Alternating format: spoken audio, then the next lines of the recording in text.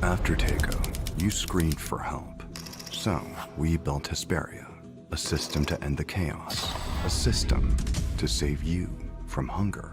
It watched, it listened, it learned.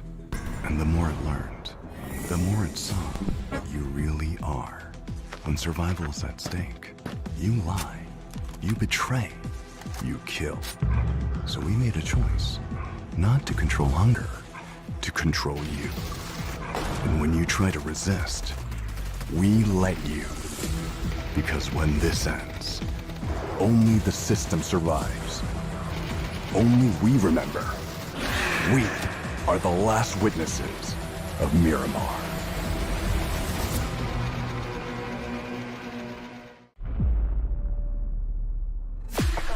I just need a spark, light in the dark. I got a 2-chambered heart, too. Don't always listen when you talk. We was wishing upon a star. I've just landed. Real enough that this battleground will remember. I'm bringing the static. She see the world expect I follow with my soul connect. Hey,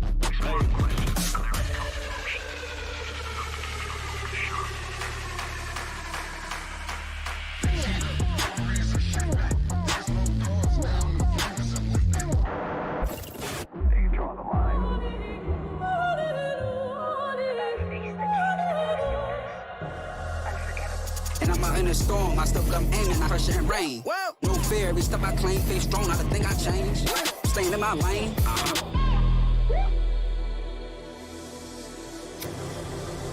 내가 선택한 플레이. 정해진 룰은 없어. 내가 정해. 그게 바로 G-Dragon. Battlegrounds.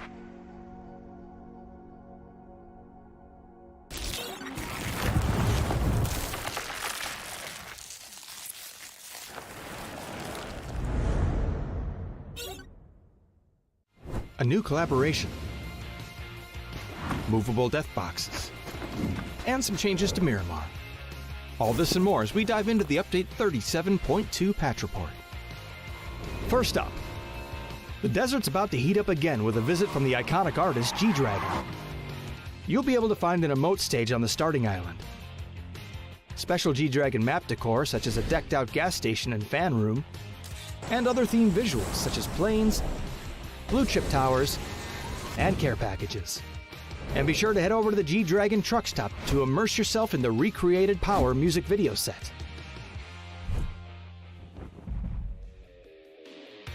Next up, we're improving the way you interact with some of the objects around the map. You'll now be able to reposition death boxes to get them to a safer location before looting, or use them to lure unsuspecting loot goblins to their demise. Doors can now be opened inward as well as outward, and all those gas tanks you've been wanting to shoot for years will now explode when you do so, leaving behind a large cloud of smoke to cover your movements. More details on where you can see these changes in the patch notes. And speaking of Miramar, the Minas Generalis area has gotten an overhaul this update as well. We've streamlined building layouts for more efficient looting, added more item spawn locations, simplified the terrain and structures, and balanced out the engagements between high and low ground in the area. There's also a new Survivor Pass, the return of Survivors Left Behind and Hungers Left Behind, some updates to Team Deathmatch and Intense Battle Royale, and more. So check out the patch notes for full details. Update 37.2 is here, so drop into Miramar, stack those death boxes high, and kick back with some G-Dragon hits. We'll see you on the Battlegrounds.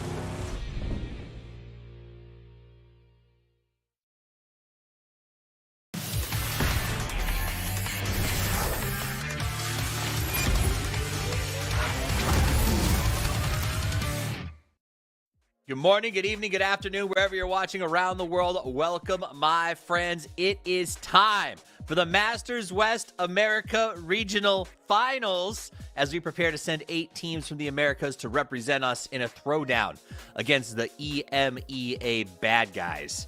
Boo, it's going to be boo, happening USA or Americas. We'll figure it out. So we're going to have a big throwdown next weekend. I got Godspeed, I got Cameron Davis here as we do the qualifications. Godspeed, that's what it comes down to. Who can be in the top 8 and get to go represent us in the battle against EMEA? Absolutely, but again, there's only 12 games, and even though it is just the top 8, right, you don't have to get top 4, top 3, whatever, it's still, you know, I mean, we saw today in MMA, it's already very, very tight as far as their placement, so we'll see. That's a good start. All right, so let's talk about how these players can get started. We're going to roll into the format, the point system, everything that you need to know. It's only 2 days, 12 games, chaos, and it starts at Miramar and it ends in the grassy pastures. Same map rotation both days, Cameron, so nothing to surprise everyone. It's just a 12-game blaster. Yeah, it's the same rotation that we're used to outside of the quick 4 matches a days that we see in some of the cups in the Players Tour. The issue is, as Godspeed and you already said, it's best of 12. I'm with Godspeed on this one. 12 for top 8. The stakes aren't all that high, but I don't know, I feel like teams are going to get really frustrated by having a really poor first couple of maps, and it's going to put them in a really, really bad start. At least though with the points, it is 10 points for a win. Yeah, it's like an F1 race. If you have a bad qualifier, you're going to have a bad race, right? So you got to start out in the first couple of matches. You got to get that pole position. These are points they're playing for. Super's very, very normal. 1 point per kill, 10 for first. It goes on down from there. We've tried some different things throughout the Masters experience, but this is what we're locked into for the final right now, and I think it should be pretty impressive or interesting to watch. Let's talk about the prize pool because there's cash on the line. Godspeed. What are they playing for? They are playing for the monies, a $50,000 prize pool for players Masters West, and so they definitely want to get to the grand finals so that they can actually win said prize pool. 17.5 for first place, almost 20,000, then 10,000 per second, so on and so forth. Let's take a look at the teams that are participating for their share of this cash. We also have the standings for overall, sort of how everyone's doing right now, or in the process, I guess, to get here. So these are our teams that are taking the field of play today. The top 8 will advance. I'm going to ask Cameron, do you think for these teams, and there's some heavy hitters in there, do you think the pressure of not having PGS or PGC or XYZ or TNT points on the line will actually free them up to have a little more fun? I have no clue what to expect. I don't know about you guys, but I got burned badly by PAS just these last few weekends ago. Go look at the group stage there. Well, go look at the Masters 3, into PAS group stage, into PAS last chance qualifier, into the PAS finals. I have no clue what's going to happen here. Falcons could be in first, they could be a 16th. Liquid could be first, they could be in 16th. I have absolutely zero expectations. I'm coming blank slate in this. I have no predictions this weekend from me. I'm sorry, I can't do it. All right, so we got a tabula rasa from Cameron. Contrary Cameron has no opinions, which is wild to me. None. Godspeed. Zero. What are your opinions about what to expect here this weekend? I think to your point, a lot of the teams that we expect to do really well should do really well, especially in a 12-game series where it's only top 8 qualify. That being said, I almost wish when we were looking at the format that it was in fact the 5 points reduction in the winner chicken dinner, because that would have really made this kind of much more exciting with such an open cutoff in top 8. But I think that, you know, our teams like Furia, our Falcons, our Miras, our Bestias, who did not look great in PAS, right? I feel like those teams are going to come out swinging, and they should be just fine. There's also some, you know, teams that we are familiar with but haven't seen too much from. Teams like Dots, Mula Systematica, you know, Tung Sahur. So should be some surprises in there as well. Nice. All right, now I want to tell you guys at home that if you have surprises for us, we have a surprise for you. There's a chance to earn some G-Coin throughout the day today, or throughout the weekend, I should say, going into the grand finals. So the first thing you can do, if you want to earn some G-Coin, is you can make the talent laugh. It's not that hard. I've seen what Cameron finds funny. All you have to do is send in some memes, some pictures, some jokes, whatever floats your boat. If we laugh on air, you get G-Coin. So why not give it a shot? I love schematics. It's a good way to get it. Second way you can earn some points is we got a new thing we're doing called the history books, being put together by a social media team. If you scan that QR code, send over your favorite previous Masters tournament moments. So basically stuff from TPP throughout the year in Masters. Send it over. If your highlight is picked, you will also receive some G-Coin, as well as helping us put together a really cool archive. The final way to get paid is the post-show podcast. Cameron Davis, our featured model today, but if you scan that QR code that he is showing off on the bottom of the screen there, you can send in a question. If your question is one of the 3 picked for the post-show, you get a G-Coin. It's really that simple. G-Coin all over the place. And we've had some good questions, Cameron. I've been pretty happy with the post-show questions so far, to be honest. Yeah, this has been really good, making us think. Yeah, fun. I mean, you know, as much as we don't like to do that too often, sometimes it's nice to have to put our brain muscles to use.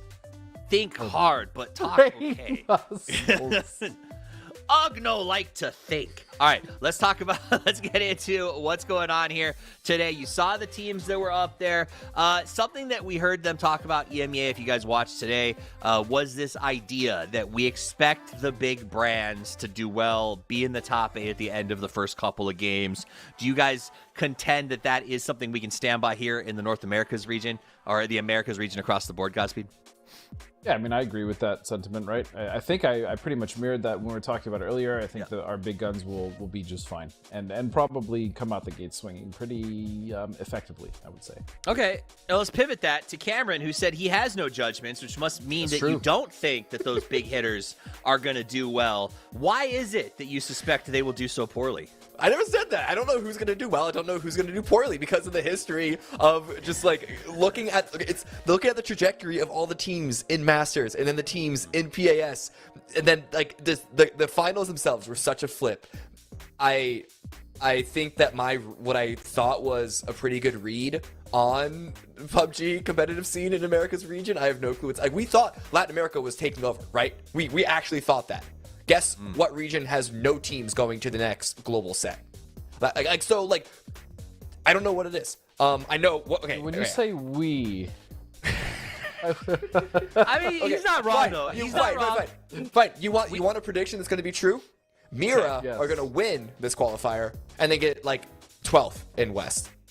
Like that's the only thing that I can rely on. Wow. Okay. That's not even controversial. I just feel it's not controversial, but it's bold, and it's worth. If they win this and they get 12th in West, that's like you can write that down, and I'll give him brag rights for that specific prediction for the rest of his life, because that's hard, nailing the 12th place. What's it called? A parlay? Yeah. So parlay, Cam's got the parlay going into next weekend with Mira winning. But I think you're right. I understand what you're saying, to focus back on being a little more serious. If you go back to EWC and PAS the first time around, there was a ton of conversation about the Americas, South America in particular, on this big come up, almost some equivalency to what we saw in Southeast Asia the last couple of years, where they have sort of upset the region that they play in. I understand what you're saying. Looking back at PAS, Godspeed, do you feel like the South American teams have lost a step? No, I don't think they've necessarily lost a step, but I do still feel like there is a very slight advantage with our top teams in North America versus theirs, right? I mean, obviously that's skewed because we have a team like the Falcons, who are legitimately one of the best teams in the world. So there's obviously going to be that skew. But even when you look at some of the other teams, like when you look at Liquid, again, another heavy hitter, there's not many South American teams that I would put up at the same caliber, right? That being said, we have had teams like Rock in very recent memory go to EWC and make a big splash, right? They did slip in grand finals, but still finished strong enough. You know, their MVP for that whole event was on their teams, Santastico. So, like, clearly South America has been much more prevalent on the regional and international scene, but still, I'm waiting for that South American team to come in and like win a major event, whether it's a PGS, whether it's you know, even like a Nations Cup, which is an actual set team, but also like an EWC or a PGC, right? Like, I'm still waiting for that to happen because it has not yet. Interesting. So, Cameron, with this bounce back or this idea of sort of re-emergence of the Three Kings, do you think that holds for the rest of the year? Do you think there is a world where we just say, start of the year, man, teams like Liquid just, for lack of a better word, just sucked, right? Like, they weren't playing their game the way that they should have. And now that they're back on point, South America is a footnote again? I mean, is this where we're looking, or is this something where it's just, you know, PS was an offshoot? Well, the unfortunate thing is that the circuit doesn't really give Latin America much of a chance to respond from that. We're not really going to see what happens until the next year and the regional circuit starts up again. Sure, we have a couple of them going to PGC, but that's, and I guess we can look at it at that point, but I think the fact that the trajectory of a team like Rock, a team like Furia, and then neither of them qualifying into the next pair of global events really just puts this whole thing into question. And it's not just the fact of Liquid coming back on top is not a surprise. So, like, honestly, seriously, Falcons, Liquid, still two best teams in our region, right? Certainly from North America. You could throw in Furia and Rock coming in from Latin America there. It's the fact that the next two teams that also qualified below was QAD and Mission Ready International Alliance, which both we know are good teams, but I didn't expect, I wouldn't have expected both of them to fill up those slots. And so it's a strange endpoint. It's not endpoint, but it's a strange sort of continuation of what the narrative was being established from the beginning of the year, or even years past coming up until now, with the trajectory of the two regions ever since we joined into one super region of Americas. How fascinating. It's almost like a juxtaposition of the first half of the year, right? If you look at PAS 5, the exact opposite happens. Some of our lead teams get in. You see those third and fourth place South American teams really rising up and getting stronger. So maybe that just means that the future of the combined region is just bigger and better as we keep moving forward, right? If it's going back and forth and we're now in a position where that Three Kings is being handed back and forth with 6 or 7 teams, like, that speaks really well to me in terms of where we're going competitively, because I am a little bit over the era of America's PUBG that really has sort of that big differential on the top 5 to like a huge drop off on the leaderboards, Godspeed. And it does feel like whether or not South America or North America is dominant right now, both regions have been improving since they were placed together. Yeah, both regions have improved, but something I think we also need to inject into this conversation that we're missing that's very important is the fact that I feel like TPP has actually offered an advantage, a slight advantage to South America. I feel like South America have been taking TPP a lot more seriously. I feel like their teams in general have had a lot of success in the TPP events. And so because of that, I feel like that's actually a big conversation to have as well, like North America versus South America when it comes to TPP. You're right. I think that I'm not saying any attitude is right or wrong about it, right? We don't know what the future of TPP is, but I do read that when I talk to my South American teams. They're coming in with like we don't know what the future holds, but I'll tell you what, we're ready. No matter what, we're going to get our cash whenever it's on the table, and we're not going to complain. We're just going to go out there and grind. And you're right. I think that is working in their favor, Cameron. Right now, the argument is the money is a little bit differentiated, right? Like I can't be mad at the other teams who are just focused on PGC and FPP, but that does open the door to this entire region. Yeah, it does. And thankfully for those teams, the teams that have been, some of them a bit more public than others about focusing on the FPP circuit, the advantage is, it's still PUBG at the end of the day. There are a lot of things, there are a couple of things, rather, that you do want to focus on and how you approach engagements, and maybe some compounds are better in FPP, some compounds are better in third person, but the actual base mechanics for the most part are going to carry over. There might be maybe a week or two of training of transition, but it's not like you're going to be jumping into a completely different game. But I still think that some teams, especially ones that know that they're kind of the underdog when it comes to the FPP circuit, if they can get an advantage in this circuit, setting themselves up for, again, potential. We have no clue. The three of us, no idea. potential of what's happening with the future of PUBG Esports is definitely a good idea for themselves.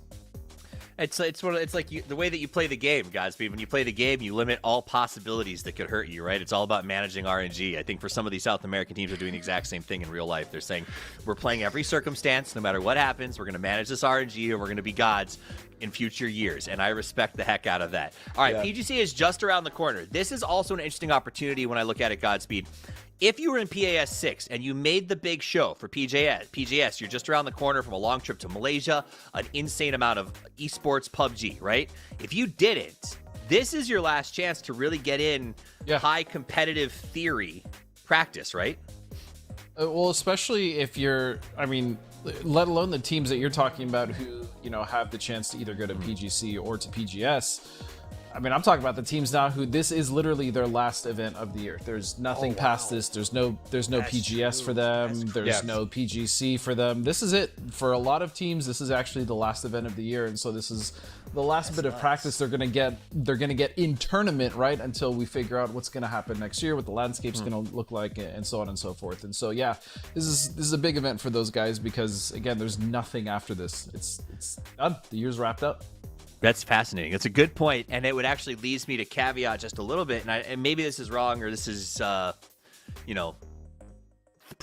thinking too far in the future, Cameron. But in the old days, when the formats changed, the best teams at a given format were sort of invited to the first of those competitions. So if TP continues down the line in the years to come, I feel like ending this year as one of the premier TPP teams can only benefit you in terms of potential income opportunities if invitationals come around next year or other things inside of this format, right? There's always a good reason to make a statement. When we joke about how Godspeed's team used to be the best TPP team back in the day, but I can tell you, every TPP tournament they would have gotten invited to, right? Noble would have been like the first team on the list when I made my docket. So I do think there's a value of being good at that format, maybe, and setting a stage statement for the future. 20 seconds left. Getting ready to go to Miramar. What are you excited about today, Cameron? I'm just excited to get back into this, right? Like, it's been such a exciting year for PUBG Esports, and this, past month or so has just been nonstop action, right? And so, I don't know about you guys, I'm not tired of it yet, and I like the idea that these two circuits are just slightly different. We have a couple of different teams here that we haven't honestly had that much of an opportunity to check out in some other circuits to see how they pair. But honestly, any chance that I get to watch my dear friends, I know I just slandered them a touch. It's not slander, it's true. Of Mira, but then also my old favorites of Mission Ready, International Alliance. It's always gonna make me happy. Listen, a good friend will always appreciate the truth. Game 1 about to get underway as we head over to the grassy pastures for our first drop of the day. It matters because those of you just joining us, we're only playing 12 games, at the end of which the top 8 teams punch their ticket to the Masters West Grand Final, where they get to prove once and for all that the Americas is better than EMEA. And we need to find the best 8 teams to do that. I have a good feeling for 4 of them right now, Godspeed. But I need the other 4 to step up and prove they deserve to be there. Well, it's going to be, I think it's going to be a fun one, right? On top of the fact that, again, getting back into TPP, Cameron is right. I mean, this year has been fantastic for PUBG. It's been a busy year, right, for PUBG, between the Super Cups, the Masters, the Cups leading up to those even, and then, the LCQ that we have now, the PASs, EWC, right, the PGSs, the double back-to-backs. It's been a crazy busy year, and I've been, hold on a second, we'll get to that point, as we see Mira. What was this, 55? Oh, he's going to be fine. All right. Anyways, back to my point. Way more important than him running back. I've just been very happy to see how much PUBG we've had this year, and I only pray that it continues next year. It's been a great year. We've been very fortunate to have as many events as we have, and to kind of cap it off with this Masters, it should be fairly exciting. Yeah, I think that having I don't want to call it a secondary circuit in the way of sort of diminishing its value, but compared to PAS and especially PGS, PGC, it's not the same, right? But having this circuit for teams to play, especially ones that didn't qualify to the global events, still have some competitive pursuit in them, is one of the best things that Krafton has done for every region. It allows the teams, the players to develop further, allows them to get more practice. We saw QAD. QAD qualified because they had this event to play. They qualified to the global events because they had this event to play. They admitted themselves. They fully acknowledged that, and just getting the reps, getting the experience. Whether you're a new team or a team that has maybe made even one roster change, just getting the reps in is so important. Yeah, I also I would also say that it's important. One of the coolest things about this event is that it's open qualifiers and open play for sort of the weekly's cups. One of the hardest parts about the path to pro, in my opinion, is how hard it is to get into scrim discords or get chances to play against the best in sort of a competitive format. The fact that you can weekly go in and test your skill against other aggressively try-hard players, specifically in the North American region where there is no ranked anyway, I think has been incredibly powerful and helpful for us to have as a region. How did Relo... He must have had that in his backpack and vaulted up, right? Like, how else did he get this? He didn't BMX himself up here, did he? You don't know that? Yeah, true. this guy played so much Dave Mira back in the day. I was gonna say you could be the Dave Mira of Galaxy. You should be able to do wheelies in this game. Let us do tricks. Man, 80% of our audience doesn't even know who we're referencing. Whatever, bro. Okay. Bring back those career modes. That's all I have to say. All right, I'm gonna leave the game to you guys. I'm gonna hang out in the lobby. I'll see you after the match. Gentlemen, take it away. So, yeah, Godspeed, we actually haven't even touched on Phase 1. We were waxing lyrical so much about just how much we love PUBG Esports. This circle is kind of weird. It has the possibility of going down to the prison island. It's not too high just yet, but we already see so many of the teams focusing on... I mean, it's the center, right? So it's obvious, but the center of this zone has all these high ground features that we already see teams like Toyo and Liquid putting their attention towards. Yeah, the different elevations in the side of the circle make it really fun, especially for viewers, even for players, right? Especially if you're on the high ground, you're sitting pretty, you're having a great time. You can dictate a lot of rotations, get some damage out, and more importantly, scout who's around you, especially if you have to rotate. So for teams like Toyo, for teams like QAD, even TQ, they're going to be pretty happy with that. And that's a pretty wide split, actually, but afforded to QAD because there's really no one else on the south yet. Ooh, yeah. Raibo doesn't have a helmet. So this is a very quick rotation by Toyo, it seems. Really, really greedy for this split, but having to back off of it. The gamble did not work out. A spray comes out from Sparking. Little bit of damage. Just a couple of love taps on the way out. But it's this early game footsie that, to a lot of players, a lot of new viewers of PUBG Esports might not understand just how important it is. And it's very hard to put a actual, you can't really tell, oh, this team won, this team lost. But this sets the stage for what happens in the mid-game, and it's so important. And now Falcons are arriving here. Toyo are all of a sudden in a very, very vulnerable position. They can still maneuver around. It looks like a couple of members are going around another direction in order to make sure they have at least some extended area of control. But hopefully they were aware of Falcons' arrival. Yeah, and kind of to your point, it's really just a game of timing, right? And inches as far as when you get to a compound, or if you're jockeying for position, let's say in a non-city or non-town type area on the map where you kind of have to spread out over ridges and hills, you start taking shots. So it's actually really fun and interesting to watch how teams navigate those other teams around them, which is, so to speak, like footsies, right? Yeah. But it's a really cool part of the early game, especially if you're watching the map. It's a really good way to kind of learn what's going on and how the teams moved around each other, especially when you see, for instance, a random player in a compound just shooting into the air wildly. You're like, why would someone do that? That doesn't make sense. But it's to also peacock, let people know someone's in this compound, don't push, or just to seem much bigger than you are, right? Even this right now, Rock Esports, they were trying to scout up. Raibo's going to peek out, finds a helmet, thankfully. Waiting to see when that would happen. RBN takes a couple of shots to the back of the dome, and so now Rock Esports, they're deciding that they don't want to take this fight early on. Really good angle, I think, coming up on top of the industrial tube pipe. I don't know, whatever it is, but now Rock are the team to have to. Let's just move on, okay? This top side of Chuma, though, is just a wonderful place to loot early. And also does provide for some pretty good cover and building-to-building fights, especially with the space in between. So we can see Toyo taking that top part. Rock is just going to be comfortable here towards the north side, or the bottom of Chumacera here on the low ground. They'll be setting up. No need to push quite yet, as both teams are well within the circle. And you can see at this point, pretty much everyone has made it into the circle. What do you...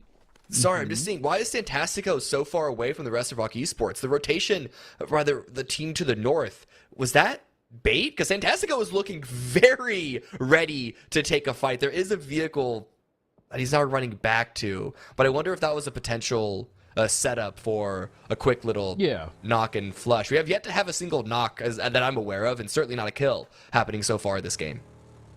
I think he was just kind of flexing out, see what he can find, maybe poach an opportunity, but nothing afforded to Fantastico. And again, very smart backing up. There's no reason to get in a fight with a full team right now at this point, especially when you're not fighting over space, right? Rock is perfectly content keeping this side of Chumacera, as most teams are in. In fact, it's really just Bestia and 55 who have yet to make it in, with a nice south wrap coming from Potentially Dangerous. So all teams will be well within the circle. And as you stated, not a single knock has even happened yet in this game. So this one starting off to be a bit of a slow burn. Yeah, the teams are well aware of the stakes that they're playing for here. It's a best of 12 to make it to Masters West. No one wants to be the first team to make a mistake.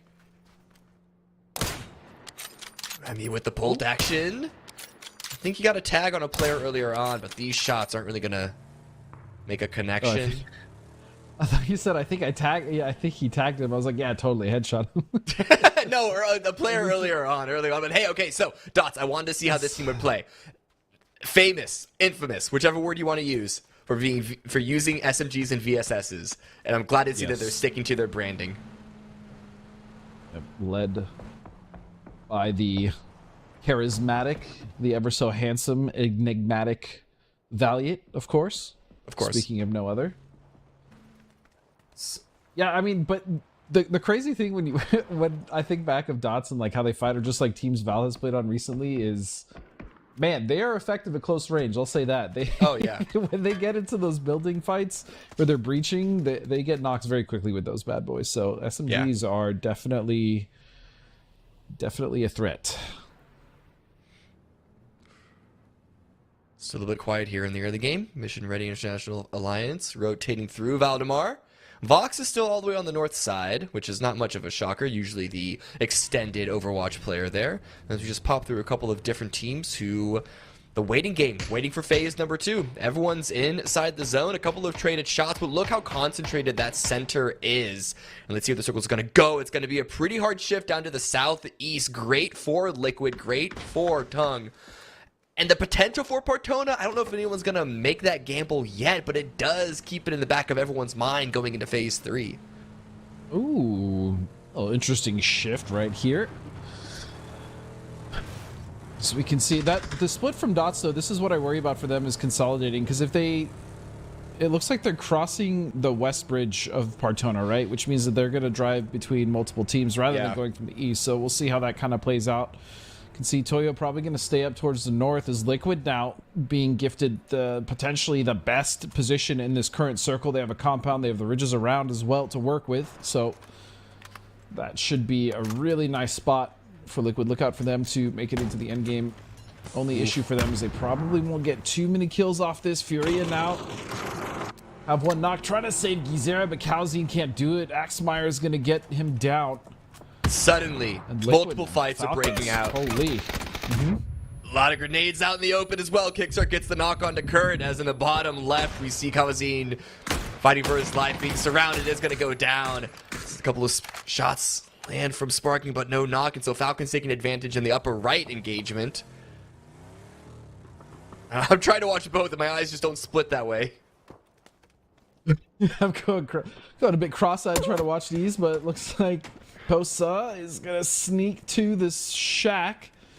And meanwhile, and Kurt, the only one fallen, Falcon's actually not pushing the pace here, even after getting rid of Purdy Curdy. I think it's just because of how close to the center they are. We already saw Rock Esports land a couple of shots. It's a very concentrated position still. And so, listen, like, Falcon's probably thinking, we're going to take this kill, we're going to take this position, we're not going to try and grab too much with so many other vultures waiting around us. But to Furia, they got the first kill. The golden child Kawazine got the first kill of Masters West Qualifier Americas. But now it's all down to Posa. Such an unfortunate follow-through. 55 do drop off of an E pickup. I was wondering if they'd go to all the way to Portona or not, but it looks like they're going to land right on top of potentially dangerous. And, well, they're going to fall. Tongue and 55 seeming to delete a lot of them, but Arin, Zera, and Psycho getting 2 knocks of their own, so they're not going down without a fight. Yeah, you can see here though, now it's just one person left in this split. In fact, it's a 1v1 on either side of this split now. As you can see, Tony fell down as well. Fell down, more likely got pushed as Glock goes for that res. But Tyvon now trying to hold the line so he can get up his teammate. Gabriel right next to him. Oh, the shots though coming from the Falcons. That's gonna put a just straight up pump the brakes on his plan to get up his teammate. Yeah. Gabriel's done that nade. Yeah. Dude, Psycho was insane. Psycho was insane. He was so damn good in PAS. Yeah. Honestly, so damn good. Yeah.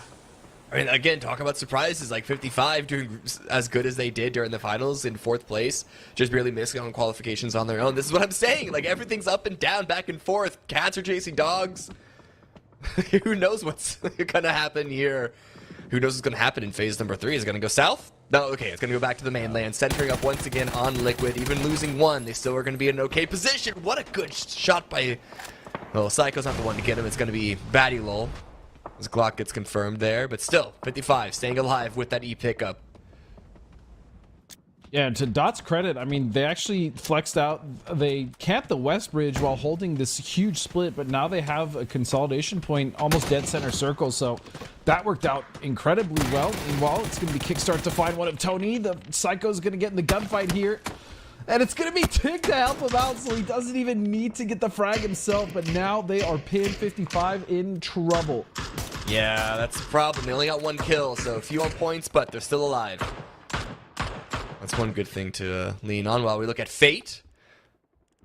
A couple of solid players that longtime viewers of North American PUBG Esports should be familiar enough with, but they're in a kind of a rough position. It's hard covered, you know, you can't be mad at that, but they don't have a lot of positions to move out on. You can see they're just watched over by Liquid there on the high ground. Dots right below them. Another E pickup comes in. It's going to be mission ready, and Michael is already down to 1 HP. Vox is down on the ground.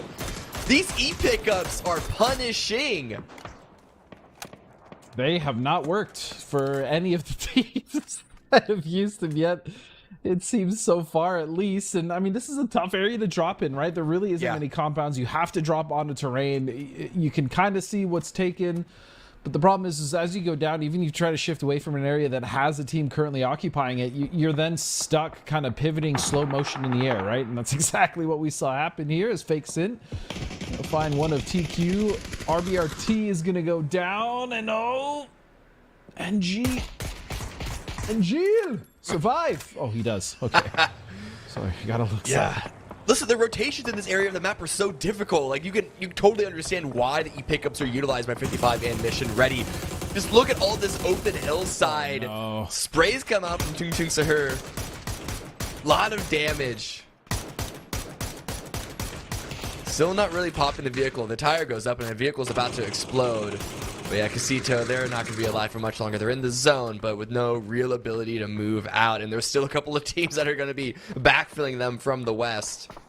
It's tricky stuff. Well, Alcancia on the west side just kind of minding their own business, but also making sure no one rotates up towards them, as we see, speaking of which, QKT Rob. What? He is so far from his team. He has moved up leaps and bounds, and he's underneath the Falcons while the rest of his team is at least like a kilometer away. Oh, then Mira swings in. Of course, using the BRDM, and Fakesin's even just going to hop out and take the fight to the phase. Granted, covering fire by Fana. Now the rest of the team is arriving, but Loki gets the knock on LFP, looking to confirm that. But Haven also knocks Faraz. But Loki with another one. This is huge. Really good defense, turning things around, at least doing their best to try to. And Fakesin's now driving away, so Mira, the 2 remaining members, are now split into 2 entirely separate fights. Yeah, pretty damn good hold, all things considered, for Tung Tung. Have taken casualties, losing half of their squad, but still fighting. It's going to be Fakesin, though, in another fight here against TQ. Quesito and Gil, he's got to survive getting shot from multiple angles. And Falcon's just getting lambasted, my goodness, by Alcancia. Is that a mortar knock by Luke onto Shrimsy? Falcon's in such a good position. Roth comes in with a ghillie suit and a P90, and then suddenly Mortars looking to end them. Kick starts fighting back though, gets the knock onto Sparking. But it's not going to be enough. It's going to be D with a lineup to eliminate Falcons. They were the premier Apex position in this game. And they end up going out in 14th place. This is PUBG, guys. Things can turn on a dime. I mean, it's just so unexpected for that play from Roth, but what a play. And like I've said from the beginning, ghillie suit is the best item in the game. That's the reason why the Falcons did not see him sneaking up. And the reason he was able to get 2 with the P90 helps, I guess, but really I think it was a ghillie suit. You know, tomato. I'd put more favor in the P90, but, you know, you're not wrong. But let's look at Fana here. Mira, last one standing, watching. Agree to disagree. Oh, wait, finding an angle, winning the fight. Heard the first steps, instantly turning around. That's a 5th kill for Mira. Listen, they might be down to 1 player, but 5 kills. This is certainly still a good start to their qualifier run. Yeah, I mean, even if they went out 5 points in the first game in a lobby that's, again, not figured out at all, these teams, only 12 games as well, is just fine. So, still 1 member left alive as well. We'll see how they finish here. As Toyo coming alive, you can see Capitan all the way holding that anchor position. Now they're holding out the last 2 remaining members here. It's going to be Sunny. And Zig, can he get out? Zig! Oh! Ooh. His car's so stuck in the blue. That's a travesty. Meanwhile, what's happening with Santastico? Oh, Rock and Bestia getting in a bit of a squabble. Oh, man, this is tricky for Toyo. They're doing a good enough job of sort of gatekeeping this Northwestern Ridge, but we see a couple of shots from QAD. Rebo got knocked from it. Systematica do get eliminated.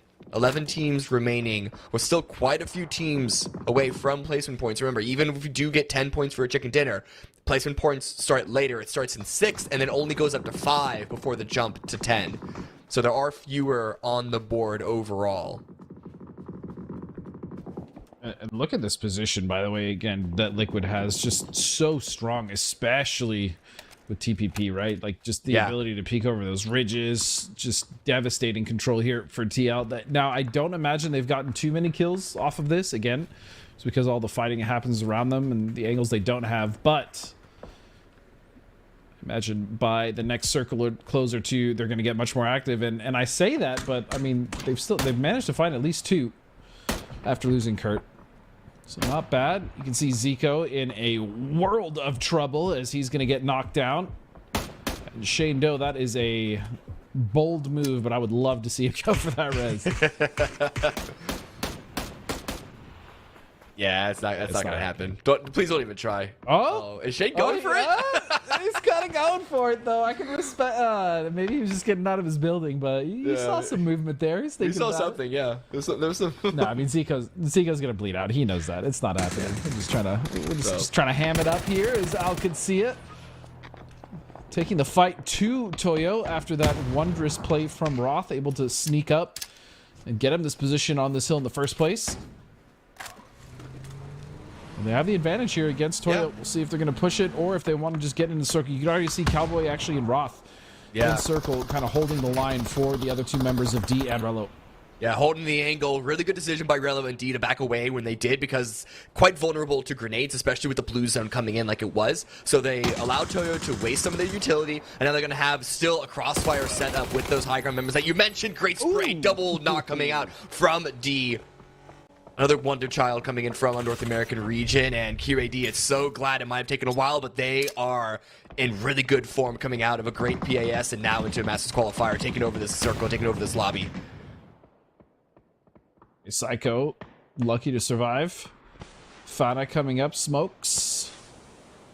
This would be pretty big, though, for Fana, especially with all the work that Mir has already done. We spoke about them earlier and how this has already been a solid game. These nades just bouncing. Finally, the second one will land, and that's another member. That's another team out of the way. So Fana and Mira, again. Yeah.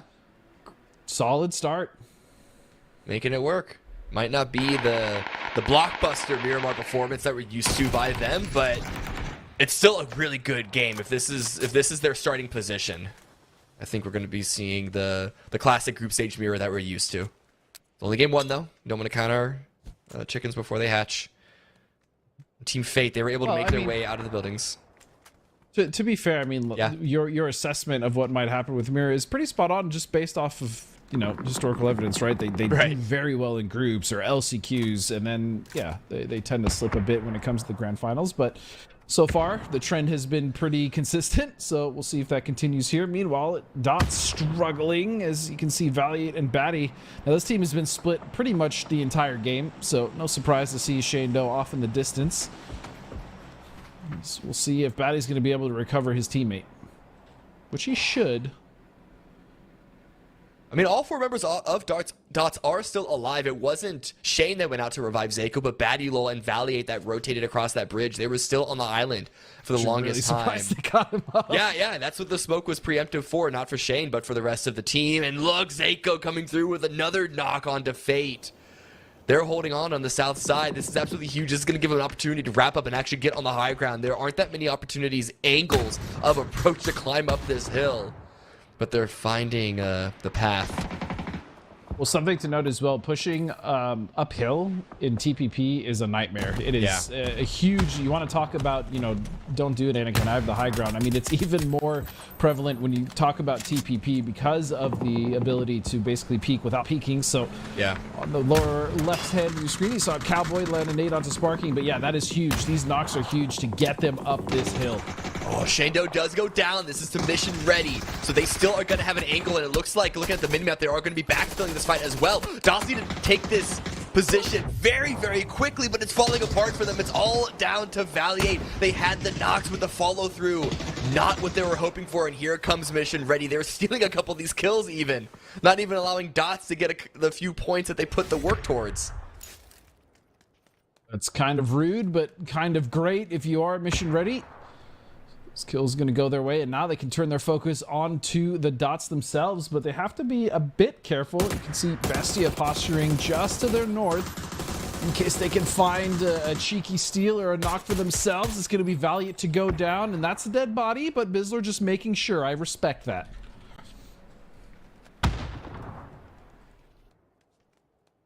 Revive probably going to come through, but it's not looking good for Dots right now. Only a couple of kills on the board for mission ready. But one more team to get eliminated, and then we are entering into placement point territory. And Dots, unfortunately, just missing that.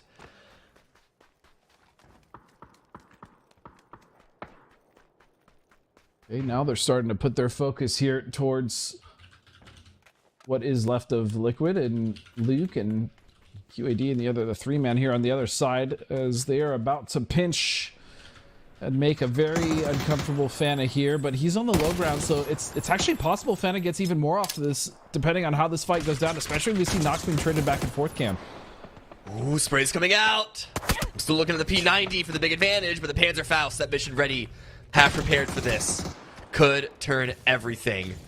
D goes down. It's actually going to be DraftKing with the knock there. 3 HP on the side of Michael. Where's what if Fana? Snakers falls down peeking on top of Fana? I was gonna say there's the Fana's waiting. Snakers Listen, just kept getting lower and lower. This is so smart by Fana. Already 7 points, 6 plus the single placement, 6 kills plus the single placement. Not wanting to take just one kill, waiting for a better moment to actually take over all of this. The Panther comes through. How could Sia just get eliminated in the blink of an eye? And Fana is still not moving. The moment isn't right. You gotta wait. You gotta wait, and the spirits let you know when it's time to shine. I think the spirits are telling him that there was just no window of opportunity there. I mean, that fight happened so quickly. Bizzler with that double, and then Snakers to clean it up. That there was no time. I mean, for him to even, let alone think about moving, just get halfway up that hill before the fight was finished. So he's gonna have to sit back and hold on, as you stated. Now the emergency cover about to drop so they can move into this compound here, as they are unaware who might be holding it, especially with the angles. Yeah, Especially hopefully. with TPP, so smart move. I will say, hopefully the smoke gives a little bit of sound cover for Fana's movement. He's not slow walking. Mission ready aren't expecting someone to be hiding out where he was at. But, you know, these players, they're fine-tuned for listening to footsteps, even just subconsciously. No, Mime spotted Fana out. That is incredibly unlucky for Fana, as the team he wasn't even directly worried about now is potentially going to be responsible for his demise. Meanwhile, it does look like the rest of Mission Ready got in. Fana now using their smokes actually to avoid the shots coming out from Draft. So Fana should be able to make it here. Oh, with that nade, that is dangerous though. They do, because of the shots being taken behind them. Yeah, Bestia basically, I don't know if, I mean, I guess. Yeah, no, Michael was looking behind. They were watching, they were waiting. And now Fana going for the deny. Top 4 confirmed. 4 for Bestia, only 3 kills for them, but they have the man advantage here. 3 for Mira, 3 for Rock, 2 for Mission Ready, and then Liquid able to bring 1 player into the top 4. How many points can Luke steal away from the rest of the lobby? Oh, he does have Circle, so he doesn't have to do anything yet. The confusion, I think, would come, and the chance for him to maybe get some more points is if Bestia pushes in and tries to get rid of Mission Ready, but I just don't see that happening. There's no reason for them to. They have control on the outside, so they're just going to wait this out. Luke is going to have to maybe pick off some points on Mission Ready before he's eventually held out, but we'll have to see how that plays. There's always a world where Snakers just goes absolutely nuclear with that P90, so we'll have to wait and see. Yeah, but on the opposite side of that P90 is an MG3 in the hands of DraftKing. And I think Snaker's ammunition count might be quite low. Was picked off of another body. MG3 sings, doesn't get the knock. Now Snakers has to back away behind cover once again. With the blue closing in. It's not going to be that much time to heal up and make a secondary run, secondary pass across the opening. Mollied right in the pocket. Having to back even further away. Oh, gets out of the fire in time.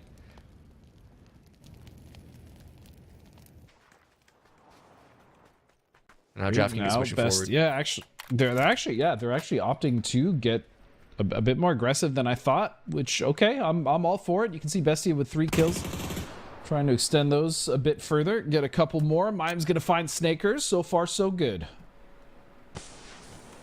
Rolling to Michael and Luke 12, and this entire time, Flood has just been anchoring, watching and making sure that Rock Esports doesn't do something, I was gonna say something stupid, but that's what, no. But like Bestia, that's what they would be telling Rock, trying to intimidate them. But no, like they're making sure that Rock doesn't sort of overtake their ground, but that's a difficult hill for them to push over up. There. Don't be doing nothing silly over there, right? Come on. Nonsensical. I see you over there. I don't want any shenanigans being pulled, as you can see. Yep, Flood very much watching that angle. He's got to be careful, though. Even with the smoke, he's taking some damage. As we can see, Luke, oh my goodness, holding the top of the staircase with an S12K. That's... Put that on my top 5 of most terrifying things to walk into. See the Panzer, though, prepped by Vinny just in case BL tries something, right? And okay, just like that, MG3 is going to get rid of Snakers. And the rest of Mission Ready, they will fall. Only 2 teams alive. It's a 4-on-3 cam. How many people are picking up that P90? This is like the brotherhood of the traveling P90 here. Now, at first, it was Roth, then it was Snakers, then Michael, and now... Was it Mime with? Yeah, Mime has it now, I think. This is ridiculous. How much ammunition is left? Well, center dot here going to be occupied basically by both teams. Flood, though, very close. You can see it's just this ridge line is Luke. Wait a second. 4-on-3. What am I talking about? Luke. He's still in there. I thought he died. And now he's going to be coming out of his haven. Bestia might have thought that as well, just completely forgetting about that, but no, the blue, and well, Mime's going to swing on in, make sure they pick up that point, and now it is going to be just 2 teams left. Flood goes down, however, evens the odds, 3 versus 3. Vinny with the Panzer at the ready, so it has to go down to about half HP, and the smoke is the only thing blocking, cutting off the 2 teams from each other. Okay. Well, now it seems like we're at a full reset, and it's hard. There's no way for Rock to really push over this, right? Just because one is down, it's still 3v3 as you stated. They didn't immediately go for the res, which is smart on them. DraftKings, though, is going to find it. Dome Mime will also do so, and in an unfair fight, dare I say, with multiple crate weapons, Bestia will get a 9-kill victory here in the very first game of the Last Chance qualifier. Congratulations to them, but a good game as well for others like Rock, as well as Mission Ready, who made it all the way to the end, and even Mira was there with Fanta finding himself some points for them. Even Mira's here, but that's what they do. They find a way into late games. Steve. They get points. They get points. Favorite. They did good. They did good. That was an interesting end game. Steve! What? Your mic. Unmute your mic, brother. Well, they heard me on broadcast, so just Well, you that's guys. all that matters, to be fair. Well, That's all I that gave matters. very interesting points and very, very strong observations that I just probably shouldn't repeat because I don't want them to have to listen to it again. So we'll just move Yeah, on. it'd get too boring. That's yeah. fair. That's fair. So you guys will never know, but they were really, really impressive observations. Bestia comes out with a win, 9K, good for them. Though they did feel, I think Godspeed said it at the end of that, it was an overpowering amount of crate weaponry. Yes. And like level 3s and stuff at that point. That was nuts. Well, Look at this 10 placement leaderboard. points, 9 kills, 19 points. But again, Alcatsia did manage to get 11 kills throughout that, starting with Roth sneaking right underneath the Falcons' roost. As Okay, Mission yeah, Ready also so- with a good game, and Mira. Take me back to that one because all I know, I literally wrote, how did QAD do that to Falcons? Because they had a really good spot. I looked at my dinner and then I looked back and they weren't there anymore. And the dinner was gone? Oh, they were gone. So. No, the food was still there because I was shocked. How did Roth do that to them? I don't know. Well- I mean, a P90 and a ghillie suit can do a lot of work in this game if you know Let how to me- use them. I don't know about the P90. Let me break it down. Okay, Thank sorry. you, What? Steve. Thank you. So there was a ghillie suit involved. Roth happened to decide that he wanted to go ruin a team's day. Now, whether they knew that was Falcons or not, probably not. He was just pushing up. He found the window of opportunity, and then he went right with the P90 or whatever sound that thing makes, and then two members of the Falcons immediately fell, and then the rest of Alcatsia moved over, and then they kind of got sandwiched. And In honor of Mark Powers, I feel like you should do the sound that the P90 makes. Godspeed. Do you have that skill? I've been dreaming of doing gun sounds for this game since 2020, so please call me. Fair. So in the future, he won't reveal it now. It's too secretive. All right, so we saw Roth came in, gets this nice little play. They get that wipe out there. Bestia at the end, I think there was this moment where I kind of worried a little bit, Cameron, that Luke 12 could be this big spoiler, but no one ever gave him the chance. Is that because it's third person and everyone knows just don't effing enter the building?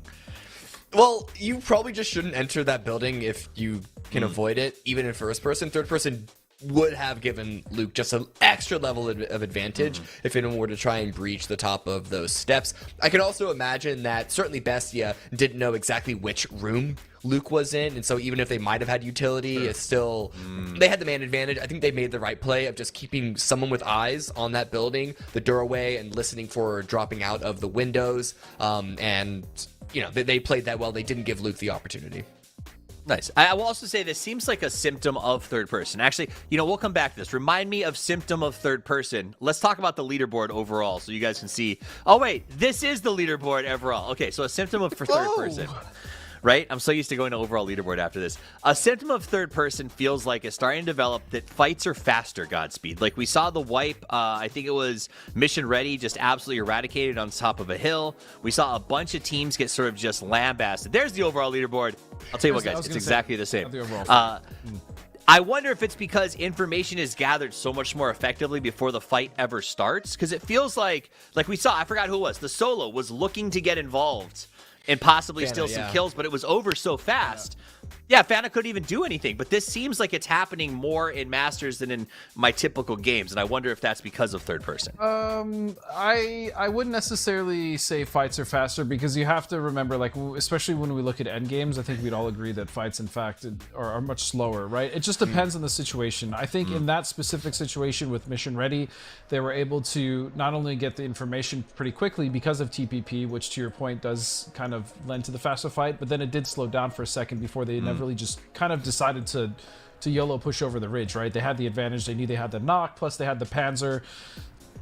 I don't know if it's faster, because some fights feel slower, but then at the same time, other fights do feel like they conclude much quicker because of the fact that teams have more information without the risk. So I actually don't know. That's a good question. All I know is that the end game is slower, for sure. Yes, fair enough. Go ahead, Cameron. Yeah, this is purely vibes based. But It feels like it, or at least for me. I would think that the Panzer might actually have more to do with the faster fights than third person versus first person. Just because, not in the fact that you can finish fights faster with the Panzer, which you can, but it also, the existence of it in the game is, I think teams are playing pack style a lot more than they used to. We're seeing a lot more teams coming from the edge or even semi-edge. Like Mission Ready in this example, QAD are, famous for doing it. Furia and Mira are famous for doing it, playing pack style around the edge and just taking fights as a full group collective. And that's what's leading the fights to happen faster. That's just a random. No, I think your vibe on. I think we're on the right track. I do think that the build up to the fight is longer. Like the fact finding, the decision, and then when the fight breaks out, it goes really fast. It almost feels like I'm watching a MOBA, right? Like I'm watching League or Dota, where half the team is in the jungle waiting for the right chance to come out. You're sort of, but you know what I mean? Like we're setting up this big skill hit or a big opener with a Panzerfaust or something else, and then everyone's sort of collapsing. But it makes for these big, flashy, quick fights, which I think is pretty interesting, both offense and defense. I will say this. I feel like we're getting less teams that are getting eradicated on crashes, Cameron. It seems like we have adjusted a little bit to like how you push a building in third person if you don't have C4.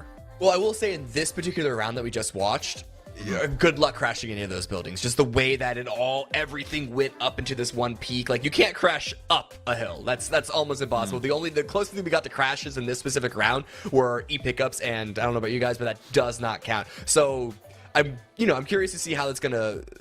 I'll keep that in the back of my mind, see if that plays forward. But I do think that the Panzers also have affected the way that teams crash, and as such changes the way that teams defend from a crash.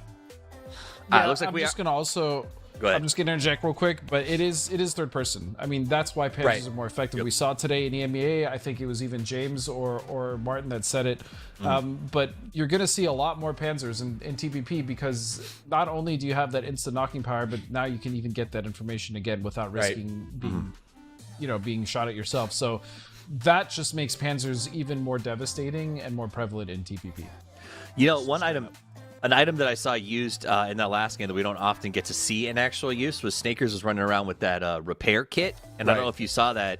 He was able to hand it over to Bizzler for full tier 3 healing after that fight. And to me, that's something that I think we don't often talk about, because I think it gets used right before the end game a lot and gets dumped, right? But like the ability to take a fight and then go back up to full tier 3 for the next fight, I don't know. I haven't played at this level, so I got to default to Godspeed. He's the only one among the three of us who's actually played head-to-head with players who are good, right? Like, at the end of the day, sure, I've killed Defiant legit in competitive play, but that's about my only claim to fame. You've gone up against these guys. How much harder is it to kill a pro in a tier 3 loadout versus a tier 2 loadout? I mean, it's much different, right? Because if you have two players playing at the top level that are very similarly skilled, if they're both landing shots in the same regions, like maybe like one head, couple body, right? The person that has 3 gear is going to win that duel basically every time. So that's it's a big disadvantage to go up against someone, especially in the late game when, let's say, you're coming in kind of limping, right? Your helmet's basically gone, your vest is half, and someone comes in a fresh fight with a 3 helmet and vest, like you're cooked. Unless they completely whiff, you're cooked. I think that's something we don't really talk about enough in sort of that aspect of utility, is most of us who are watching will never play at these guys' level, right? We're not used to going into a 1v1 where they hit all 4 of the spray one after another. And so the ability to go in with a 75 versus 100% vest can be a massive difference. So seeing teams prioritizing those repair kits, really prioritizing dealing with BRDMs in the late game has been very interesting in TPP. And so I do feel like while the game is essentially the same, over the course of the year, Godspeed, the evolutions have been palpable, and I do see how the games have sort of differentiated themselves a little bit in play style and how teams have sort of adapted going back and forth between the two. Yeah, there's definitely been. Oh, sorry. I don't know. I'm just so excited to talk. Please, Cameron. Listen. This is some of the greatest minds in PUBG Esports history, shall I say, certainly from the region. So we have a lot to talk about here, you know. But no, it's interesting, especially Toffees, to your point, because so many teams we see often in both. There are a couple of teams that we really only see in the FPP circuit, a couple of teams that we really only see in the TPP circuit. But frankly, the teams that aren't playing in both, they're usually the teams that aren't really that impactful, not going to make that much of a difference, right? All the big teams, like the top 60 to 80% of our region, play in both. And you know, PUBG is one of the hardest games to try and identify constants, because every round is different. You change one team in the lobby, that's going to change the way that things are played. And so, but we are getting a high volume of games in both. So I don't have a direct divide between how teams play TPP and FPP like that much yet, but there is certainly a different feel, even if you pop between like Falcons FPP versus Falcons TPP. Interesting. Like maybe they're not mentally doing a different strategy, but the idea is like the pacing or whatever is just a little bit different as far as that goes. Obviously, scouting with cars, stuff like that, totally different ball game. Scouting in a BRDM in first person is a nightmare from hell. Driving it is incredible in third person. So little things like that. If you haven't played it recently, you should definitely give it a try, so you at least have a perspective of what these players are seeing, because it is a very, very different ball game. And it's got its value. It goes back and forth. Sometimes, you know, we've been playing some third person for funsies, but there's also a time where you go back to first person. You just want that speed of peak, man. Sometimes it can be irritating, but I think that's PUBG across the board. Now, we're about to pivot it up a little bit, head back to the Dusty Dunes. Let's talk about that last map. It was a very difficult circle all the way towards not only the south, never eat shirt a week, but the southwest. And to me, Godspeed, that is the worst possible part of the map to rotate through. Coming down through Chuma, you kind of have to make these like really wide rotations to get down there. It feels like if I'm a team that has a long rotation in that game, I know it's only 12, but I can at least say, that's a tough one, man. Are there harder circles? Like, what do you think are the hardest circles to see pop up as a player on this map? For me, the first circle that comes into mind is that kind of the Death Valley, if you will, just to the west of El Azahar, the Death Star Trench, I think is what Matt calls it. But it's essentially that valley just to the east of Hacienda, where if you're caught on the wrong side of the circle, right, you're just dead. And that's one of the worst circles, I think, to play in Miramar in general. Also, the fields around there, if it ever ends around that crossroads just the east of Hacienda, and you're not already in one of those compounds, like, you're just kind of screwed. So yeah, that's just probably one of the more unforgiving areas to play in this map. At least for me, that's my least favorite. Respect that. Let's juxtapose that. Cameron, what's your favorite place to play on this map? My favorite place to play on this map? Yeah, it's fun. Let's be positive. They're all so good. I love a Los Leones ending. I actually think some of the northern sections, it's difficult because a lot of places towards the north, like Cruz Valle, water treatment, they can easily pivot into an open ending. But I think if it goes the right way, there are some really, really good terrain areas up there. The thing about Miramar is that while there isn't a place that's like objectively better than everywhere else, it's hard to find places that are bad to fight in outside of the fields and the trench, as Godspeed mentioned. Nice. All right, looks like we got our players coming down. Game number 2 of 12 about to get underway, so I am going to turn over to the two of you gentlemen and bow out. I'll see you on the other side. Bye. Bye. Wait, dots are 2-2ing from, like, the get-go. Look at the map. 2 right off the jump, 2 at the very, very end. And I guess because the circle is kind of in the middle of it all, upper right, it kind of works. What we affectionately like to call the 4 corner strat, right? But they're doing 2 corners currently. The only thing that would make it the 4 is if Shane split off to the northeast, and then we saw maybe Batty go to the southwest. But they're just having fun with it. This is, I talked to Val a little bit last week. They're just, you know, doing their thing.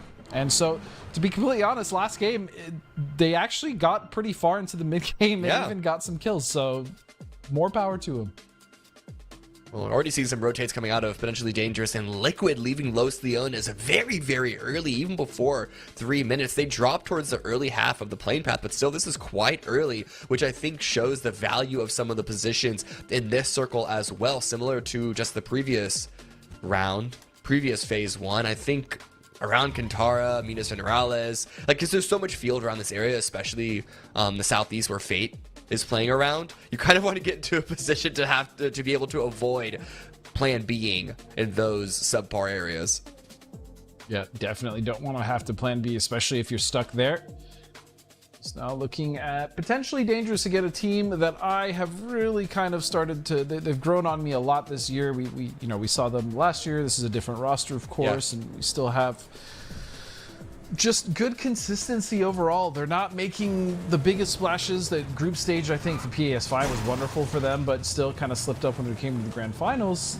They're still a team that I feel like are growing and could make a big splash next year. So I'd like to see them at the very least coming into, the final kind of event, especially even if it is TPP for them, just kind of end with a bang and kind of have that confidence going into, whatever 2026 brings. Yeah. Eyes on the early game rotations. 55 are moving in. Falcons also moving in. Toyo. I'm looking around to see what some of that could be the initial point of contact, and I do see Mission Ready on the map. They're actually extending to the north, maybe putting themselves in a position to catch Mira on the rotate. Sandstorm's could be giving Bizzler a point of cover, but looks like Mira are actually well aware of that possibility, and they're making a wide swing around clockwise to avoid any potential camp from that angle. See as well, Bestia. Don't really have to rotate far at all, as they're going to take one of the just, I think, best compounds just on the map, especially when Circle's just in or around it. Like this flat top compound. Now it is difficult to hold, because you also do have a completely separate barn that's open with a lot of angles that teams can can get in, even if you are holding it, in a 2-2 or whatever. But it's just so strong that the amount of times we see Circles end around here, the amount of rotations you can cut off by playing here early, again, especially when it's center, is it's just a great compound on Miramar. Ooh. So they will hold at least 2 of them for now. You can see 55 driving their way. A P90 for Furia, in case we didn't see enough of that last game. We'll see more P90 this game. Furia started off the previous round with a bang. Instantly got shut down. Only had, I think, like 1 or 2 kills the whole thing. It was the first kill, but only a couple themselves. We'll see what they can do this time around. Still, even with their failure to qualify to the globals in the previous PAS, still one of the biggest threats, you have to say, of all the teams in this lobby. I mean, just remembering what they did during that one group stage day was absolutely ridiculous. Yeah, and they are a team that can, again, like you stated, just a group stage day like that, like they can pop out, and they're so good at getting kill heavy wins. They are sparse, right? They're not consistent, but when it happens, it is very impressive. So we'll see again, like I said, but this is a top 8 qualification, right? Like these teams don't need to be hitting, first or second. I know we're talking about the capabilities of what you can do on a game-by-game basis, but when you have significantly less risks that you have to take, right? I feel like that also does, I mean, we'll talk about a mentality of a team, like maybe we don't need to go as hard. Maybe we can just hold this position. Maybe 7 points is enough. That's a dangerous mentality to have as well, because then you really start to slide. So I hope too many teams aren't thinking that way as well, just because they don't have to, qualify in the top 3 and they have, a top 8 to look forward to. Yeah. But, it could be a challenge. And the flip side is, if you are a team that gets a win early on, like Bestia in the previous round, suddenly it feels like you're playing with house money. You know you can't just like have a bunch of zeros afterwards. Some confidence. But yeah, it's so much pressure. As long as you're in a position to avoid what we call the bubble, that cutoff position, the qualification cutoff position, as long as you're in a spot to avoid that, that's basically what you want to put yourself in day number 1 of this 2-day series. I think the real danger, especially for the teams that are on that bubble or cusp, so to speak, are the teams that do have those really good early games, right? Like a Bestia or Furia, let's say they string together a couple, all of a sudden they're over 60 points. They're like, you know what, let's have some fun. That's when the lobby truly gets dangerous for the teams that are struggling, because you might have a team just roll over you just because they're having a good day or because they know they're already qualified for the grand final. So we'll see. Again, it's still very early on. Second game isn't even done yet here. But yeah, those are just things to watch out for, especially as we move through with only 12 games to work with. 8 minutes in, not a single kill. Very reminiscent of the last game, Cam. Not much of a surprise from game number 1 because it's the very beginning. No one wants to be the first, right? Like, let's slowly dip our feet into the water. Let's see what this lobby is like. But even here, the fact that it's starting off so slow, it just shows how much these teams really care about being in a good position to qualify, putting themselves in qualification for Masters West. Also just shows you how much more important position is in TPP than it is in FPP, right? Just it just is, especially when it comes to, Steve was talking about earlier, information gathering, the ability to kind of abuse the perspective. Like, teams are much more prone to probably play on the edge because they know pushing something is not going to be that much more of a hassle. They don't need smokes to block off certain angles. They didn't spot Emmy. So that's Emmy is just chilling. They're never going to find Emmy. Okay. He is one with the mountain. The rock, be the rock. Oop, couple of shots. This is actually a totally separate team chiming in. Could be a bit of a distraction for Rock Esports. The rest of Toyo, they're not too far away, but certainly not in a position to try and extract their lone player. It's not really worth it as QAD make it all the way up and misses so the close. jump. I know, so unfortunate. Nice try, buddy. A for effort. D for not sticking the landing, though. That was sloppy enough. We got to work on that, buddy. It's too bad you don't get points for effort. Rock, though, still on the hunt. Just below them. And the crazy thing is the rest of Toyo, is nowhere close to this at all. They are so far further to the northeast, just below Cantera, that, if anything does happen to Emmy, he is most likely just gonzo. Ooh. And they're going to have to rotate. Okay, that's a shift right there. Yeah. This is... Okay, so it cuts out a lot of field, which is good. There is still the northern field that teams need to be aware of, that Furia and Mira are both playing around. But it cuts out the southern field, which are, the more risky ones. Spray comes out from potentially dangerous onto 55. A lot of teams rotating through this industrial area. Pippa now hearing the arrival of Falcons, seeing the feet, and not want to take the fight immediately because there's no immediate support. Oh, kickstart. The call is coming from inside the house. Oh, Pippa is right next to Kick. He has no idea, but this, again, is not necessarily the best opportunity for Pippa. He doesn't want to shoot if he doesn't have to because he is isolated. You can see from the rest of his team, although they are around, this is still not the most comfortable just yet.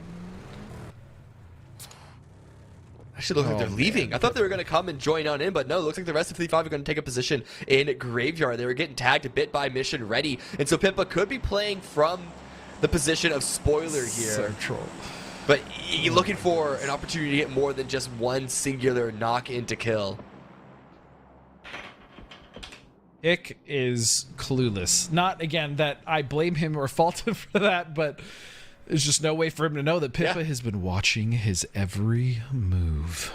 As potentially dangerous off to the east in the other compound are also not pushing out. So 55 actually just gonna...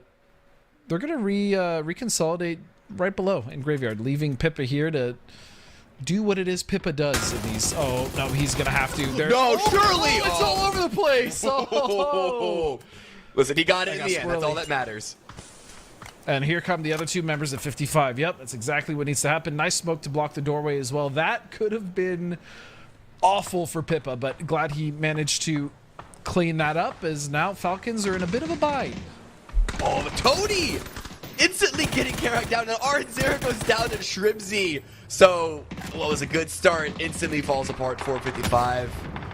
Now Psycho goes down. All of a sudden, it's down to 1 for 55. It's just Pippa. Grenade in hand. The sneaky one himself now has to somehow make it out of this. Is there a world where he can get Psycho up? I'm not sure, but Tony, with the help of Gabriel, is going to rip Tig down to his knees, and so that's another knock on the side of Falcons they're going to have to deal with. Win out, taking shots, going to have to be careful. Dropping some more smokes. Those angles are ridiculous for potentially dangerous. Yeah, that's crazy rough for the Falcons to cross. Yeah. Especially with that smoke gap. I mean, there's no way. Luckily, Shrimzy just needs to kind of watch over and provide some covering fire. Potentially dangerous, want to peek on out, but still just finding the shots that they are able to through like multiple rows of windows. Very, very small windows of opportunity. Pun not intended. It was intended. Oh yeah, it was. Forgive you. Yeah, it was. It's fine. But hey, the revive happened. And look, it did. And he's down. Well, actually, this time it's Shrimzy. Oh, look at that angle. Almost getting a second knock off of that. But Shrimzy does make it across, which is the most important thing. So even though the knock is taken, they should be able to get him back up. But PD might even be getting aggressive on this? Yeah. No, surely not. I mean, it looks like they are. Stank leg included. Okay, let's go, Tony. Hard shift to the north, marginally northeast. Potentially dangerous. If they didn't want to just immediately rush into the zone, they're going to go for a fight. And how open the zone is, this doesn't actually surprise me that this is certainly going to be a decision that teams would make given the hand that they're dealt. They're just going to go for kills. They're going to play in from the edge. They have a clean opportunity here to go for an advantageous fight against Falcons. They do know the Pippa is still left. They're not going to be so tunnel visioned on the Falcons, but look at this angle that Tony was able to rotate to, followed not too far by Gabriel. They got to be careful, though. You don't want to go around poking the bear when you're not prepared to deal with the consequences. As the rest of the Falcons now are back up to 3 rather than 2 with 1 knocked. So PD have to be careful here. They can't overcommit. You can still see Tavon up on that ridge line watching over it to make sure nothing bad happens. Pippa will strike again, though. The snake to find another knock onto Falcons and put him on the back foot. Just 2 members left. Ooh, running out the open! Oh, couple of shots, but the Panther comes out on top, but then swinging in from the deployable shield. Gabriel is going to go down, and now suddenly Pippa gets another! So much work. The entirety of 55 on this one player's shoulders. Falcons get eliminated in 16th place. Once again, their game gets shut uncharacteristically short, and look at this swing by Pippa. Oh, the duel. Oh, headshot. Nice headshot landing, and Glock's going to finish that one off. So what was a push that I was a bit worried they might have gone too aggressive. They come out of that, cleaning up the Falcons with Pippa's help and also getting him only losing 1. So that's a dub for potentially dangerous. And now they have to focus on getting in the circle. As you can see here, Tung, with the help of Necro, have found a spot to play in. For now, these ridges are going to be rough to play this early, I think, though, Cam. Although not too many teams other than Alcansee on the high ground, they might be okay. We'll see. I don't know. I wouldn't feel comfortable here. Like I said, there's a reason why it's understandable that potentially dangerous would go for that fight instead of rotating into the zone, despite this being only phase 3. Still relatively early. Mime trying to land some mortar shots. It's going to be drafting with the knock onto Faraz. Mortar shots seem to go just a bit too far. Unless, of course, they were aiming for Rock. It's not quite going to hit. Luke with a nice one and done onto a block, and then Fox goes down the BRDM. It's a strong tool, but it is not invincible. Oh, and you can see RBN looks up and is like, well, time to take cover. Oh, that was close. Almost. Oh, that's what happened. Quite. Sorry, I saw the blue chip in the distance. Was that Liquid? No, Liquid have all 4 up. Why are Liquid in the blue? Okay, we'll go back to them later. Circle does appear, and it's going to be another hard shift to the north. This game has gone completely on its head.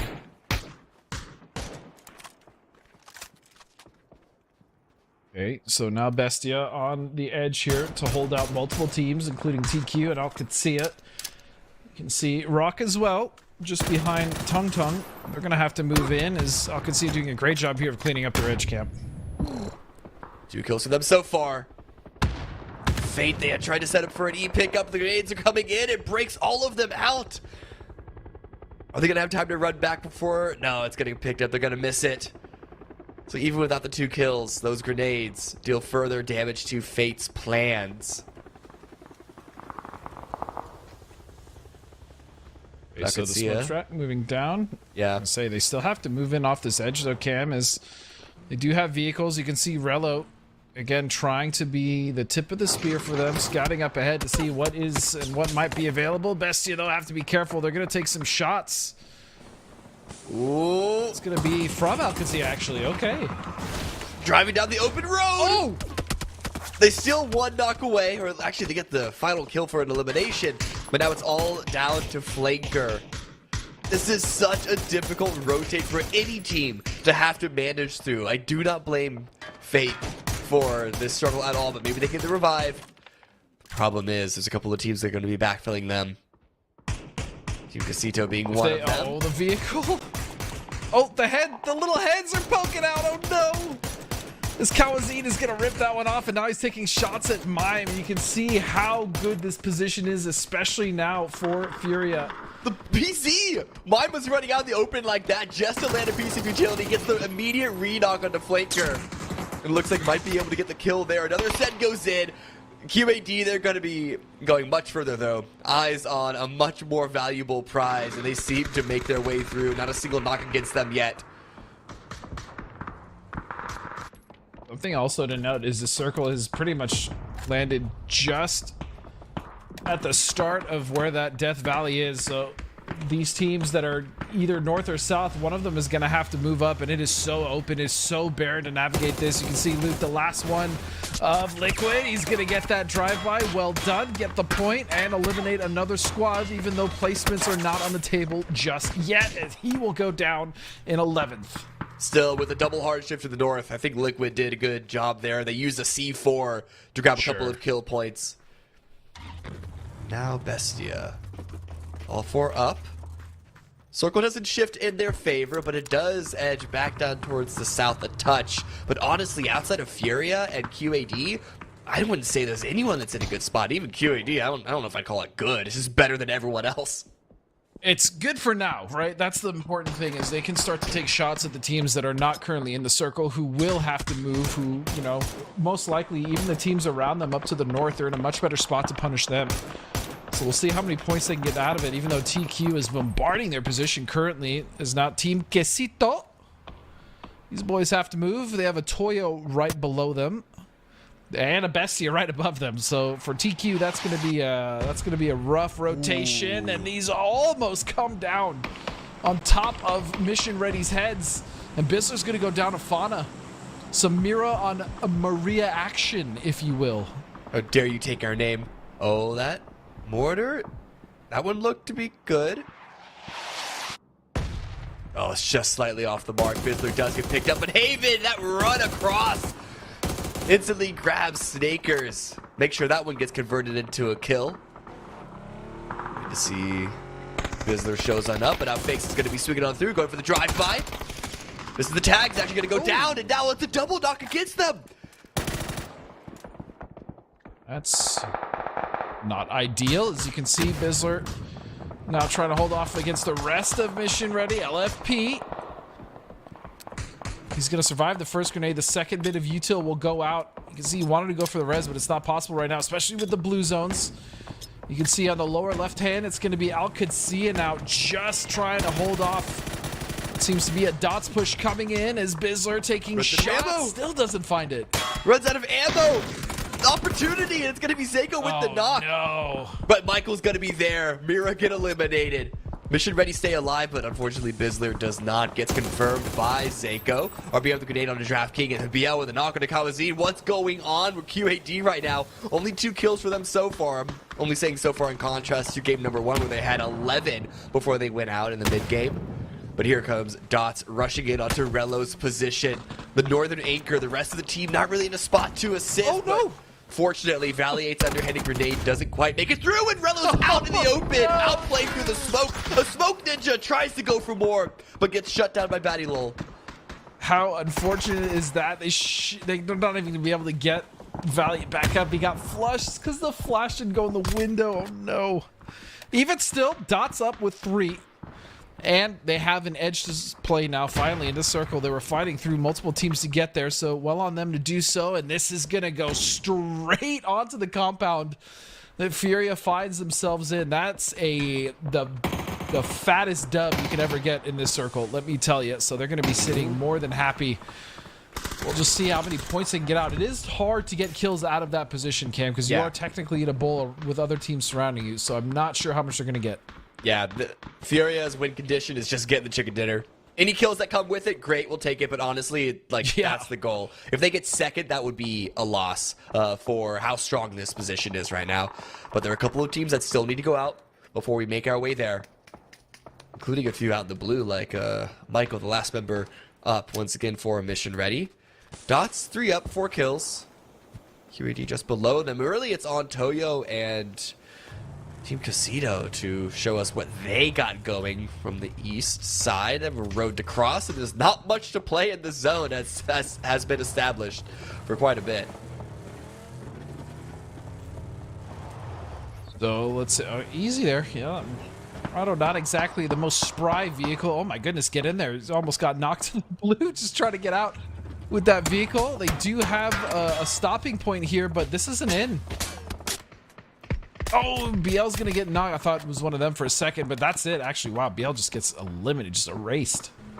Yeah, it looks like they went for a Hail Mary send, try and break through, but Toyo, their own Hail Mary, directly into Alcazia! Capitan with a run over on a Cowboy! And that's a quick elimination, a couple of knocks against them. But the revives aren't going to be straightforward either, as Dots are now going to be finishing what QAD started. Grenades bounce up and over, not quite as accurate as you hoped for, but that next one looks good. No, it rolls under the vehicle.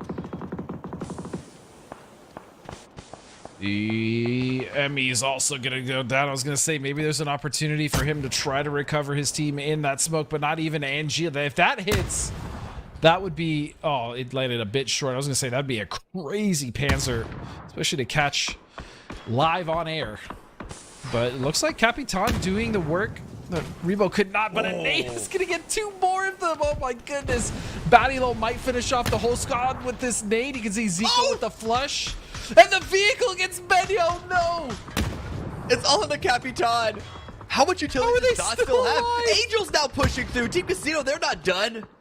Of course, Fantastico's going to shut Angel's push down. It's all on Axmeyer. Look at Battlegrounds there. Up close and personal with the SMG. Still so much smoke cover. Doesn't want to run into the shadows. Into the fog of war. I'm surprised that these teams are still hanging on.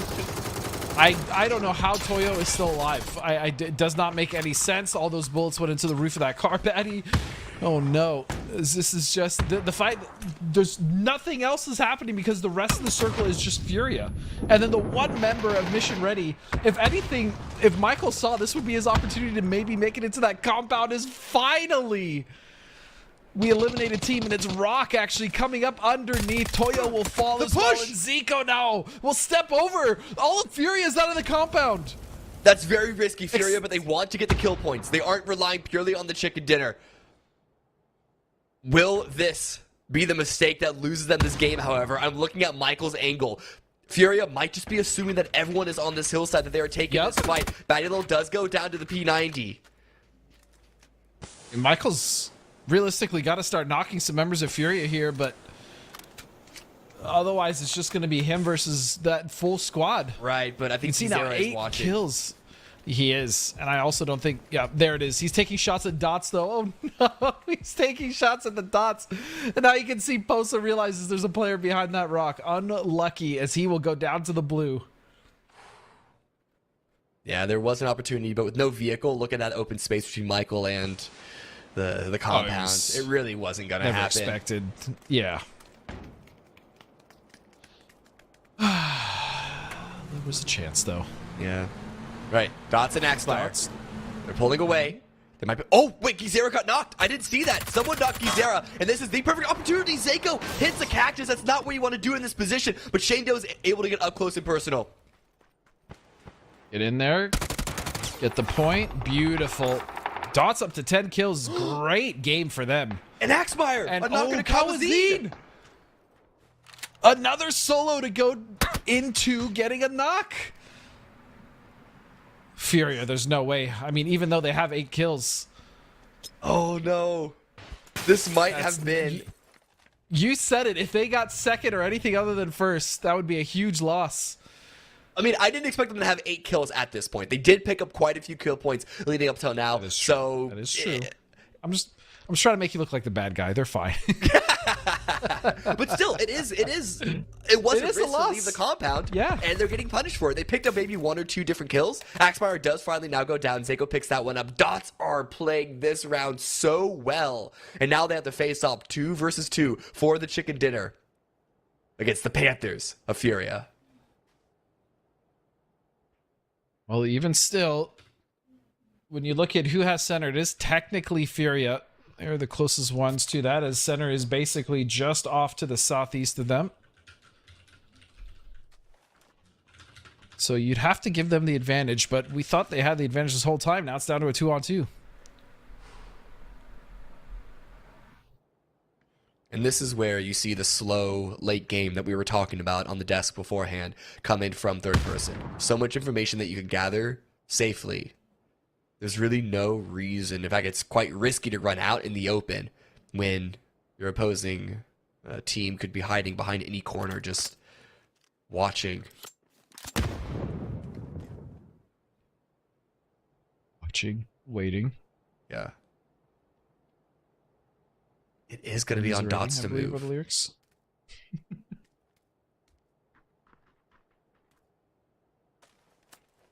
Fortunately, the game doesn't end in any of the compounds, in any of the buildings. In fact, it ends, I believe, yeah, it's got to be in the middle of the road. Ooh, they think someone's behind that rock, perhaps. That's what that grenade looked to be intended for. It poked a bit just too much. Yeah. Forget that fence in particular. Really, it's just so they don't have to vault over it, but Yeah. I didn't like that fence anyways. I mean, look at that. Who installed that? Ridiculous. There's the worry here. You can see Shane Doe's worried about getting shot from that angle right around the house, but Post is not even there. He's deeper in the cut, so that angle is actually open for Shane Doe to cross for the most part, but he can't know that. I mean, there's no way for him to know that. Kraken seems to have been identified. Grenade doesn't land.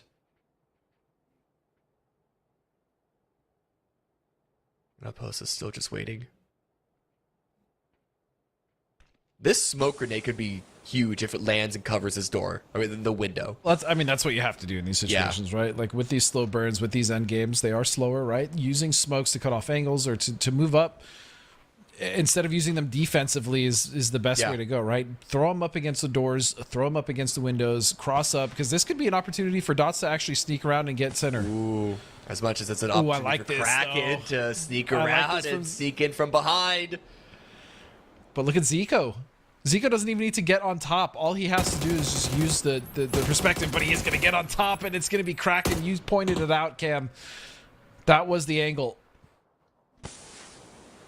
Still, opportunity for Shane Doe. Out on the road right now. The smoke fades. Doesn't want to play outside of cover. But with the blue closing in, the opportunities of cover are very limited. And I think Furia might be aware that there's like a 95% chance that Shane is behind that truck. Jumping over the smoke, trying to spot. At the ready. If this equalizes it, it could be huge. But Kraken now calls more attention their way. It's going to find some damage on Kraken, but not enough. And really, Kraken's not even the issue. Posta could just hold an off angle on a push this entire time, and it would pretty much be curtains for Shane Doe. And there it is. Curtains indeed.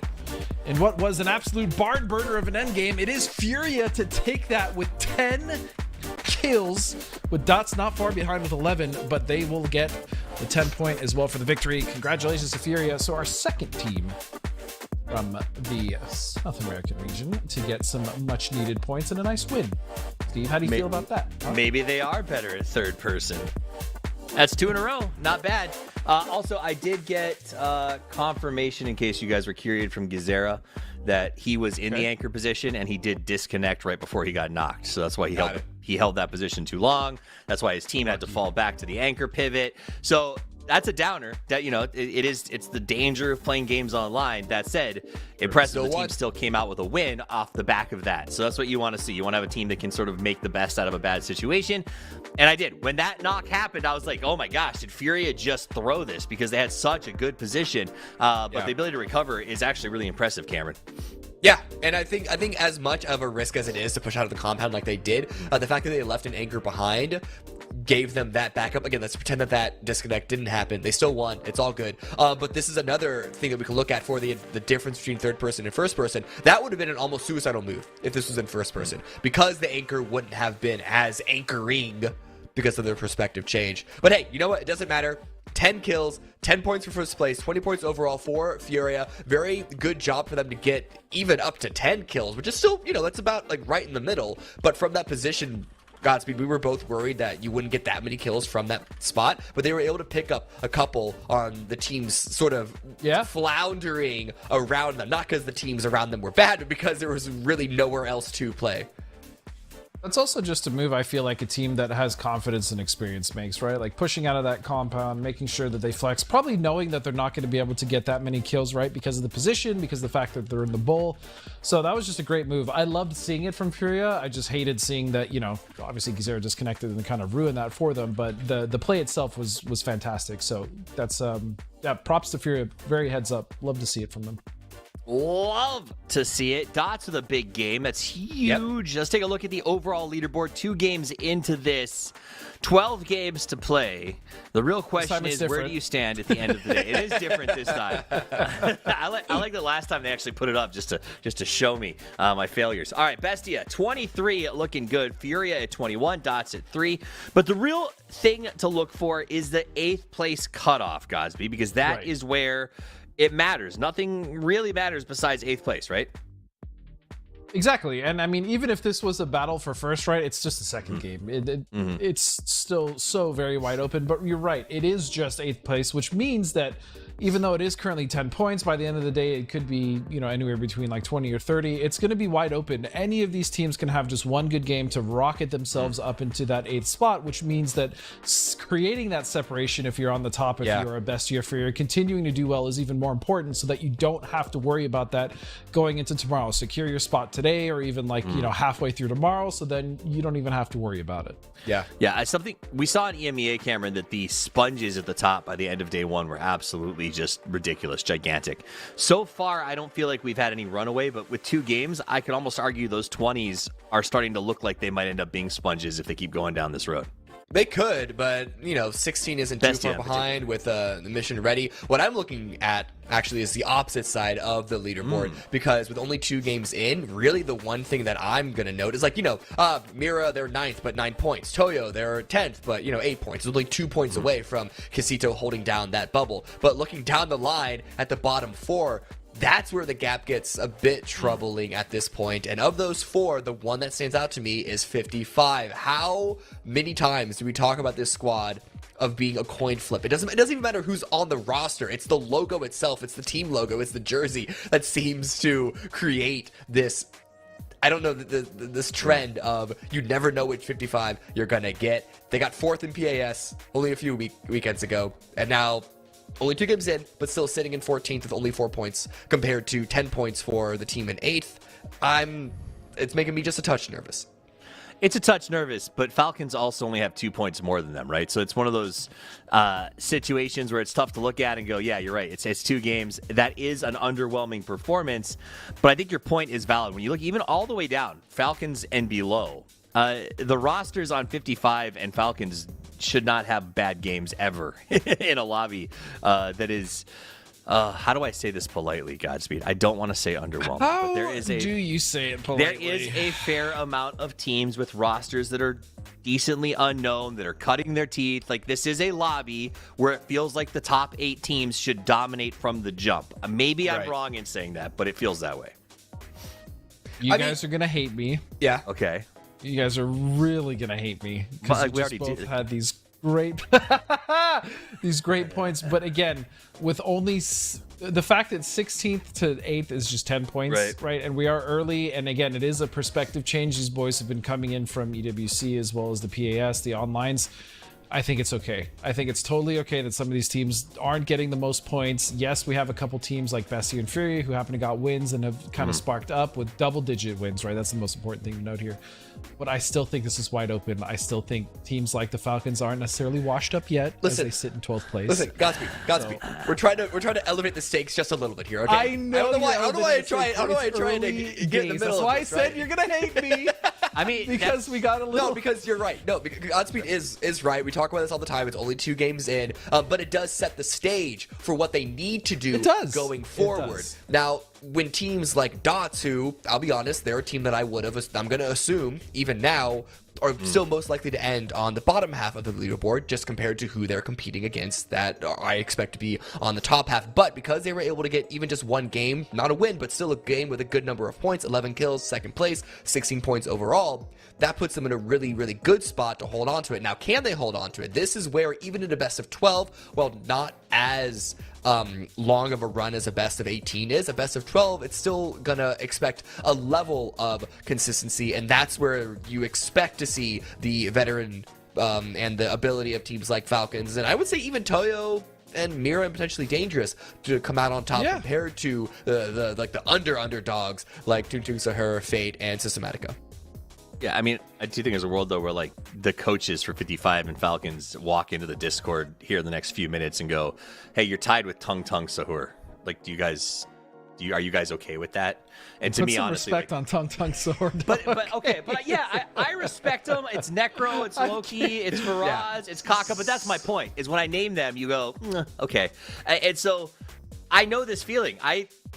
I remember a game in high school when we were on track to be league champions, and we played a team that we underestimated, and they dunked on us in the first half. Not like physically dunked. We were, freshmen, sophomores. But the coach took us back to the locker room, and all he did was walk in, and he went, "You're losing to CLA." He threw a chair out of range and he left. Yeah, I don't want to get Put into some respect on CLA. But you're right. We shouldn't have. Like that, we took it. That's what it felt like. Is like Falcons coming in being like, hey, man, it's whatever. We're going to dominate this. And it does feel after 2 games like maybe coach should give them a little kick in the bum and say, you're better than this.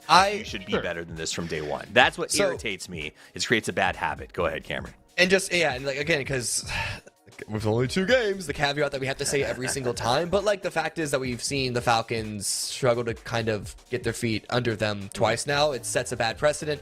I'm just looking at how they lost those fights. Okay, granted, backstab by Pippa, a bit more understandable when you think about it that way. And then, they got that kill in the Liquid in game number 1, and it was wrong. You know what, never mind. Now that I play it back in my head, I think Falcons are fine.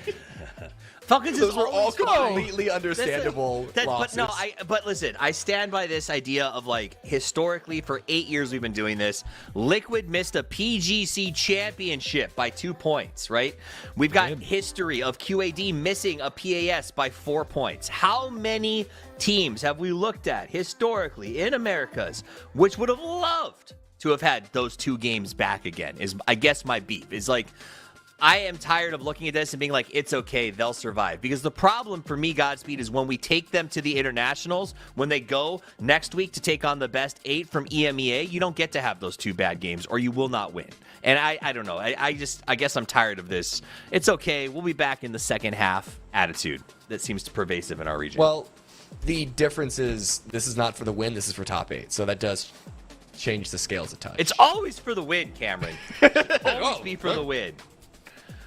I just want you both to know that I am having a blast today as the agent of chaos between you two. It's just been super fun, but I understand exactly what Steve's point is. Like, going into a game, having a couple bad first games, like, because there are teams that have been notorious for that, like FaZe starting slow, for instance, and a lot of the time Liquid in our own region starting slow oftentimes, right? And it makes you worry because you don't want to have to worry about teams like that, even if it is just a top 8, right? Now I'm going against my own point that I made earlier. Like, sometimes it starts a downward descent, right? You start kind of going down that slippery slope, and then you do fail to qualify for a PGC or an EWC or 2 PGSs, and that's where, I completely understand where Steve takes issue with it. Godspeed is the guy who makes the character in D&D who is like neutral chaotic or crazy chaotic, but then like just can't bring himself to stick to it the entire campaign, is like weirdly lawful neutral by halfway. The great instigator. Let's just say The great instigator. But afterwards, you're like, I'm sorry, guys. I didn't mean to Well, start that fight. I think the big thing though in it's just PUBG, jokes. and the reason why this conversation happens is because I'm sure conversations like this happen internally as well. Because on one hand, you want to get every single point that you can in the game, but on the other hand, if you're a pro player and like you have one game, you can call it bad luck, you can call it one missed shot, whatever it is, you cannot hang like your entire emotional value on that. So like there needs to be a sense of just super unhealthy. You probably should. Okay, you're right. You shouldn't. You probably should not do that. Yeah, I can tell you absolutely can. I don't have to sit in the Discord for 40 minutes lambasting my team for their failures, but I can. I can, yeah. I mean, there's a few mistakes that I made even when I was playing all that time ago. I'm just like, man, if I didn't make that mistake, like maybe this would it's That's true. Do you it's guys have super that? unhealthy. So But as it an adult, happens. It as happens. an adult, I wake up screaming in my bed, thinking about those cringe moments from like junior high and high school or really even last month. Right. Do you guys, as ex-pros, have those moments where you wake up screaming because of a missed shot or no, a bad not- spray? not- Okay. Not necessarily. Like Kurt probably does. I can't say that I've ever woken up from a dead sleep and be like, man, I can't believe I let Los get knocked at Mini Milta. That was crazy. You know, like that doesn't necessarily cross my mind. Although you can tell I've thought about that moment. No, I don't wake up from like a dead sleep. Wait a second. I believe there's a kill. I like to believe that he wakes up giggling about the time that he let him get knocked at Mini Milta. Remember that time I let him get knocked at Mini Milta? He still hates Guys, me. Oh, here comes the crash. there's a kill and a crash. I'm out. All right, Good luck. there we go. Back Bye-bye. to the game.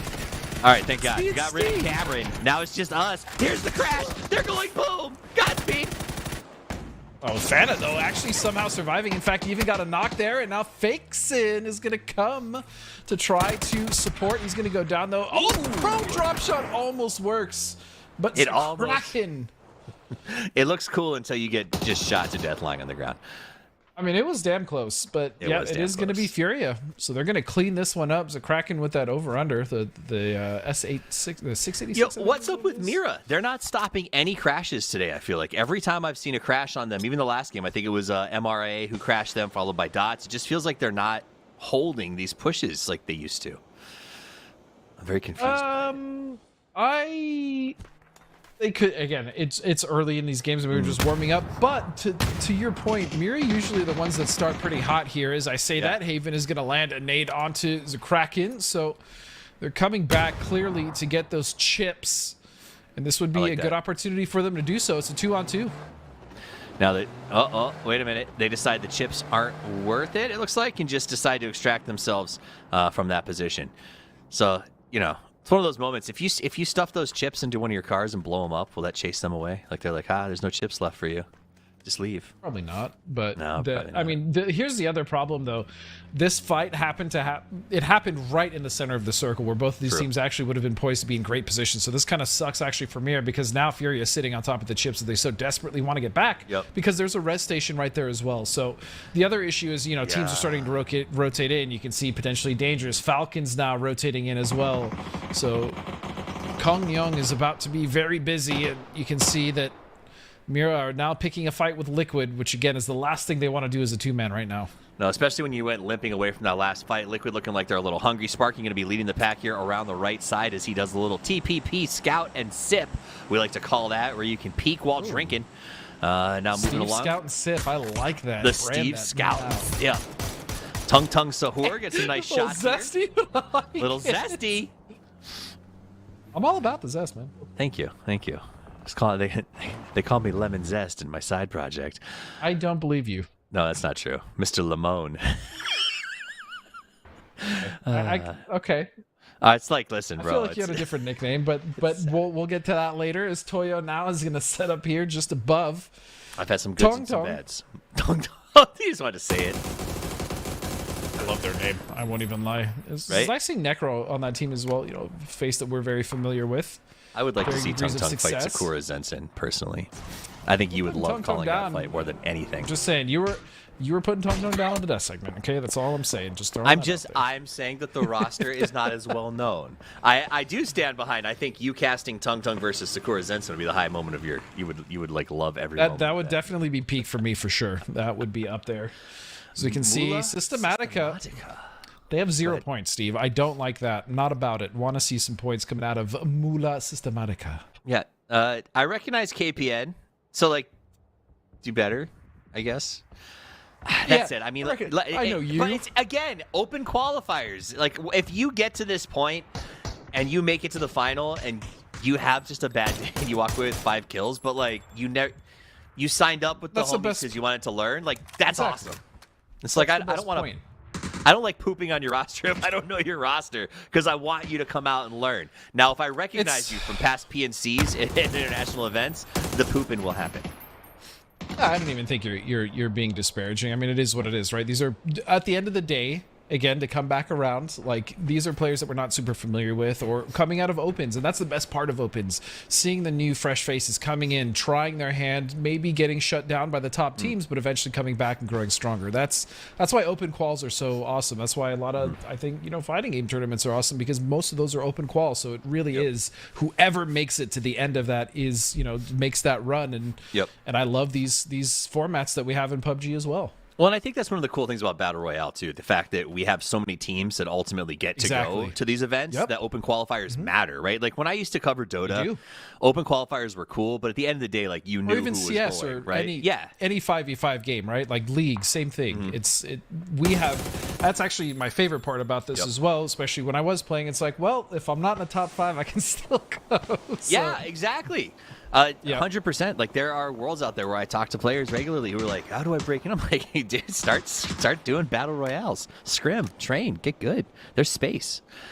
There is space. Especially with all the cups, right? Yep. As this fight, is taking its time with Liquid slowly cornering. Actually, it's really bad for Mira, but yeah, I mean, we have time to talk about, like, just the system that gets these teams here in the first place. Yep. That was a terrible grenade by Sparking, which is surprising. There we go. I think he forgive was him, bad. though. There's a lot of smoke covering those windows, dude. Oh, is that a C4 on? Oh, fuck. Run! Get out of there! Oh, easy, Kurt. Just got shot in the chest. My goodness. All right, you see Sparking hauling away. This has got to... Did he set a C4? Yes, he did. Is it? Hold on a second. Purdy's up there, though. Purdy? Well, that should get it. Well, Purdy can get res. Look at that. So Purdy... The elevation, though, as well counted. And yeah, that's true. Tell me more. Is this the last patch? Did I miss a nerf? I believe this most recent patch. Okay. Actually scaled down the damage on C4 a bit. Perfect. That's good. I mean, I like a chaos, but C4 is a little chaotic. C4 is really hard to counterplay, especially when you put them on vehicles, right? Yep. Like, it's just... there's nothing you can do. If you're in a dip and you have it... Ooh. Sexy. But you're right. You shouldn't be able to clear a three-story with one explosion. Nice. Oh, he goes down the stairs, gets the shot. LFP putting in work with that trench gun. Bing bong. Boom. This is not good. This is terrible. Terrible for Liquid now is LFP again with that superior angle.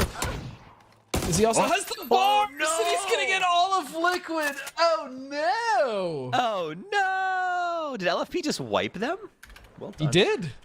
LFP. And now here comes Furia. They know LFP is a solo, right? They killed the other two members. They know they weren't able to go back and get the reses, so this should be a fairly easy cleanup. Well, I say that as a 3-man. We just saw what happened to Liquid, so LFP might actually get 2 squads under his belt here. We'll see if they go for the same push. That'd be sick. LFP. I love you, Furia, but that would be great for him to see. To, like, wipe 2 3-mans back to back would be pretty awesome. And I would submit that if you guys want to earn G-Coin in our contest later today. Nice plug. Thank you. Way to go. You can win G-Coin by submitting jokes or clips, and that's a lot of G-Coin. I think it's like 10,000. It's crazy. You guys should do it. I think over the course of this, something like 2 million G-Coin being given away. It's wild. I'm giving away G-Coin codes on my Twitter, and I'm only getting like 12 retweets per. So, like, the chances of winning on socials and stuff right now for everything is super high. No way. Get G-Coin. Yes, go retweet. I've been giving away like crazy. Oh, sorry. I meant, well, yes, that no way, but also the fact that LFP just got a knock onto Gizera. Surely he's not starting another 1v3 situation here as Mission Ready Internacional. I don't know why I'm adding the extra flair, but I love their name. Snakers gets that spray with a Groza from the vehicle. What? That was gross. Nice jump to the highlight. All right, Miro, you got LFP still? He's like, okay, maybe I'll sneak down here and grab some supplies. We also we have to talk about the circle, Steve, which we haven't even got a chance to do. Yeah. Between all the action and our shenanigans, the fact that there's still so much of the East in unplayable territory, and this is actually one of the most eastern leading circles I think I've ever cast or seen. Quite honestly, this is super. We should put the map in the top left corner. Continue. Or just somewhere in general so they can see. But yeah, Right. this is a For future this is a reference. super unforgiving circle for sure. It is a deeply unforgiving circle. Having that much out means everyone's got to push up against that border. And the problem is, as it shifts, never you try to west later, everyone who has these secure spots on the border is going to be forced to move towards dots. So it's just this whole fight is brutal because you know that no matter what you're doing, it may not pan out for you towards the end. Right. Go to that high shot. You got Pippa, just used the Panzerfaust, got dots out of the building, and them into a pretty decent spot here on the south side to sort of wait out the next shift.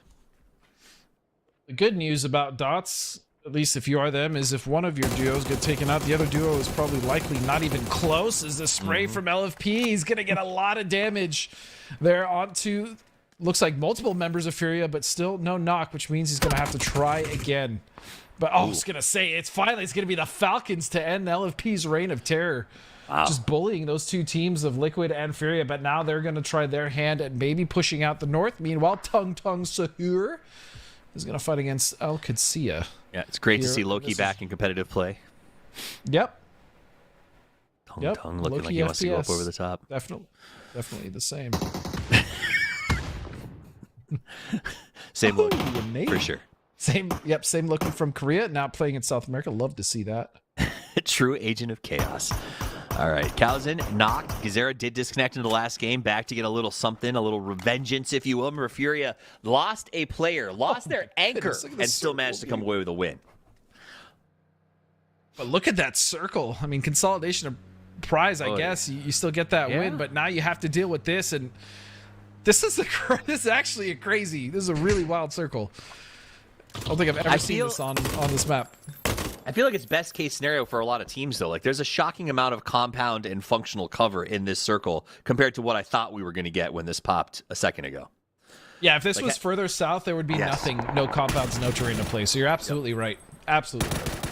And honestly, everyone was looking at Bestia and Fate's compound and thinking to themselves, boy, I wish I had been there. And then all of a sudden, joy overflowing as teams like MRIA just going to be in a really good spot. Or sorry, Mira. MRIA is in a terrible spot in the lobby right now.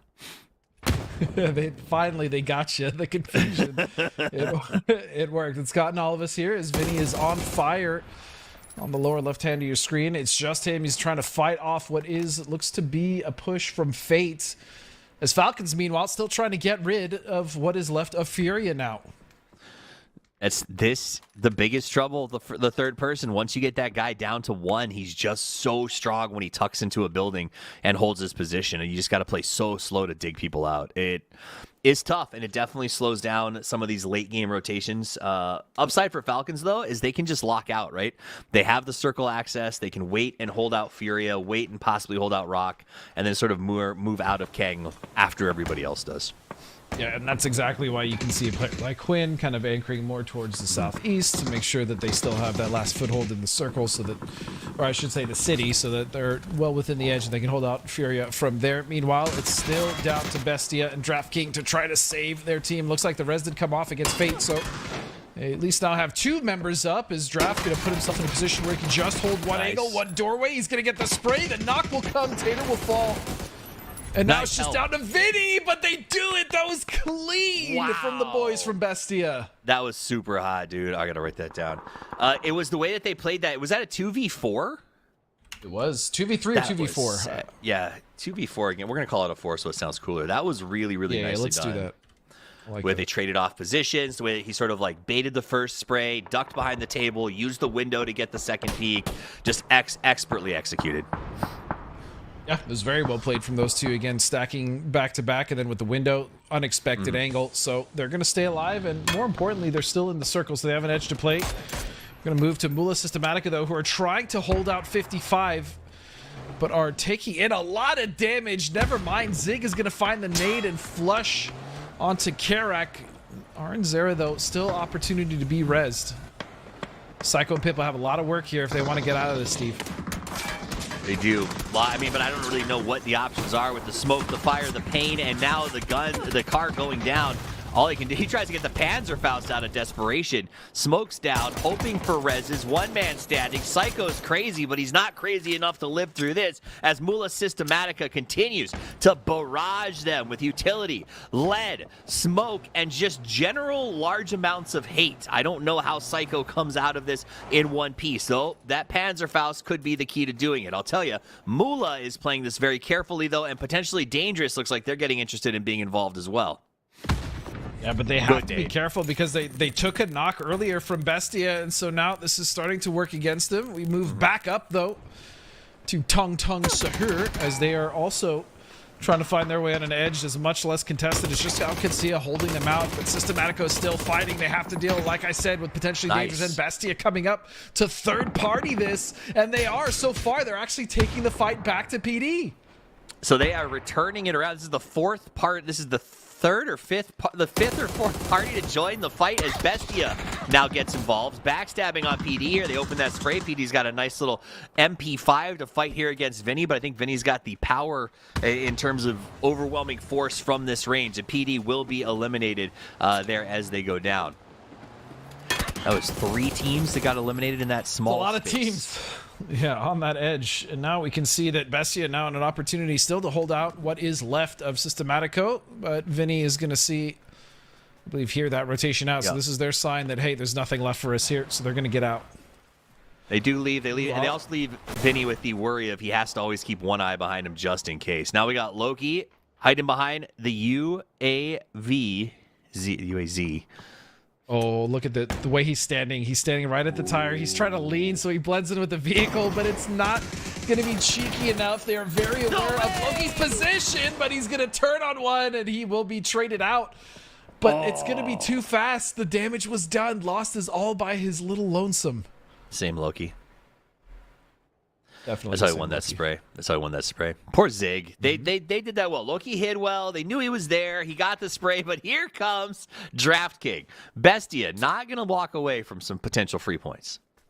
Definitely not. And you can see QAD actually walked away, giving these teams room on the edge to fight. That's actually a really good play from them to not incur any early losses. There was no need for them to push that fight. So now that opportunity for them to maybe find something on the edge is, I don't think Lost is aware of Bestia coming up from behind. Nope. They don't even see it. Nope. Just give me your head, buddy. And he's dead. Nice. Nice shots. Yep. Yeah. I would have messed that up. That's why they're pros. Well done, DraftKings. Batty. Right. Dot's still surviving, but where, dude, Batty, hold on. He is so left? Deep in the blue. Yeah, but he's got like what? I can't even read it. How many is med packs? So he got 3 left? He has 26. 26. No, he has 26. You're off by about 23, but I don't think you realize. Hold on. I don't think you realize how far he is in the blue. In fact, if at some point we can get production to zoom out and show where he is in relation to everyone else, that would be absolutely hilarious. And why he has 26 is Michael is going to find 2 and a flush on Braun as well. And almost finds Angeal. This is the kind of golf I can get behind. He's lobbing them in there, knocking TQ down. They're going to get that red. Almost spoke too soon. Surely he's out of launches. Nope. I just picked you up, man. It's not my fault.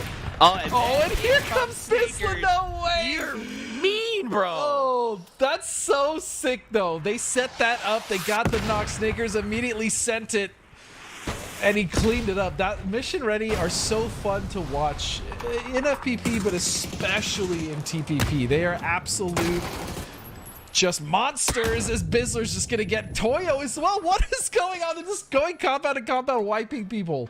7 kills for Mission Ready. Okay, so here's the thing. Mission Ready has qualified for PGS. Mission Ready has qualified for PGC. Mission Ready is angry and grumpy and is playing this like Gooners. It's working for them. And I think that is fantastic to watch. Like the way that they're just going after these fights, having a good time with it, like I think it's really working.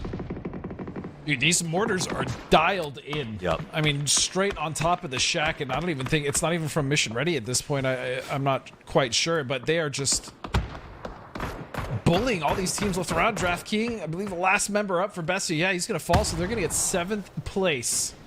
So we're now starting to almost enter our top 4 here. Just 2 teams left, one of which is Furia with 2 and Dots with 1. Everyone else is a full 4-man, Steve. And most importantly, the rich continue to get richer. With the exception of the Falcons, all remaining teams are in that top 6. And this is one of those things where we talked about where that top 8, I do feel there is a high chance that by the end of today, the top 5 will have sort of already punched their ticket or be on path to make the grand final. And it's going to be sort of this battle for that 8th place cutoff. So you really need to get ahead. Teams like Liquid right now, putting up 12 points, they're not... shouldn't be worried. But it is 3 games in. I think it's going to get very chaotic at that cutoff line by the end of day today. Well, we'll see. I mean, again, Europe was very, very close, very tight as far as their leaderboard, so I imagine ours would be no different. As you stated, Rock with all the control currently in this circle.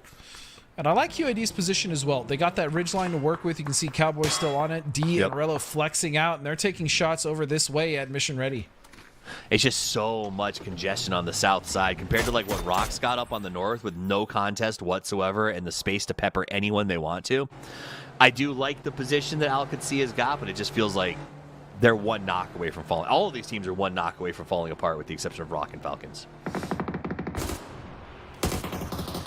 Okay, Rock is going to find Box. Yep, push is coming in as he's now got to defend this, and he will do so fairly well. Let's see if the rest of QAD is starting to collapse now. He's got to be careful. Here comes that angle for Snakers, though. He had to have known. Yeah. So the nade will cost him his life. Nades do be like that. Meanwhile, we're back. We checked in with Rock back over here to QAD up on top. MRIA. Remember, they had to fight so hard to get in here in the first place. And now we got to deal with Al Qudsi. He's going to go ahead and throw that grenade in there. Gets the flush on Vox. 2 teams with a fair amount of history, personal history between them, facing off in a compound yet again. Used to be the story here is D will fall. Just Rello and Cowboy now. And you have to imagine Falcons want to get involved because they're outside the circle. I mean, technically they didn't need to do this, but they've wrapped around Furia, and with that, Mission Ready have already taken care of Al Qudsi. It was Falcons. Al Qudsi was setting up a position to make a move, and Falcons was pinging him from outside.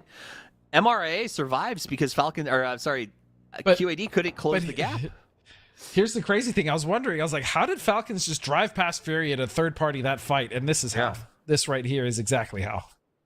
The sneaky bear. Absolute perfection when it comes to being one with your environment. Ranger school, so to speak. The art of camouflage.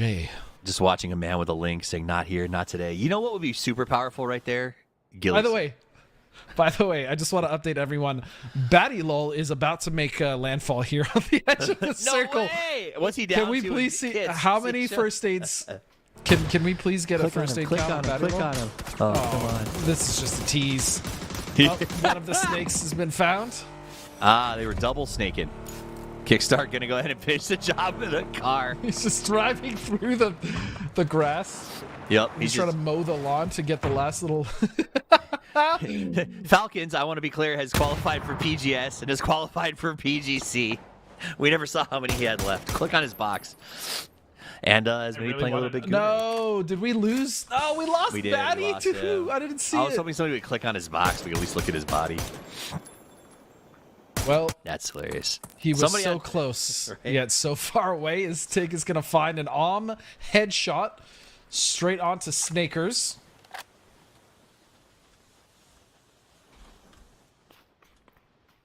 Things will slow down. Rock have not done much. They really haven't had much to shoot at. They have 1 kill, but all the fighting has been in the south. I'm actually surprised Rock didn't get as involved or try to go third party more in the south, but they've just been content to sit up north, and because of it, they now have the circle. But it is a 4-on-4 essentially against them and the Falcons with 2 members of Mission Ready International Alliance left on the field. Toffees. I asked his captain, I asked Shane how many med packs they used to get him in, and he said he's estimating somewhere just short of 50. That is impressive. The fact that they even found 50 Right. first aid. It's true. Shocking. But we saw 26 on the man at one point, so I can believe it. Yeah, Or I 23.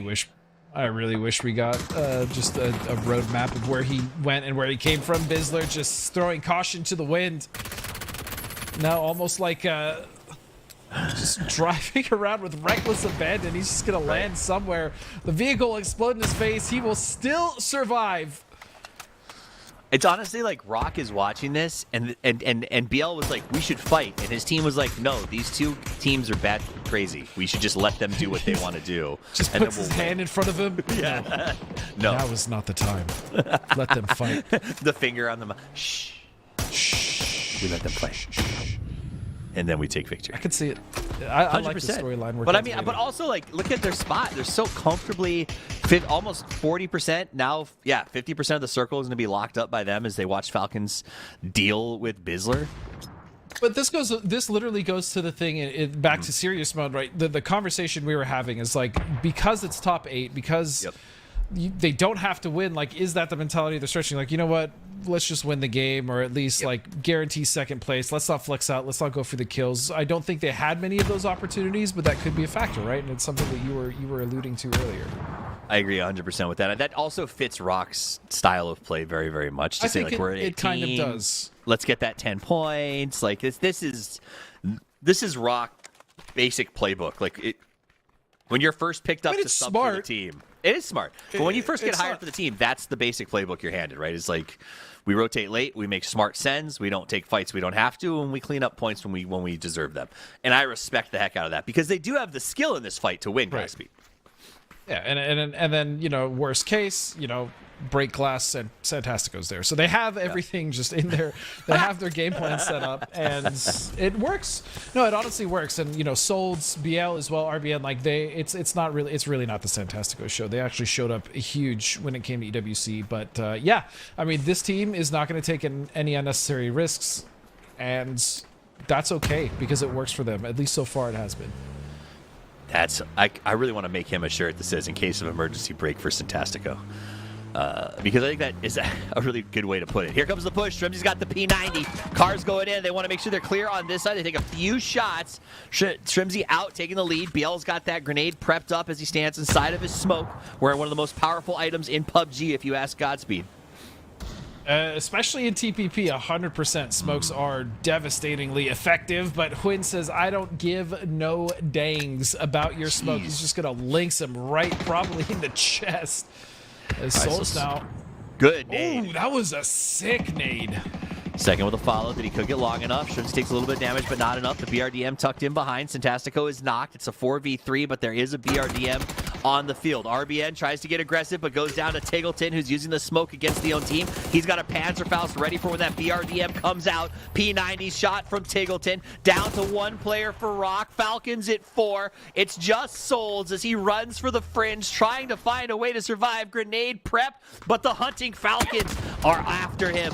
One goes down. Souls takes one. Can he get 3 more? He tries to get Shrimsy, but he cannot do it. H-Win finishes the Santastical flush, comes out. It's just Souls now. No hope. Shrimsy down.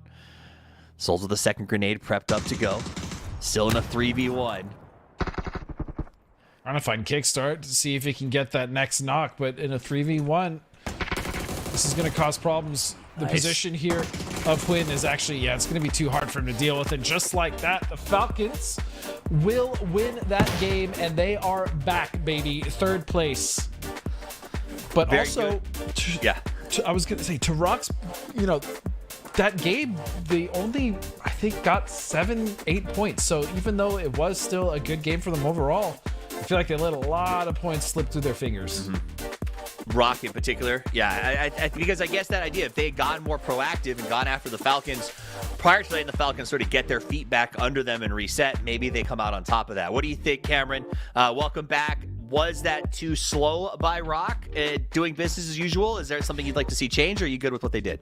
I mean, it's wow, okay, wow, excuse me, I thought I cleared my throat. Anyway, it's kind of one and the same, right? Yeah, it's slow, but that's how Rock does it. You guys had already mentioned this on the broadcast, right? It is kind of how they play. So on one hand, could they have gotten more points if they went more aggressive? Yeah, but, you know, at the same time, how much do we want to really change the DNA of a team that, you know, if you pull a couple of strings, the entire thing falls apart down the line. So I do think that that is one of the things that Rock really needs to learn in order to become a world-class team, and a team that is going to be consistently at the top of even just our region, is knowing, you know, have your safer playstyle, your consistent playstyle, but knowing when you need to like turn it up and really execute that X factor. Teams like the Falcons have been able to do that historically, like for so many years at this point.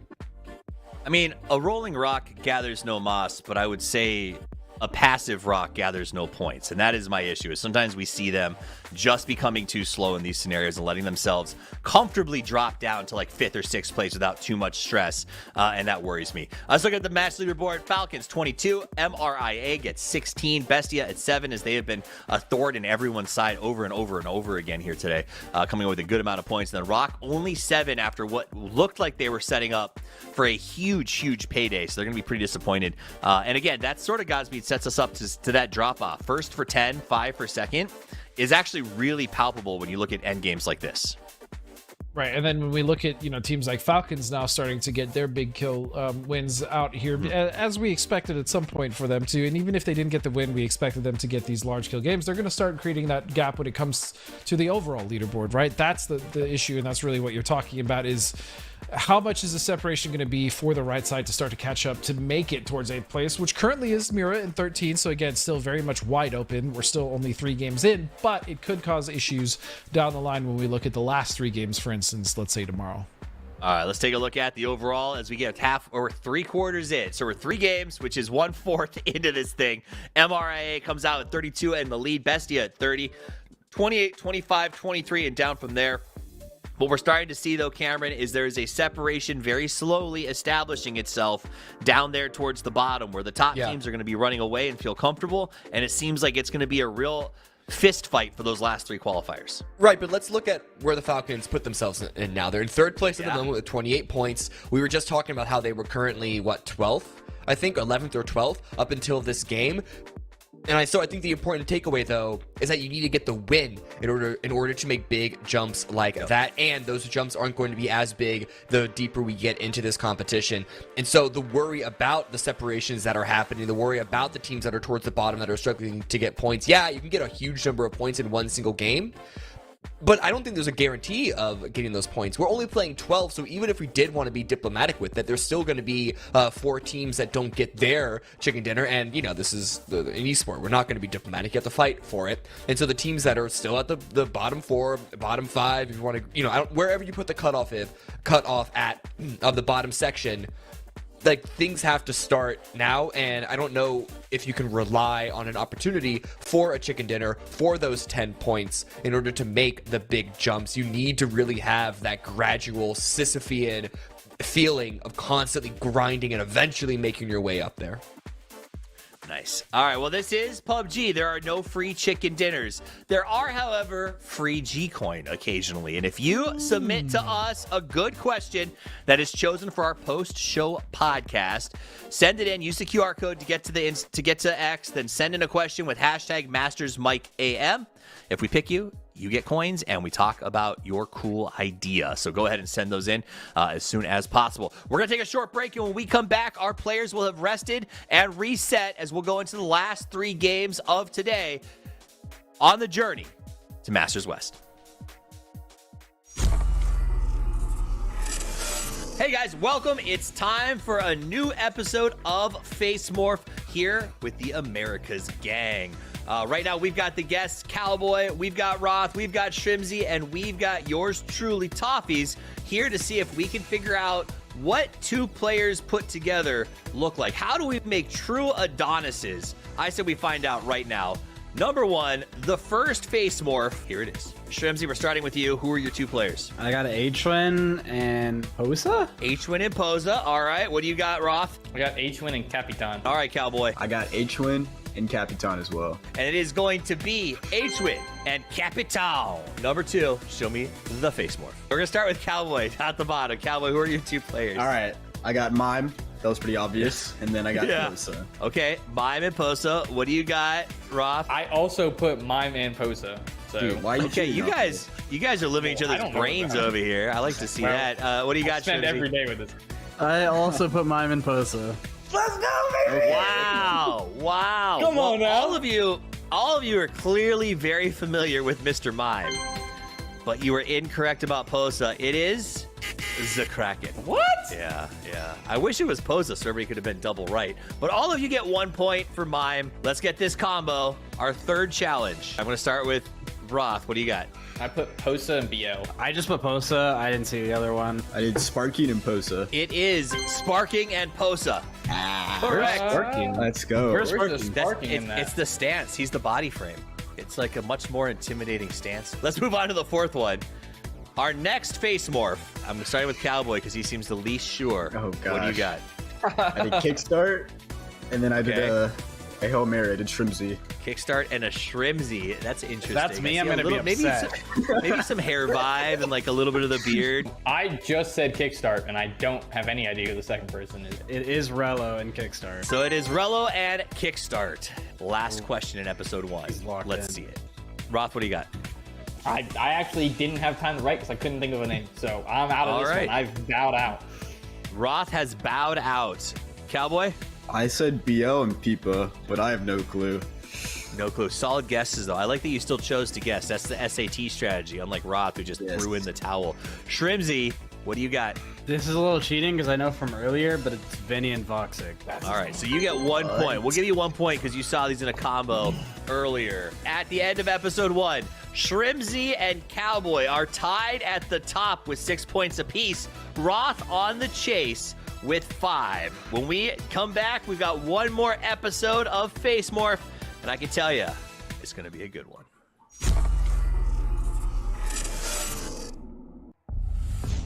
After Taco, you screamed for help. So, we built Hesperia, a system to end the chaos, a system to save you from hunger. It watched, it listened, it learned. And the more it learned, the more it saw what you really are. When survival is at stake, you lie, you betray, you kill. So we made a choice, not to control hunger, to control you. And when you try to resist, we let you. Because when this ends, only the system survives. Only we remember. We are the last witnesses of Miramar.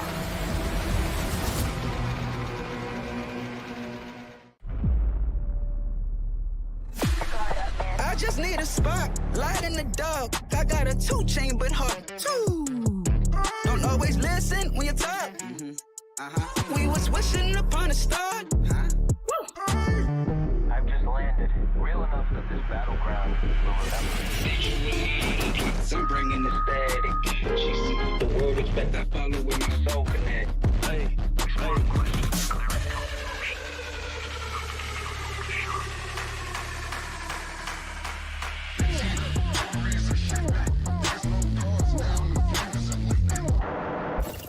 They draw the line.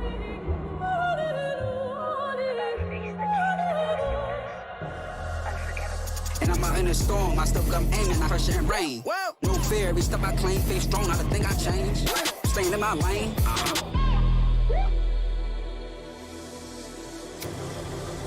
내가 선택한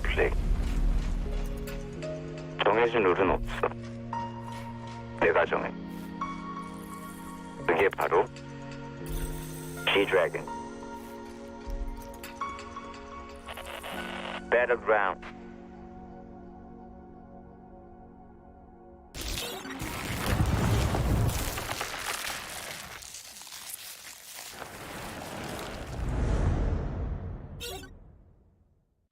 A new collaboration, movable death boxes, and some changes to Miramar. All this and more as we dive into the update 37.2 patch report. First up, the desert's about to heat up again with a visit from the iconic artist G-Dragon. You'll be able to find an emote stage on the starting island. Special G-Dragon map decor such as a decked out gas station and fan room, and other themed visuals such as planes, blue chip towers, and care packages.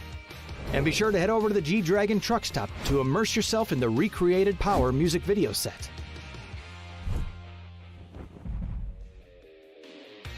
Next up, we're improving the way you interact with some of the objects around the map. You'll now be able to reposition death boxes to get them to a safer location before looting, or use them to lure unsuspecting loot goblins to their demise. Doors can now be opened inward as well as outward, and all those gas tanks you've been wanting to shoot for years will now explode when you do so, leaving behind a large cloud of smoke to cover your movements. More details on where you can see these changes in the patch notes. And speaking of Miramar, the Minas Generalis area has gotten an overhaul this update as well. We've streamlined building layouts for more efficient looting, added more item spawn locations, simplified the terrain and structures, and balanced out the engagements between high and low ground in the area. There's also a new Survivor Pass, the return of Survivors Left Behind and Hungers Left Behind, some updates to Team Deathmatch and Intense Battle Royale, and more. So check out the patch notes for full details. Update 37.2 is here, so drop into Miramar, stack those death boxes high, and kick back with some G-Dragon hits. We'll see you on the Battlegrounds.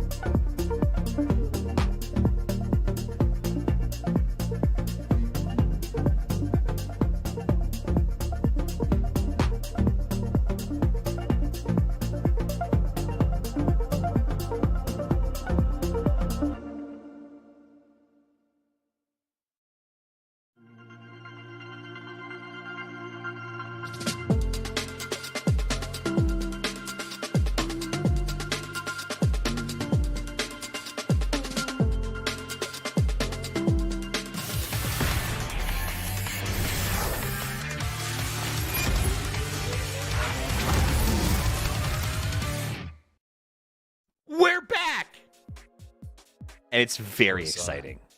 It's very exciting. Yeah, it was. Welcome back. My name is Toppings. I'm joined by the Cameron Davis and Godspeed. Somehow Cameron got a bigger head than me today, so I am excited for that fact. Look at the size of that brain in between the two of us. Look at the size of that. Nice noggin. You know? Thank you. Tell me something smart, big brain. We're going to Rondo next. Did you know that? Yeah, where's it? Yeah. Holy. I didn't. I didn't. How did he know? I was looking right at the maps and I had no idea. It's crazy that you put this together. I know. Oh my gosh. Listen. I can't explain how I do it. It's all natural. It's all natural.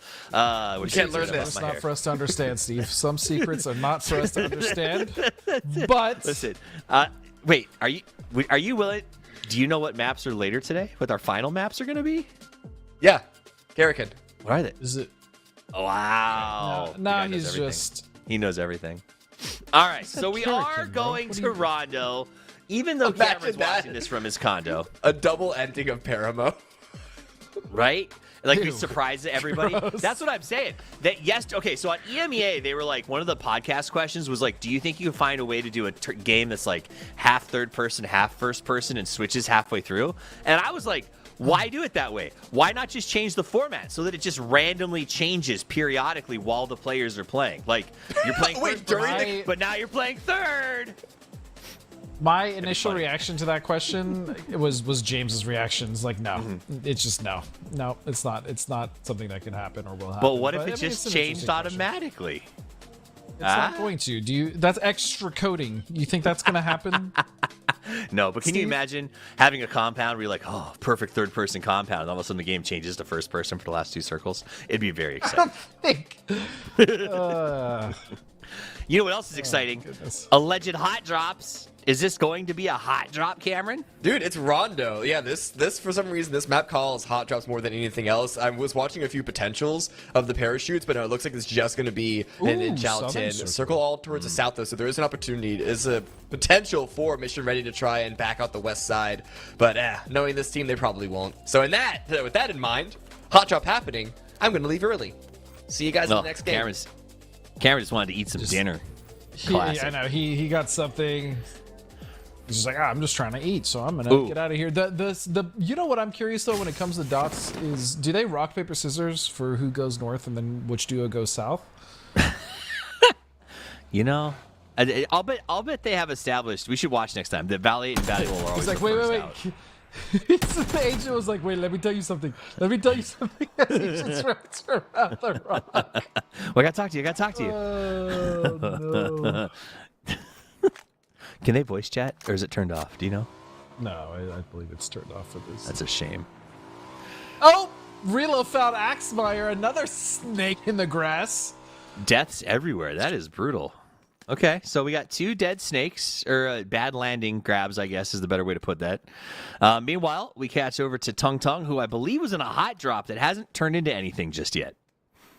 Yeah, they are. It's MRA. It's been lukewarm so far, so to speak. You can see that Panzer on the back of one of the Tung Tung players. Is D now driving into TQ territory once more, even further. They did get a run over kill just here.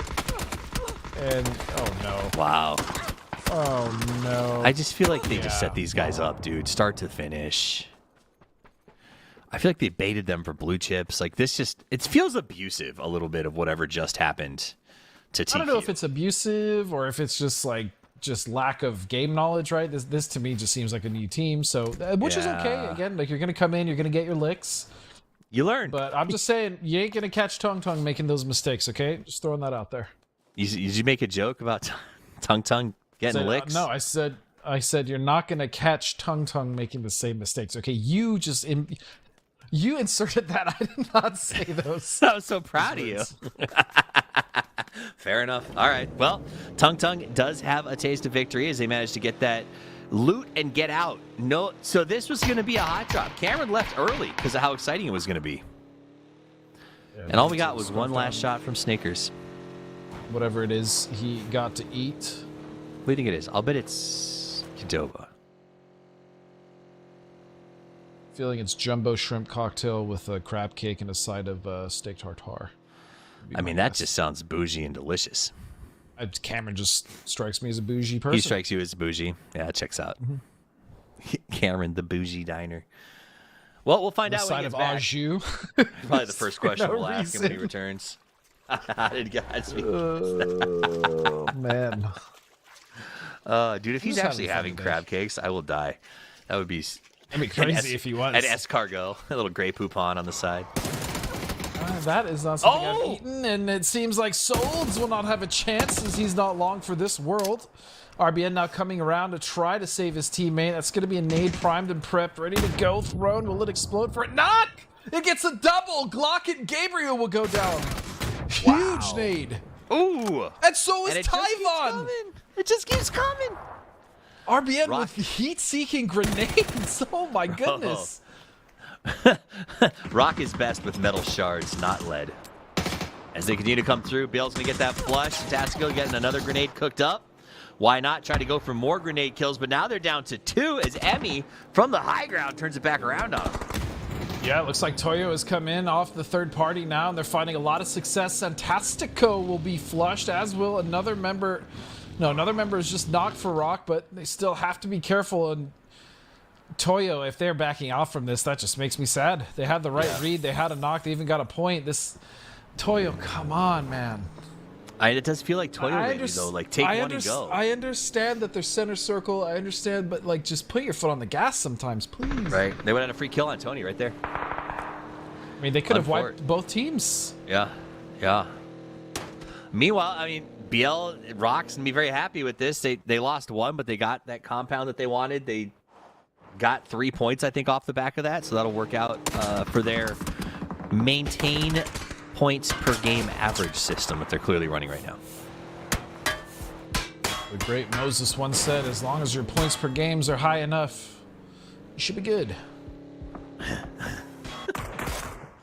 So famous last words, though, right? Like, that's the worst. I mean, I didn't say all that. I'm just saying, like, when I have players tell me that at events and they get knocked out by 4 games, I just want to walk past them and be like, guess your PPG wasn't high enough.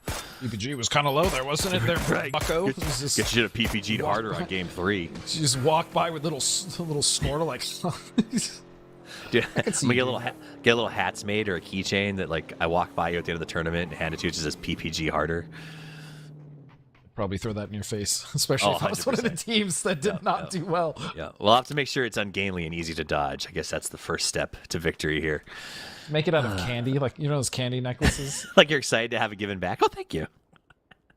Make it so just awesome. come It has back to be an away. item so cool that you will not throw it back at me. That's the key.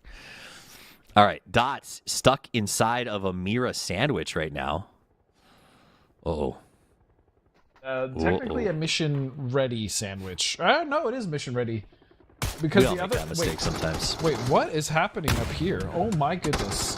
Was it Mira was on one Dots. side? It Yeah, was okay, it was yeah. Mira watching the duo. Yep. Remember, Dots does not drop as a full 4-man. They drop 2-2 split on yes. north-south. So That is strange. they were able to. It's not strange. It's very calculated. It's very intelligent.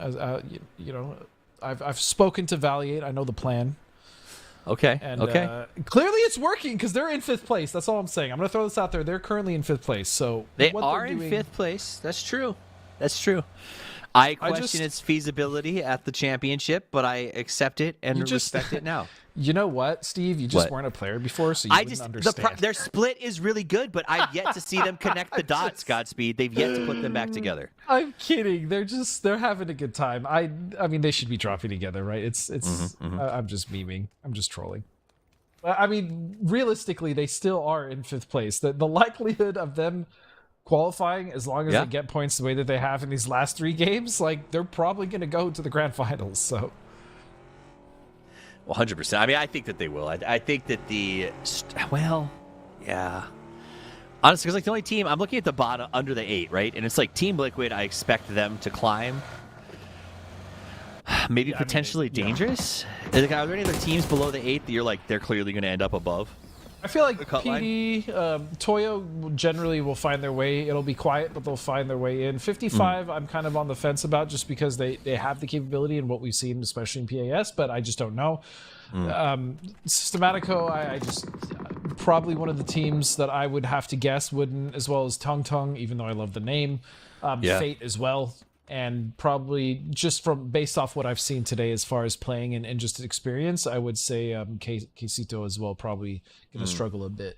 Yeah, I think that's the case. I think that's kind of where we're at right now is with Liquid's really the main team that'll push up there. I as much as Gibson continues to, he's trying to sell me this Psycho 55, they're on their way. I have been struggling so much with watching 55 play. Psycho has had big moments, but it's not enough. It's like sparks. It's like you went to a 4th of July party and they only bought that fountain pack. I will say, I think Psycho obviously having a massive performance recently at PAS, as well as like adding Pippa to the team, is a huge boon for 55. I wouldn't put them, out of it, but at the same time, they're very hot and cold. You're absolutely right. They're very inconsistent, and that's kind of the issue. Is there's some days where it seems like they can run over any team and their rotations are on point. There's some days where it looks like they're lost and they're just getting picked apart. So. And that happens to a lot of teams, but the difference between the top teams and the middling teams is the fact that the top teams, they get their footing eventually and they make it work. I will also say at the start of the day, I think we talked a little bit about sort of South America versus North America and how SA seems to have been wrapped their head around TPP a little bit faster.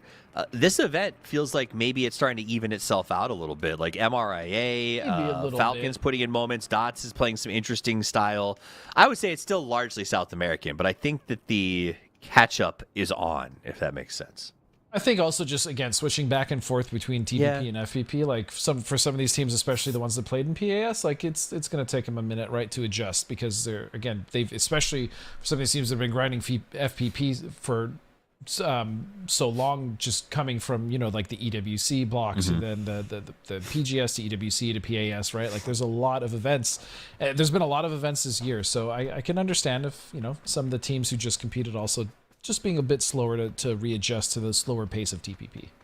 That checks out. Also, let's take a look at the map as it pops up right now. You can see why that dot split is working for them. The second half of Dots that lives is dead center on Crossroads in a pretty good little compound. So not too shabby and not easy, but not tough to hold either. So they can potentially manage a crash with those two players should it come to that. Meanwhile, QAD going to do a little scouting up here in the sky. QAD, another team that feels like their qualifications at PAS 6 have just lifted just a whole load of expectations off their back, and I assume will be much lighter going through the next few weeks.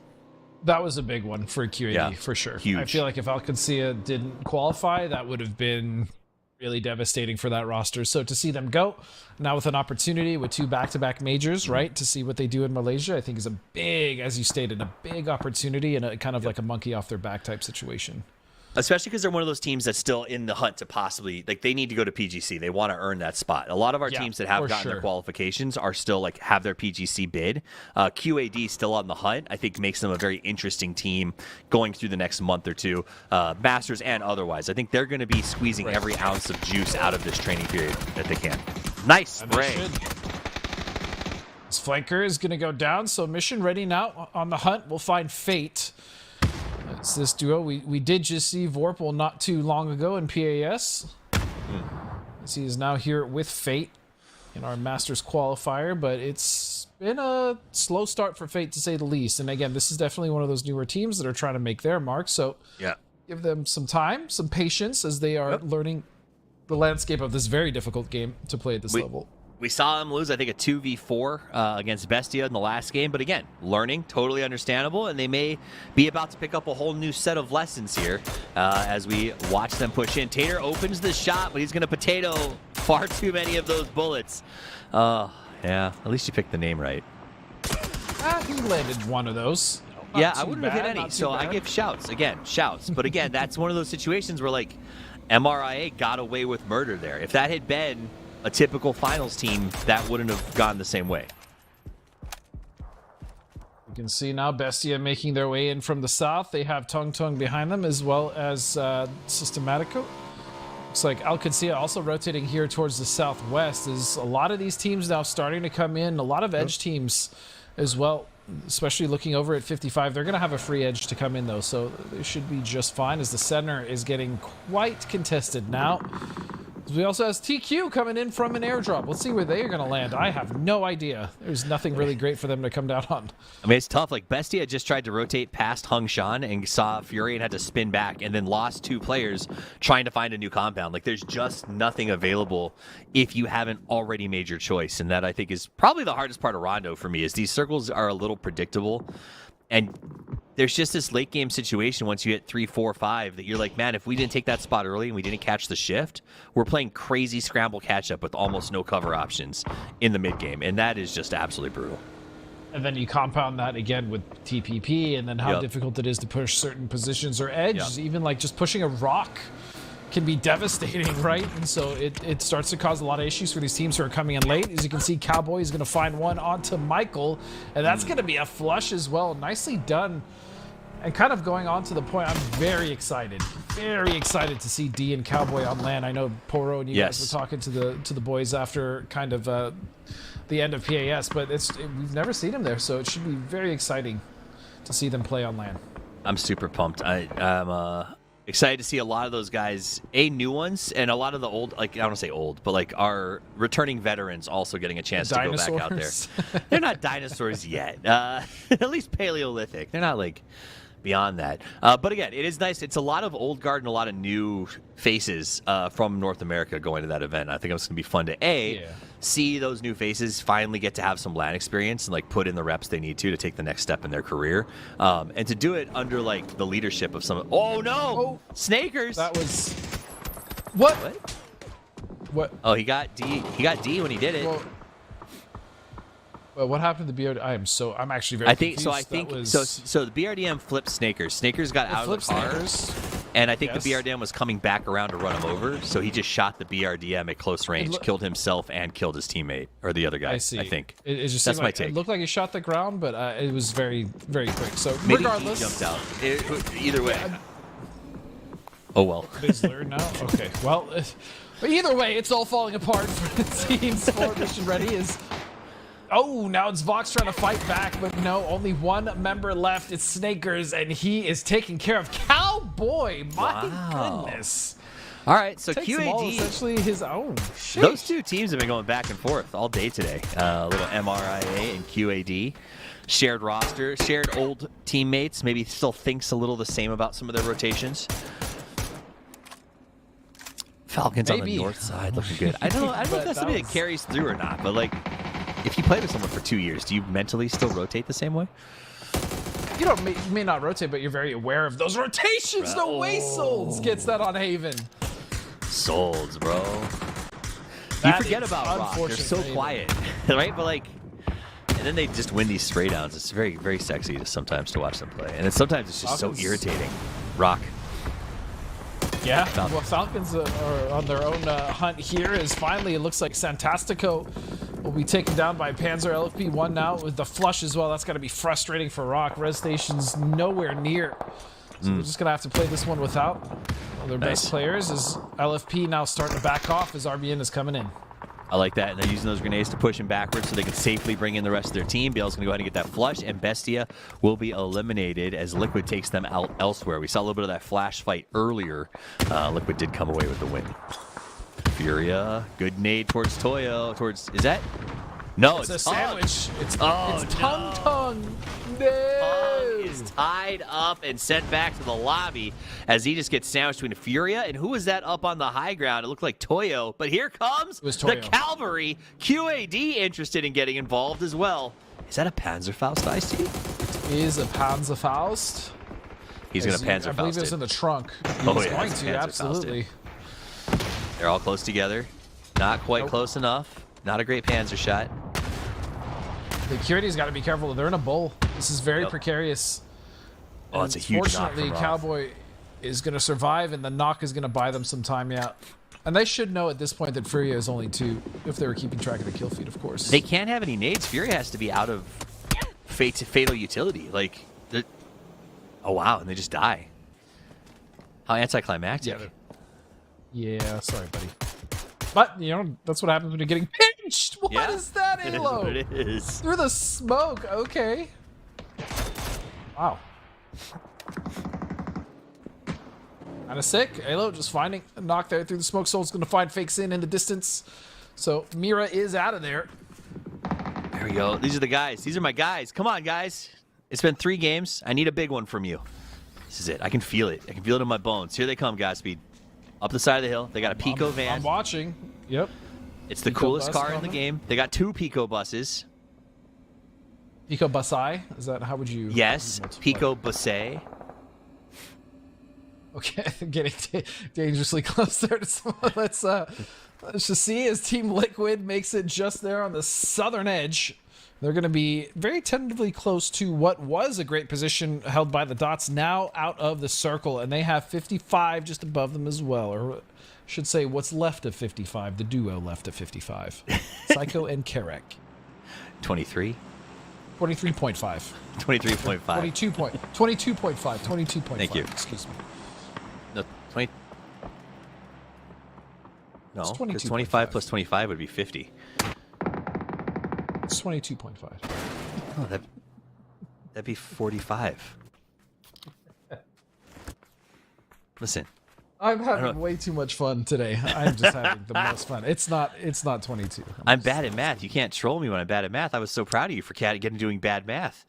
And then here we are. All right, 55. Well, I like how low ground. 23.5 was also wrong, and you just immediately agreed. I trust my allies. Oh Like, man, I've been Team hosting too Liquid, long. they're pushing on the east. Here we go. The fight's happening. Kurt's taking some shots over at Fate.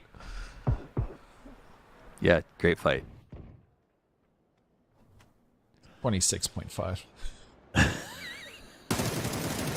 don't know if that's right. Carrot gonna get a nice shot there. Nothing to do as Dots zips away. I love Dots zipping away. I swear.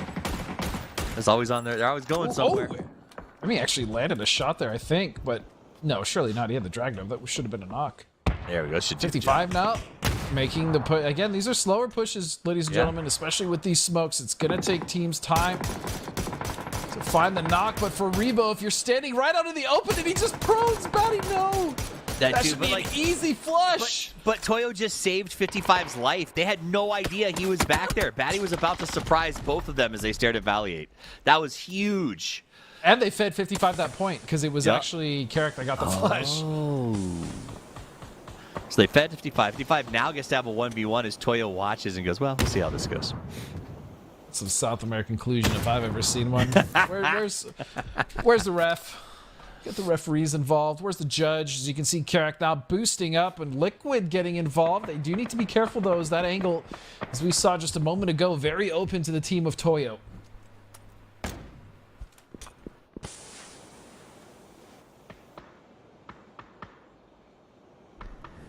All right, up on the hill. Yep. Here they come. Oh, no. Benny's going to find Sparking, Steve. Nice shot by Benna to get that opening drive. Liquid up on top of the hill is going to kind of fall back. Nice grenade.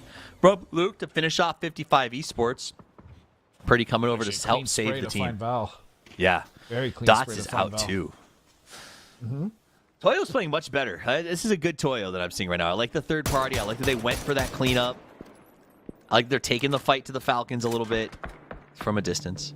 Like Yeah, much more active. 7 kills coming into Yep. phase 6. We normally see them only with 1 or 2 kills coming this late into the game, so that's great to see. Turning it around again. They are in 10th place, so they're only 3 points behind Liquid. This should be a good game for them, regardless of whether they make it to the left side of the leaderboard or not. Meanwhile, we look to the north to see Falcons, and then it's actually really only Alcancia. They're the only team that are currently in the circle. In fact, they're the only team that even have any hard cover as far as any buildings are concerned, and what they have is tentative at best. So this is a very wide open circle. But, Steve, there are a lot of really great ridges and dips to work with at least. Yep. At least there's stuff to work with, and while they're building, their hard cover is tentative in third person, it is significantly better than it would be otherwise. That's So very true. at least they have that.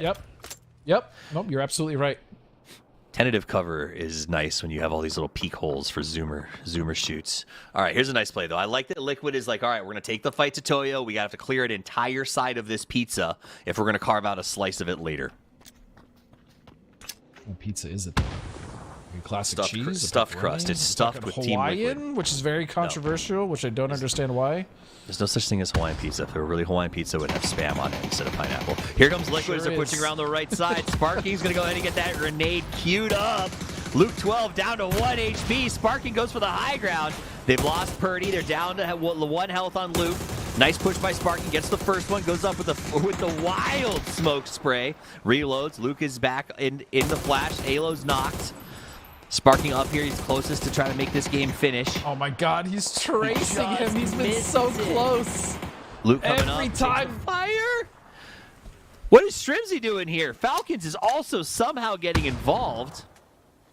Meanwhile, Team Fate fights Rock elsewhere. Team Fate is dead. Good night, sweet prince. It looks like in the meantime, Liquid was able to win that fight and keep 4 alive. Yep. So Rock is, well, kind of coming away limping, but at least have 2 members still alive. 7 kills. It's been a good game for them, all things considered, as the Falcons now as well, with 4 members alive. You have to think, although they don't have necessarily the cover that you can see. Actually, I mean, that ridge they're working is so good. Falcons actually in such a dominant position, especially with the ability to maybe hold off Liquid, but Liquid do have the high ground, so they could skirt off to the south and avoid a fight with the Falcons if they wanted to. Maybe start to focus on the compound of QAD, but we will have to see what this circle does. And don't forget about Rock. Ooh. QAD stoked, man. Easy win. Don't throw this. It's a great circle for them for sure. Yep. Easy win, not sure, but it is fair. very much in their favor for sure. No, it's in their favor. I'll give you that. To be fair, they have a chance. To be fair. To be fair. Anything's possible. You remember? Yeah. TGIS? Yeah. Heck yeah. I know. Good I know. times. I remember just for an entire year asking Hypoc at every event if it was possible, and had Mitch just so that he would sigh and say anything is possible. Just kill a small part of him every time. Every time. I guess anything's Tiggs. possible. I mean, he's missing these shots obviously because they're through smoke, but I feel like he is getting very close to. I feel like hitting some of those. I think unpopular opinion, he's missing them on purpose. He wants it to be more exciting. Yeah. That's a classic that's a Tiggleton bold strategy. That's I'm just very streamer curious. mentality, you know. Like they're like, I'm bringing it for the people. I'm doing this for let's turn around, let's go fight Liquid a little bit, then we'll go deal with them. Shimsy and Kit gotta go 2v. Things exciting. This is a 2v3. They're separated, so they got to do this by themselves. Well, Kurt, though, with a big opportunity here, especially if they're focused on the other members, he can kind of hit the backstab. There it He needs is. to get the knocks. He does! Oh, he almost gets the second. He has to go for it. He's he had to go for it. I respect it. He had to run in. He knew he was getting shot. There was no time to stop. A hell of an attempt, but it wasn't enough. I bet Shimsy felt bad about that. I don't think he did. Not like a real way, but like that was a good try, Kurt kind of way, you know? No, he giggled. In fact, he giggled probably for talked sure. some ish too. Yeah, right, old man. That's probably what I assume he said. Poor I'm Birdie. older than Kurt. I'm He's got like 2 years tops on people, and they all call him old man. Brutal. All right, Rock is down. Not shocking, but they're playing their points per game system, and it's working just fine. QAD, Liquid, and Falcons back at the top. These are the 3 teams that dominated in PAS. Clean. Alcancia gonna get another knock there. Now just Falcons left with 2. It's gonna be Quinn and Tig. No. That's gonna be a clean-up. Smart decision to get Liquid out of there, though, knowing that they've just lost 2 of their members. That was actually very smart. And I expect no less from them. The spray coming from Roth. He was able to laser 1. He'll finally get the other as Falcons will fall in second. But Alcancia will find another game of success as they catapult themselves into first place. That was game 4 already, huh? Oh, Alcancia. How many kills did they get? So you guys see how many kills they got? So I can put on my record book. I believe they had 11, maybe? That's a good amount of kills. Is what we saw. 14, It's a good amount of maybe? kills. All right, so let's talk about that game. Let's talk about the end. I found it interesting. So I like that they went after Team Liquid. Falcons jumped into a bunch of cars and drove around in circles. Is that something that I should expect to see in future? Or do you think that's a certain aspect of like, we're just going crazy and having some fun out here? You know what I mean? I think they just did that because they had gotten the other 2 two of their members got knocked. They knew they were in a bad spot, and they knew that Liquid only had like one person left, so they just went to clean up that team. It was very smart. Excellent. It was a good, fun game, no matter how you slice it. It was a very tough circle, but I mean that we've come to expect that off that map. Cameron, welcome back. Glad to have you. Hello. What's your look back on that game? I mean, just Rondo is so unique from all of the other maps. There are a couple of places on it that don't play exactly this way, but so many sections are so open that like the pacing of the game gets all messed up. Teams fight in really weird patterns, really weird tempos, and we saw that here, like just talking about Falcons just driving out in the open. It's like, yeah, what else can we do? Everything's like there's no real cover position to kind of play for all too much. Let's just go for the kills that we can here. But it's great to see multiple teams get a high number of kills, like Falcons, Liquid. I could see, oh hey, look, three of the 4 teams that went to PGS. I mean, yeah, right. Okay. Being warmed up, being in a good state. Also, I think it speaks credibly, Godspeed, to how there are so many similarities between the two formats that it's not shocking to me that the teams who do well in first person are going to continue to do well in third person. The skills transfer, and it's pretty obvious. Yeah, I mean, the skills definitely transfer. Again, it does slow things down pretty considerably, especially when we talk about the late game, but it's still PUBG, right? It's not a completely different game, but yes, there are things that are majorly different. Obviously, this perspective change does adhere to a lot of the ability, like we talk about, to like, peek without exposing yourself, but it is still PUBG at the end of the day, so yeah. Excellent. All right, 4 minutes left. We're 4 games into 12. Not a lot of space left. Let's go to the overall leaderboard, Cameron. Yeah. Start walking me through what you see developing, what we should maybe start to be worried about, or can we set expectations at this point? I mean, the fact that there is a 7-point gap between 10th and 11th place, we're already a third of the way through this entire tournament. I think it's fair to say that unless, and one chicken dinner at this point could change this, but unless that happens, I think it's just through 10th that I'm going to have my eyes on as far as fighting for that bubble. Now, the teams that are in the top 8, threat of falling out of it, aren't that many either, because there is also a 5-point gap between Dots in 8th and Team Mira in 9th. And, things can change, but still, I have to remind myself, it's only 4 games in, but that is a full third of this entire event. So, the teams, your position has been seeded at this point. You can make some moves, but, you don't have that much space to play with. And when we talk about teams rising up the leaderboard, we always have to remind ourselves that is also dependent on how good the teams above you also do. You can have a good game, but if you're chasing a team that has an even better game, that didn't matter. I mean, it's go ahead.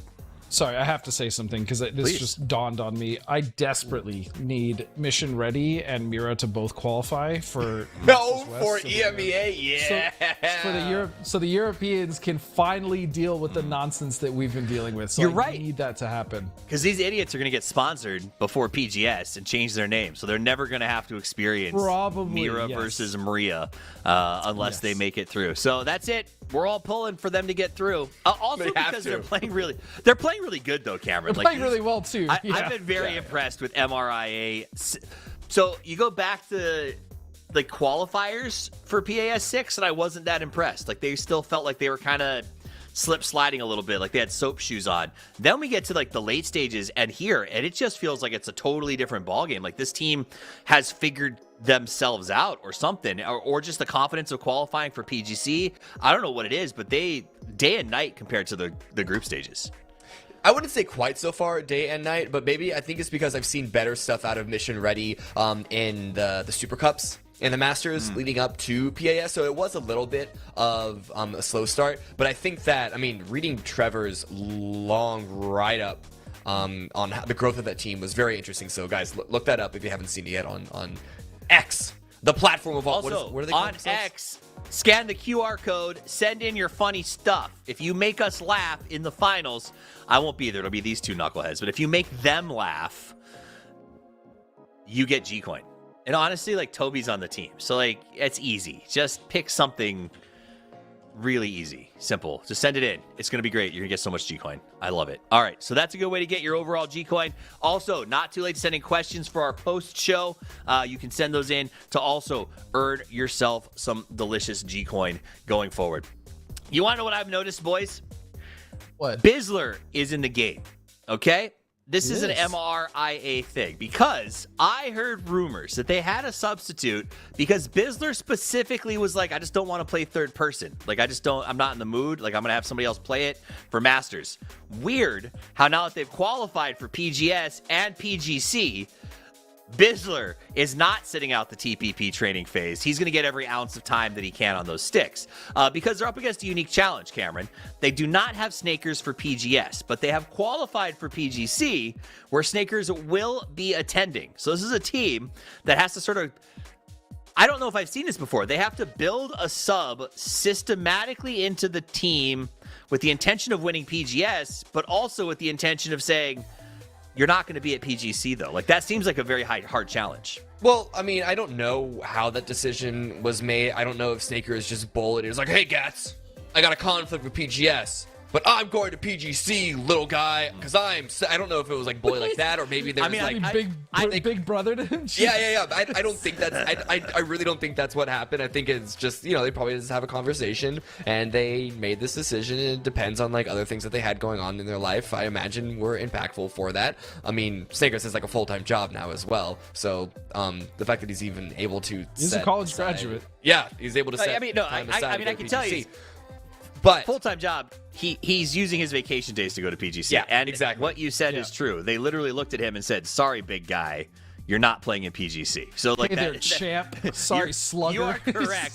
Maybe not with the voice that you used, but as I understand it, that's the reality of the situation. But also, Gats is like, whatever. PGS is boss. But like the point is the point I was getting to is the fact that I think that wasn't me. Sorry, it did. But the larger point is I think in PUBG, especially with some of these players like Mission Ready, that these guys, they might not have been on the same team for that long. They've all been in the same scene together. I think as long as you just develop a core culture of the squad, transitioning players in and out won't necessarily be that difficult. You don't have like roles in this game like you do in other titles that you need to work on in that way. So as long as, chemistry is more important in PUBG than it is in other titles, but I think if you create a general chemistry, a culture, you can swap in and out with more relative ease. Yeah, I agree. I just, to a certain extent, question how many of our teams genuinely have built almost what sounds like a corporate culture to a certain extent of like, this is our system. Welcome to our system. Like, I don't know. I've not played at this level, and I will be bluntly honest about that. Do you guys have experience? Like, how many teams genuinely feel like they operate under a system?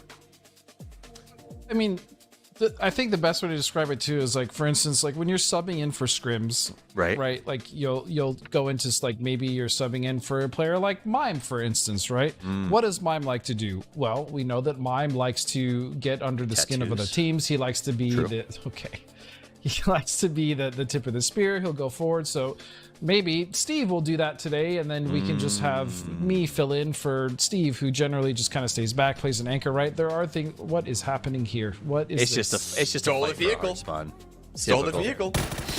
Yeah, so like it is, to your guys' point, it is much easier to slot in one person to a 3-man roster than it is to slot in a duo or something else. So I think putting in that one player for the PGS and switching out for the PGC should be okay.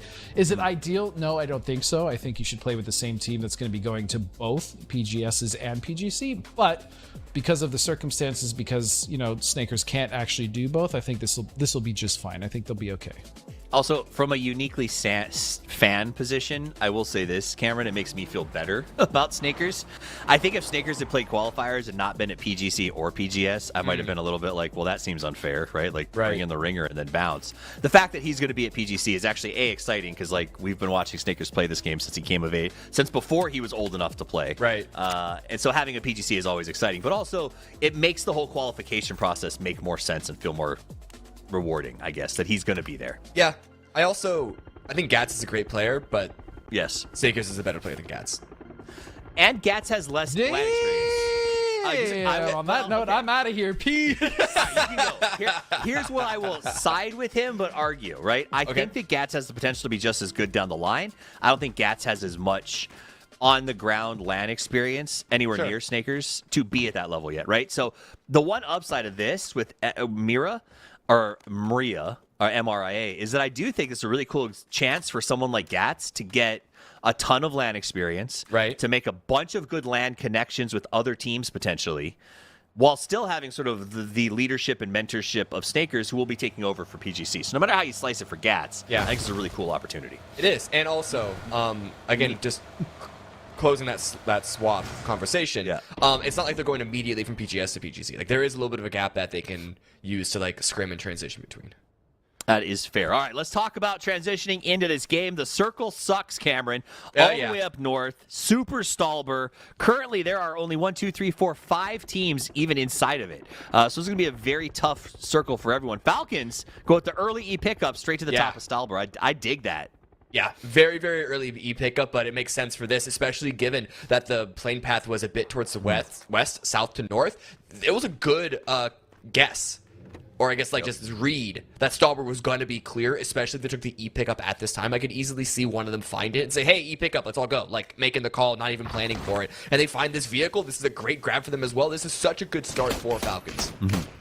Huge. And honestly, like, so smart to see that early. You know no one's at Stalber. That flight path means 0 chance anyone's up there. Yeah. So even if you did find it before you even picked up guns, it's just a safe grab to make that transition, get looted in a great spot, and then get out of there. Meanwhile, BRDM delivered as a gift from the PUBG gods to Rock. Cool. Yeah, great grab for them. I mean, they're going to probably have a rotation coming up the East Highway. Not even a highway, I don't know why we call it that, but the Eastern Road, past Power and the Povka. But a lot of teams are already rotating. Falcons were the first team to rotate fast. This is a very, this feels like a quicker tempo, I think, in the early game than some of the previous rounds so far. But I think it's just because of the power of some of the key positions on Stalber.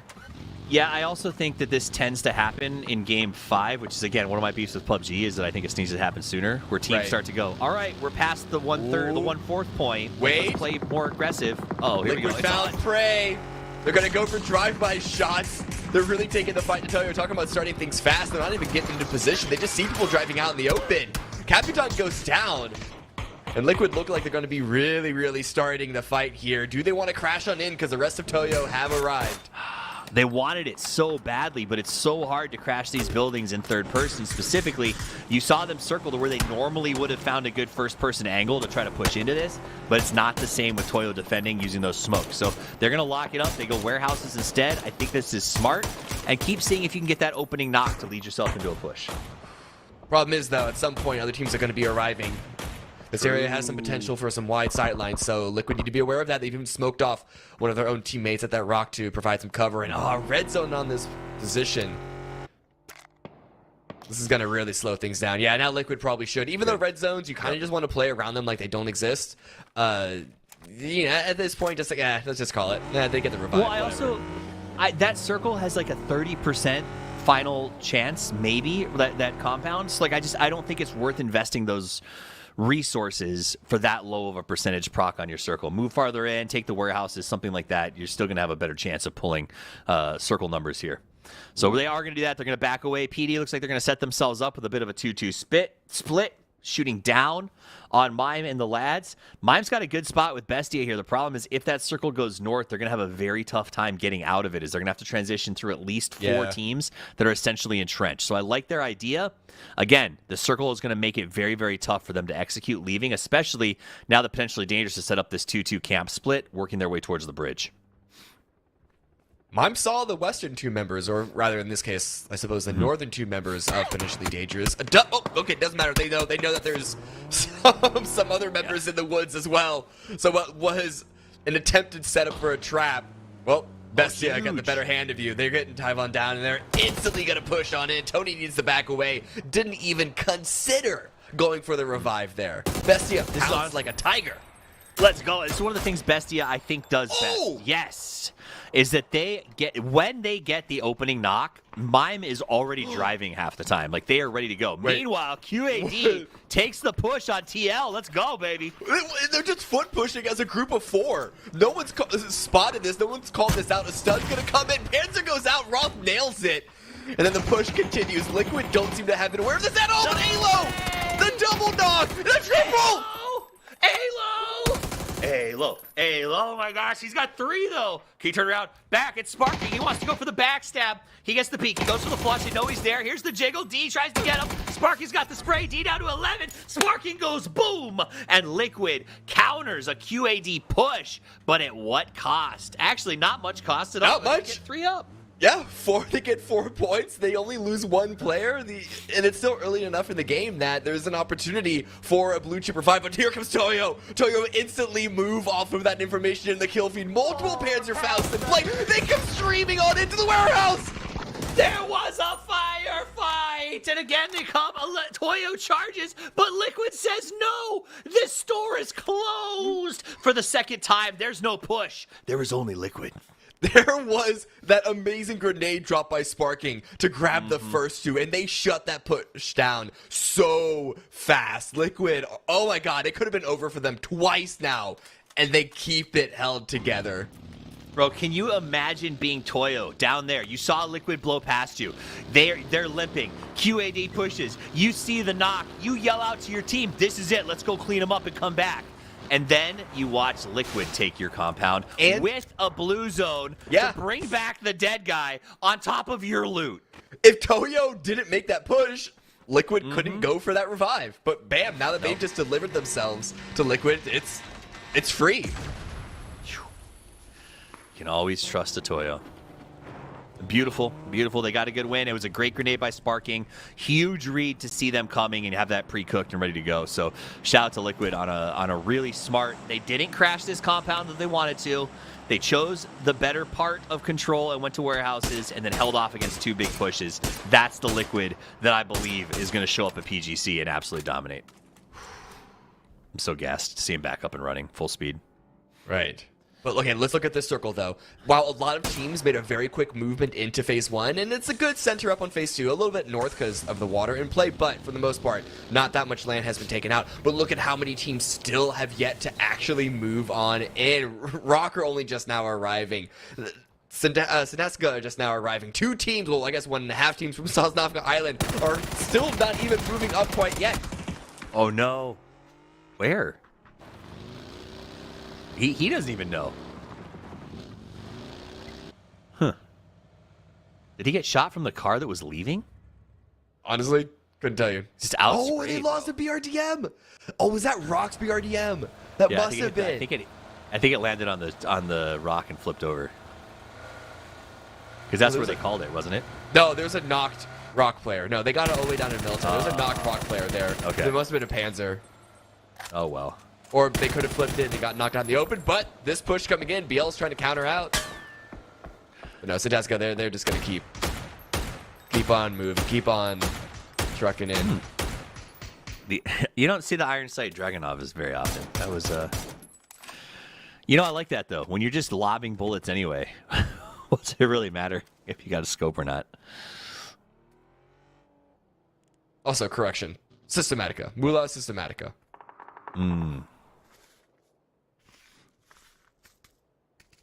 All right, now we got Falcons doing a little bit of scouting here at the top of the hill. Got 55 just below them. They seem to be very aware of Carrick's location.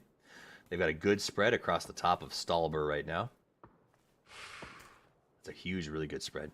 Yeah, but 55 are right next to them. It's just this hill dividing Falcons and 55 from each other. They hear the shots. Are they going to try and peek over? Tingleton's playing really heavy anchor right now, which might work because I think there's a chance they get backstabbed here by Musi. I just don't. Yeah, they're going to come up. So maybe it works out. Oh, yeah, the call is made. They're backing off. They even just seeing some vehicles, whether the intention is set on pushing Stalber, it's not worth this anymore. They were just playing a little bit of Still Team 6, pushing forward. Makes sense. But now they're going to back away and play for safety, especially, again, Stalber, such a key position in Phase 2, likely to maintain a key position, even just if it's only for 1 phase or 2 more. They don't want to give it up so early. But also, I love that the communication. So you guys can't see on the map right now. Basically, Tig was playing anchor. We heard cars coming along the east side of Stalber. You could see the entire front line of Falcons start to fall back towards him. And as the cars drove past, Shrimsy and Kick pivoted to the north side of Stalber, assuming that it would be a wraparound. Like, their communications and preparation for whatever this push is going to be is very, very impressive. I love seeing them take it seriously. And that was exactly what that was. So you can tell their heads, if there's any question, there is none. Falcons' heads in the game, and they're playing this very, very, very, very professionally, I guess, as if they're getting ready for the biggest games of their life. I love that. It's because they kind of are. This all plays into each other. Form is form. But where Liquid going now? That position that they defended so heroically. Not really key position in the zone. So they're making a preemptive push. Actually, I lied. Kurt was already preemptively out there. And so they're going to just be following on up. Another central shift. So it's still good for Falcons. Even if the high ground is only on the edge, they can then maintain control of that eastern side. The western teams, like Mira, like Liquid, they're going to have the difficult push of having to go up that hill, which is an incredibly hard path to take. We all know how hard running up that hill can be. Okay, here comes the crash. MRA is going to get to the high ground, which is not great news for Purdy, as he's got to kind of solo hold this. Tries to peek. It's not going to work out. Sparking did join him at the high ground. Does put a little tap out, but Mission Ready is not interested in walking away. This is a team that's been playing very aggressive today. I do not expect them to walk off of this. The only thing that might work for Liquid is that Fate is close enough to third party if they get a knock here on Mission Ready. I just don't think they have the je ne sais quoi to do it. The boldness to come up and try to take that fight. Tonga rotating up. Threading the needle between Rock and Falcons. It's a pretty big eye of the needle, but still threading it nonetheless. The question is, like, where do they go? Where do they actually kind of try and set up shop? Where they are currently is okay. It's not great, though. They're getting shot up by 55. Rock's going to have some angles. Falcons are likely going to have angles. It's just right now they're getting pushed by Moosey. And then Dots with an E pickup from both sides, both angles. Where are they going to try and land? This is how you come together. This is hilarious. Dots' playbook is great. Interesting. Valiant jumped out early. Psycho going to hold warehouses. Not a lot of space there. Pippa got some shots on Zeko.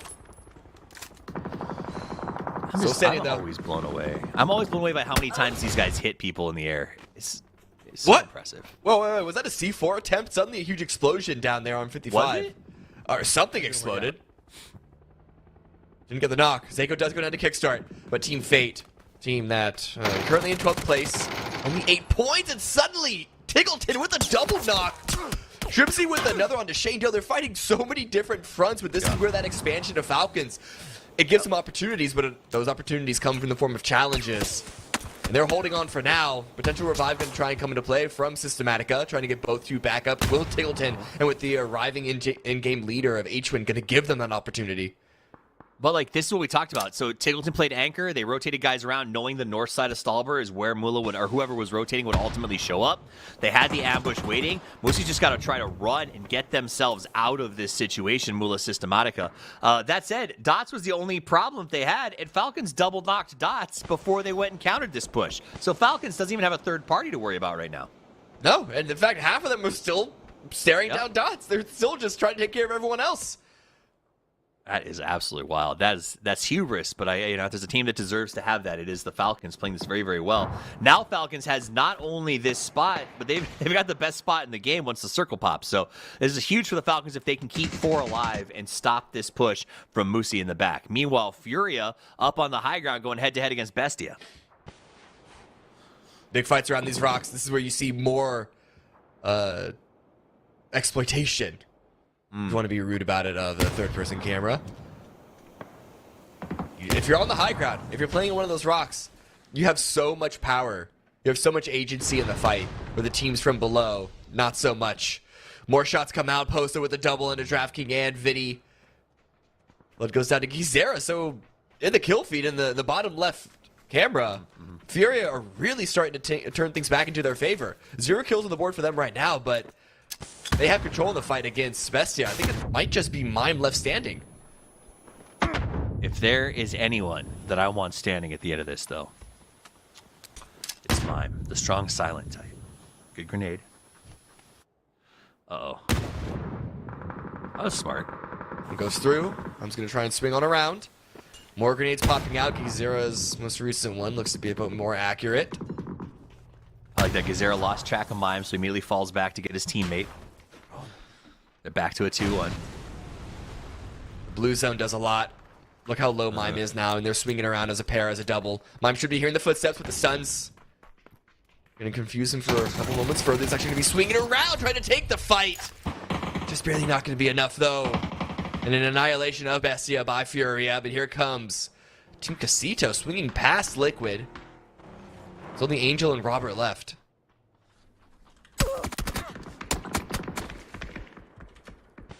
They go down. Box puts an end to that. No more cheesy plays in our game of PUBG. Taking notes and casting at the same time is hard. Okay. LFP got a nice little angle here. Mira has just not been firing on the cylinders that I thought that they would coming into this event, Cameron. If this is their game, they've got an okay spot on the north. If they can hold off Liquid here on the right side, this might be the opening run for them. Ooh, but look at Falcons. Falcons going to try and grief this entire thing. Already tagging up Liquid a fair bit, having to drop the smokes. And look at Fana. Lying in wait! Luke pops out in the open, but hey, look at that. Free point for me, says Fana. Now Liquid are down to 3. I don't think Liquid is going to get revived. It's going to be a difficult Good for Fana. res. Fana spent so much time trying to get kills on a mountain 2 games ago, and now here he is getting them on a mountain. That's great for him. Oh, Furia do go down. Even after that annihilation, still not enough. Again, this is what I was talking about. That very difficult push up from the low ground to the high ground coming in from the west. Whereas we have teams like Falcons, teams like Rock and 55, who they've kind of just been blessed. Haven't had to do all that much. Yep. But that's Rock and group stages. Right? Like, they just play passive. They wait for a good circle. They do numbers. It's a good system. Reminds me of like the Knights back in the day. Dots, Valier, doing things. This wide split thing's cracking me up, man. Yeah, and those 2 Southern players, they bailed from the E pickup very, very early. They were still in the blue when they popped out. Yep. I think just because they knew how packed the tower was, the hilltop was going to be, the mountain was going to be, and they just said, let's just try and slow crawl in. We have the meds for it. Well, again, the other upside of this duo system, Cameron, like the other duo went over before them and was like, guys, there's nothing here. You just need to jump out. Right. And that's huge. Like, there is a aspect of, yep, that makes sense. If we're just looking for averages and running numbers, that said, Dots is 1 point away from getting below the cut line. So I'm not sure how I feel about the 2-2 system. Mission Ready International looking very, very good. It's been a complete flip, in my opinion. Mira and MRIA since group stages. They seem to have taken each other's spots. Liquid suffering the Falcons. These guys just living their best life up there. Yep, look, it's easy. It's basically free money for the Falcons. Already tagging up Liquid a fair bit. Dropping 2 of them down. Yeah. They gave up on that. They didn't give up, but they walked away from that fight with Systematica on Stalbert. There's still 3 players up, but they backed off. And Falcons, instead of holding it and locking out the lines, and we're going to a winning position, you guys can keep your 3. And I love that they were willing to do that. Ooh, headshot come out. Luke's trying to trade back some damage, but Michael's able to find the final angle onto Current, and there it is. Liquid are eliminated. Such a good hold on their warehouse in the very beginning, but this push it's honestly not even a fault of Liquid's. They would have to just be landing headshot consistently to make their way up to the high ground. Virtually insurmountable odds. They got a good number of points regardless. Yes. Their 8 kills is going to be great for them no matter how you slice it. The survival against those pushes with Toyo and QAD sneak attack, like, this is a huge game for them. They were playing catch up since that moment. Remember, they had to bring someone back with the blue beacon. So a huge turnout, a great game for them. Falcons, MRIA still doing really well. Rock up there in a winning position potentially as well. So the rich will continue to get richer. But what I like right now is that our teams on the bottom, 12 through 16, are still in this game. Oh, Zig gets 1. Okay, that's just a confirmation onto Haven, but Mula Systematica, they go down. It's a mix of a bunch of different teams all chiming in, sharing the kill points amongst each other. And unfortunately, Valiant is found. It's all on to Batty Lol for Dots. Only a few more team eliminations away from placement points. And now Fana goes down. I mean, Mira, they're getting the kill points, but it's still, as you said, not the same Mira that we've grown to love from the Americas region this year. This is what I'm talking about. These teams are here basically cleaning up the Falcons' scraps, right? It's like what they left behind, the teams that they left limping. Miro was never a team that was fighting for scraps previously. The fact that I see them doing that is, I think, what worries me the most. Huge grenade from Karek and Aranzira, and now they can try to finish this off up over the top, see if they get the 4. Ooh, spotted Sakers at the very end. Trying to bail away. Aranzira's on the chase. But I think this might be tickled into 5, and out in the open. Yeah, Sakers is just running like Forrest Gump. Spotted by Psycho. That's going to be an annihilation. Nice. Well, they got caught. It was a tough situation to find themselves in. Kick gets fakes in that exchange. And they actually drove all the way back. Falcons got in their cars and came back from the other side where the observatory is so that they could actually get involved with this. He goes down. Greedy. We get our top 4. 4 for Rock, 4 Love for it. 55, 4 for Falcons, and then 2, 1, Tung Tung Sahur.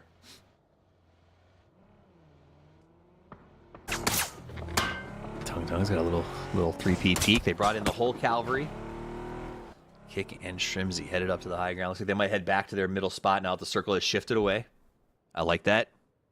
Aggressive for a point or two and then fall back. Yeah.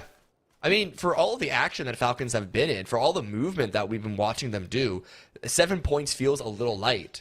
But just imagine how few points they'd have if they didn't do any of that. This is the experienced team of the Falcons at play here. They know exactly what they need to do. The expansion, contraction, to hold on to control of the circle while getting all the kills that they can. It's constant movement, constant action. They're never lying in wait. They're always ready to go. There's not a single lull point in their decision making.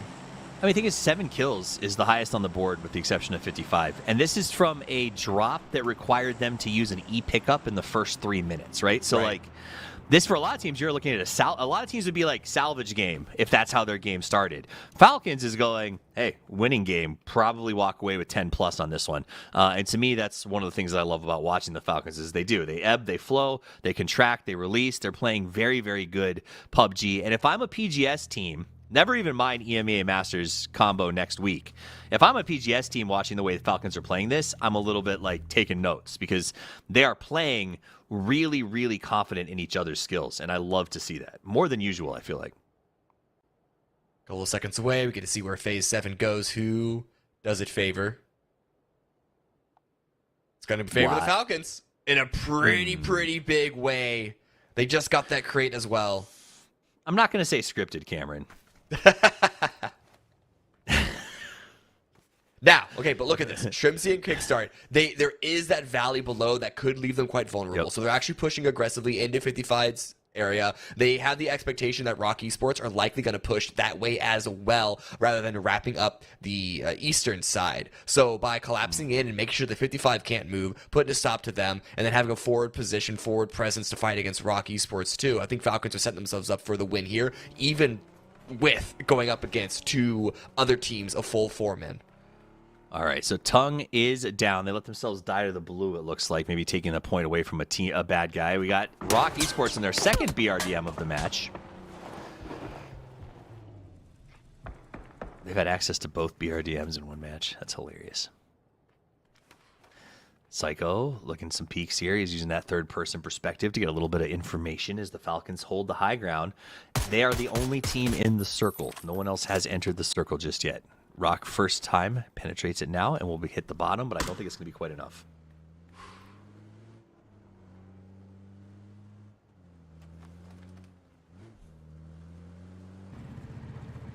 Just waiting to see who starts the fight first. Yep. The BRDM is going to be a really, really useful scouting tool. Has a lot of HP still left. It's the gas that Souls needs to worry about. And, you know, with this many players still alive in the late game, if a couple of members of both teams have eyes on it and start just opening fire, it is going to go up in flames quite quick. But even just that first initial peek over the ridgeline, still going to be useful. But information is grabbed. Panzerfaust at the ready for RBN, instead utilizing the BRDM at the moment as a nice piece of cover. It's also in third person one of the best pieces of mobile cover in the game. Like once, even if they blow it up with the Panzer and you're out, like that thing turns into a wonderful piece of equipment. Here it goes down. Great scream of Fantastico. And more grenades at the ready, and that's going to be it. One flush, one follow-up knock, and here comes Shrimzu with the MG3, cleaning the rest up. This is why they put these players in those positions. But Rock Esports did send another player on the wide wrap to try and counter this one out. Finally called just in time. And there is going to be Tiggleton and H-Twin ready to take the fight 2 versus 1. But PL still able to find it. The spacing is poor. The spacing is bad. That's crazy. BL takes Tig and gets the flush, leaving him in a 1. Meanwhile, up on top, they do draw the bead, trying to get away. Kickstart takes 67 damage, and Rock's going to get the res on Syntastico. Falcons had this. It felt like they had total control, but something slipped in their way, and BL was able to get that knock on the Tiggleton. Things are not looking nearly as confident anymore. We did lose 55, so it is only one team that Falcons have to worry about. Shrimzy, though, on his own at the moment. Still, MG3 in hand, very useful tool. BZ Grenade gonna try and upset Sold's position. Throw out those covers. Hit him with a Dorito. Hit him with a Dorito. Smart. Smart. Solds is like, he's just like gingerly moving that BRDM around beautifully. He's resetting his position. Kick has a Lynx? Oh, he must have just got that. Whoa! Oh my god! Yes, he does! Clip it. Clip it and send it for your 10,000 G coin. That was a sexy shot. Oh my god, absolutely. One of the best aimers in this game. You put any weapon in his hands, it's going to be scary with the Lynx especially, but Sold's going to try and wrap around and counter things out. Still not able to find a position over the center of this game, the ending zone of this entire round. But still, the fact that there's a Panzerfaust this late into the game is absolutely wild. Yeah, I want to see that in slow motion. Like, that shot was so hot. All right, Panzerfaust on the high ground, H-Win on the low ground. Of course, there's a Panzerfaust. Doritos are out. Falcons stack up as 3. That high ground is huge. Is that a C4, Solds? Please don't do this to Falcons. No, it's ridiculous. Not. No, it's not. On a BRDM? Listen, this is 2025 PUBG. Panzer, BRDM, C4. That's the game. Just do it, dude. You got to do it. He's debating. You're taking too long, absolutely have to. You're taking too long, Solds. You have to. Oh, the Lynx, though. Oh, this is going to be so cool. Come on, just do it. Just do it. Just Jadena. Sun comes out. Guys, the circle is closing. You got to make a play for it. You're taking too long. Come on, Rock. Well, no, the circle's only going to push Falcons further and further towards the center, where the C4 is going to end them. It's going to be one big trap. But Falcons are on the push. They have no clue what's waiting for them. It's a bird war. That goes off the high ground. So much smoke into play at this point. No one can see anything. Oh, he's got a Panzerfaust. All right, they're going to Panzerfaust to soften him up. Still waiting to plant the C4. And look, now Kickstart has the high ground. Falcons are rotating around, taking the southern angle, the high ground angle. If they catch anyone out. You can't drive up this hill that fast. This is smart. Oh, within the trap! Syntastico was waiting! Shrimzy goes down. H-Win playing in first person just to really be able to nail that. But it's going to be Kickstart with the knock on to Syntastico. Set this into a 2 versus 2. But H-Win is so low. There's really no time to get the revive on to Shrimzy. And here comes the C4. Falcon should be hearing it. And it is the Panther still in play. Sending it through. Panther goes out. It stopped. Oh! The C4 is not stopped yet! Yes. And they have the angle. Preemptively set it up. Rock Esports. With... what is a 3-point shot from the mid? I'm trying to throw a basketball NBA reference here, but the vernacular isn't hitting me. I'm not that much of a sports guy. I'm sorry, but never does. Still, what a great home run, touchdown. 3-point shot what are we doing from here? The mid. They threw a Hail Mary 3-point shot from the mid-tier. Icing. That's good. Anyway, it was a good ending though. Rock ultimately got that final kill with the C4. I don't know if you guys saw the feed pop up, but that is what finished the fight. The spray would have done the job. But I liked how long he held it. It was stressful, but they used the C4. They used the BRDM. It really felt like we've seen these birds fight before, Godspeed, and it often is symbolized, in my opinion. One of the birds is a little more strategic, and one is a little more punch you in the face. And this is exactly what that fight felt like, right? But like, and this one time, the intellectuals came away with the win. also, one of them are real and the other ones are mythical, right? And I feel like the real ones are doing very well in the Falcons, right? I don't know what I'm doing anymore, to be completely honest with you. That being said, Rock had a really good game for themselves. They got 17 total points. That is a dub and 7 kills, but also 55 and 7 kills. Liquid as well. I was looking at that game midway through. I noticed Liquid had 8 kills as well before they went out. So really good game for those two teams, and obviously the Falcons who made it into that fight. By the way, that was one of the cleanest shots I've seen hit in a while by Kickstart with the links, and he didn't even need to hit the headshot, right? It was probably unnecessary to hit the headshot, but he did anyways. So he did anyway. That was a fun game. It was a fun game, a nice return to Erangel, if you will.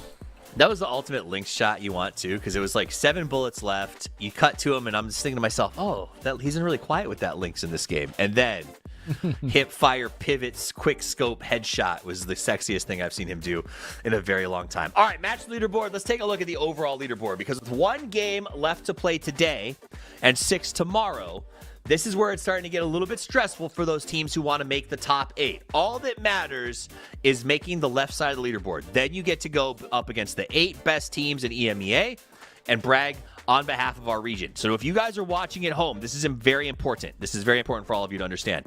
You need to cheer for the best teams so that we can brag endlessly next week when we defeat EMEA. So if your friends are on a bad team, stop cheering for them. I need the best teams to get through. Wow.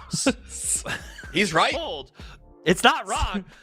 I want to He's brag. right. I want to go to PGS and be walking around like, our region dominated the Steve's map. like, if you have friends, forget them. Vote for better people. There are no friends in PUBG. No, There's listen, simply he's a right. loot box. Any other instance, like, say you're friends with someone on 55 Esports, by all means, root for them there. Not here, because winning against EMEA is so much more important than winning PGC. So important. Yes, of course. Then winning PGC.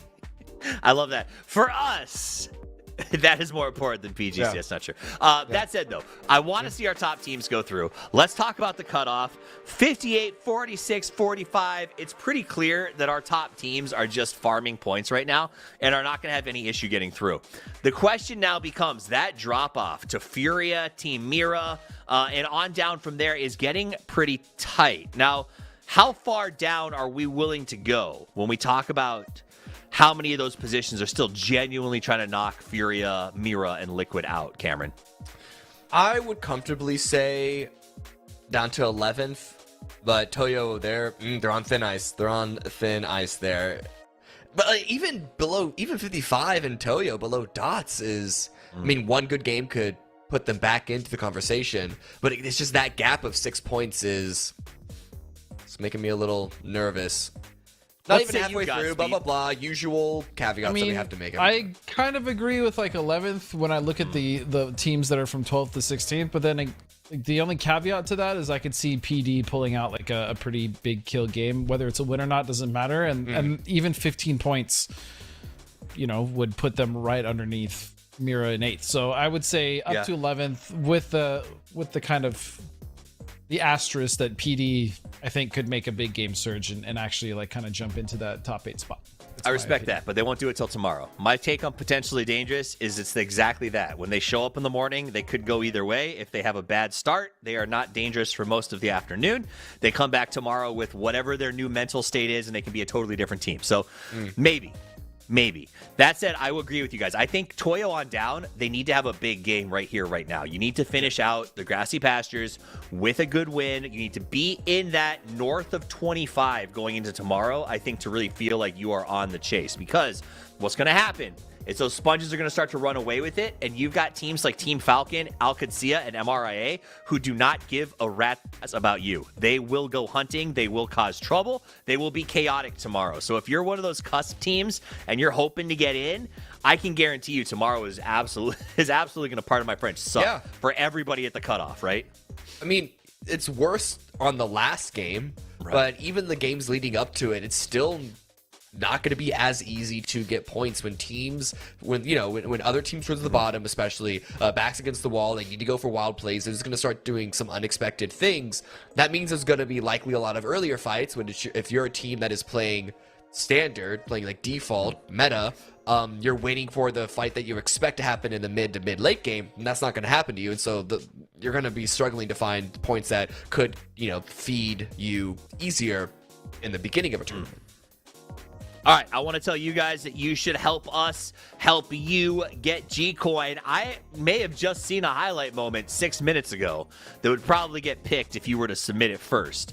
That said, we are going to pick in the finals a couple of these highlights, I believe 5, to really set the standard for some of the greatest moments in Masters history. If you are the one who submits the clip, we will give you a copious amount of G-Coin. So go ahead and send those in. Use the QR code to get to the right place. And make sure that you are following us on social media, or we cannot send you the G-Coin. If you are not following, I'm just going to say it now.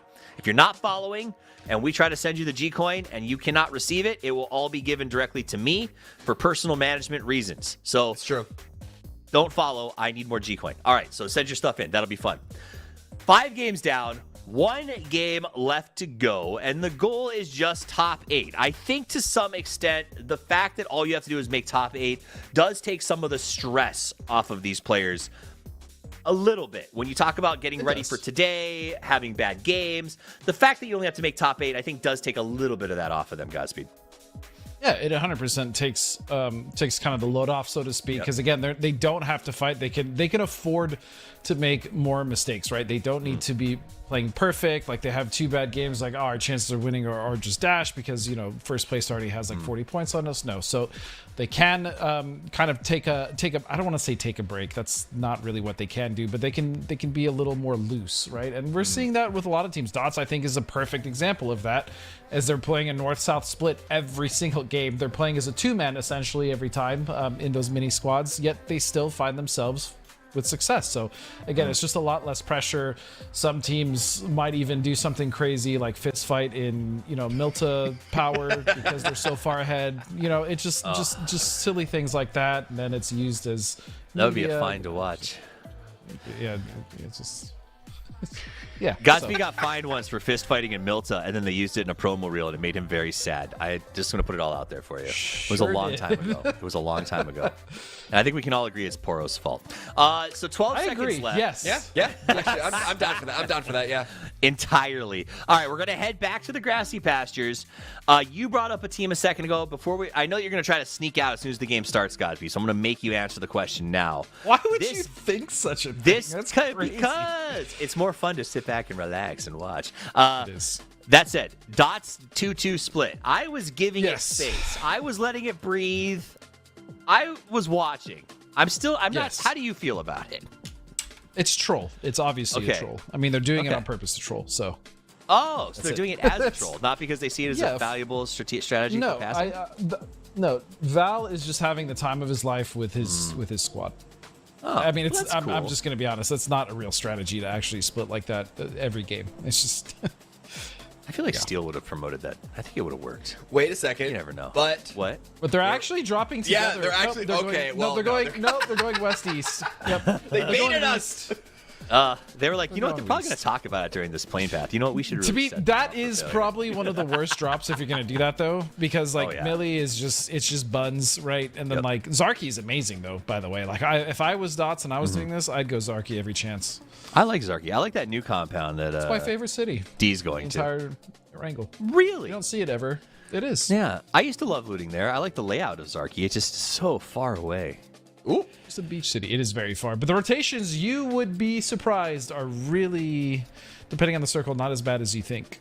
Plus, you come in later than most teams, so you kind of avoid the nonsense. And if you're an edge team anyway, so it's perfect. Zarky is your Campo Militar. Fascinating. What's that, Cameron? How is Godspeed's selling point? The rotations aren't as bad as you think. Like that's it's the same. What it's you would because put it on, is like, far. It's the same thing that I spent years trying to sell Campo Militar to you guys. So either Godspeed is I'm on his team or he's on my team. Campo's different though. Campo's different. I think that's because you're misjudging it. Miramar's a different map. No, it's the way I misjudge Zarky. The rotations out of Campo are very good, especially after the rework. I won't get into it though.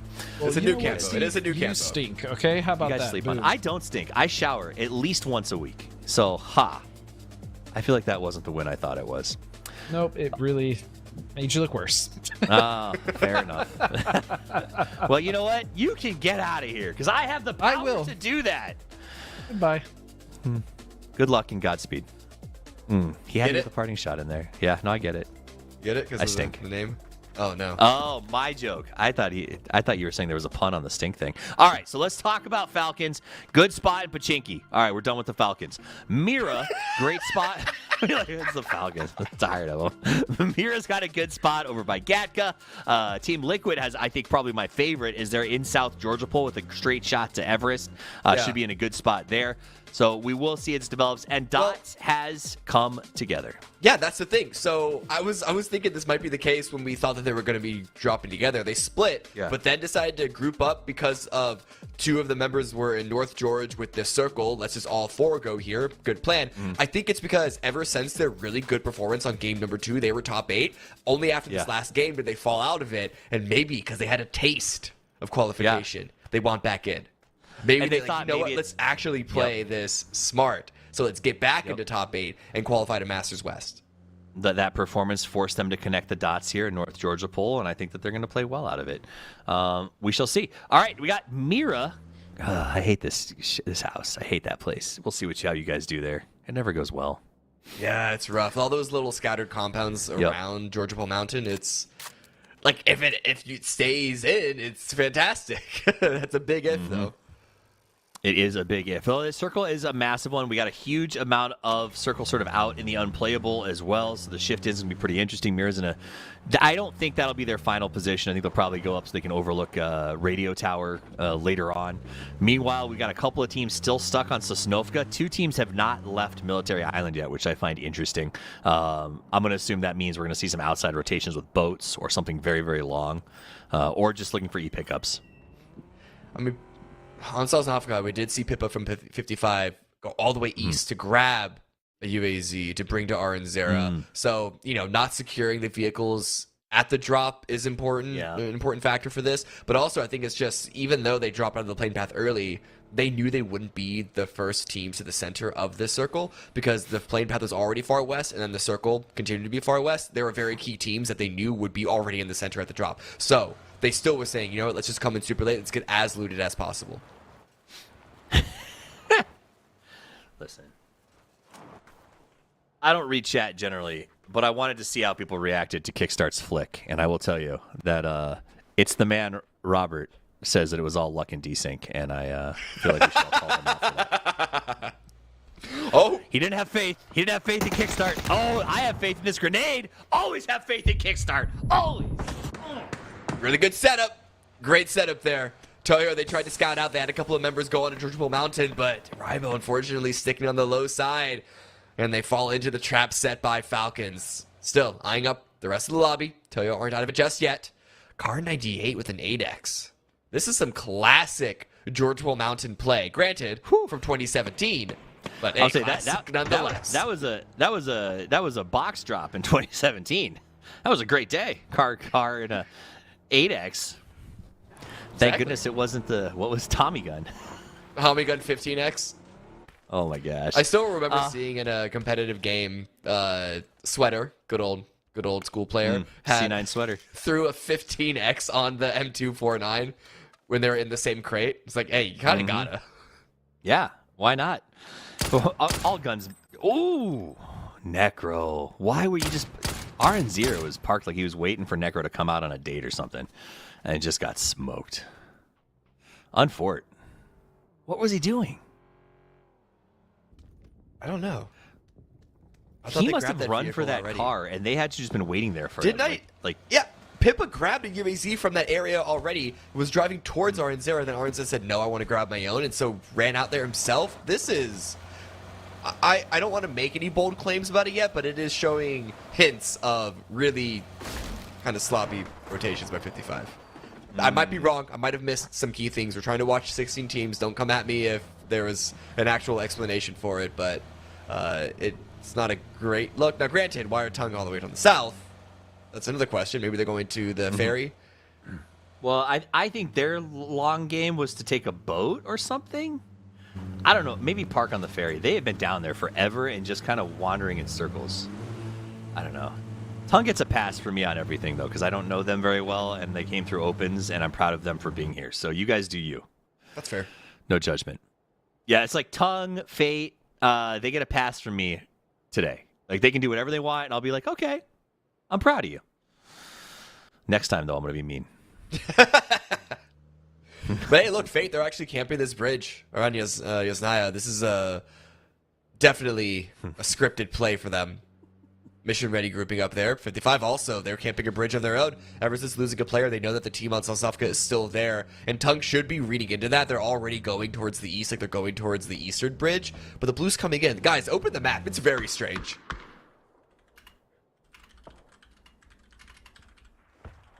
Mira setting up around here. Crack with a couple of shots.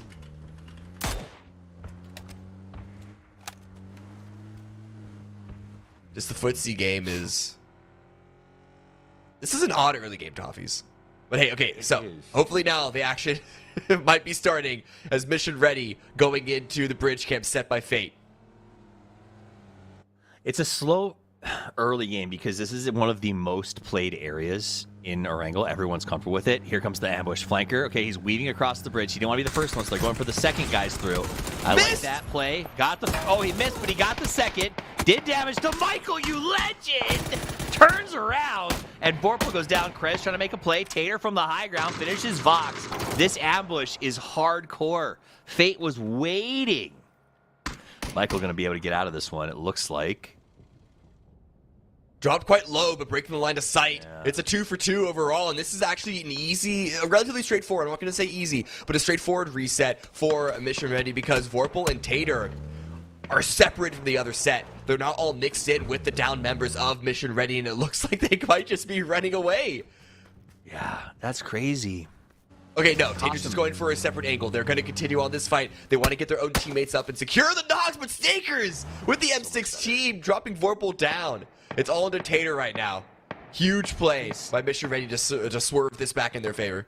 And the Mission Ready could potentially get away with this with 3 up, possibly 4 if they move fast enough. It's just crazy that this camp was instigated and planned by Fate, right? Like, we're talking Panzer on the rock, high ground hold from Tater, and MRIA is just so good that they turned that around and walked away with 3 somehow. Insane. Insane, as is this circle. Hard shift down south. Pretty hard shift southwest in context of what's actually playable. It's a good quarter, maybe even a full third. I'll say quarter, though, of the circle being water. Fight down in swamp. DraftKings sends it out. Mira dodges it. LG steps out of the vehicle. Spray comes through. Second peak finds it. That's 2 down for Mira right now. Mira falling apart at the seams. They're at the cutoff. They need these points. They want to go into tomorrow more comfortable than 1 point ahead of Dots. And so far, that does not seem like it's going to be happening. Bestia driving around the swamp right now. They are in a pretty good spot in 5th place. They'd like to shore up at least 3 or 4 more points today, though, to make sure they're going into tomorrow a little bit farther ahead.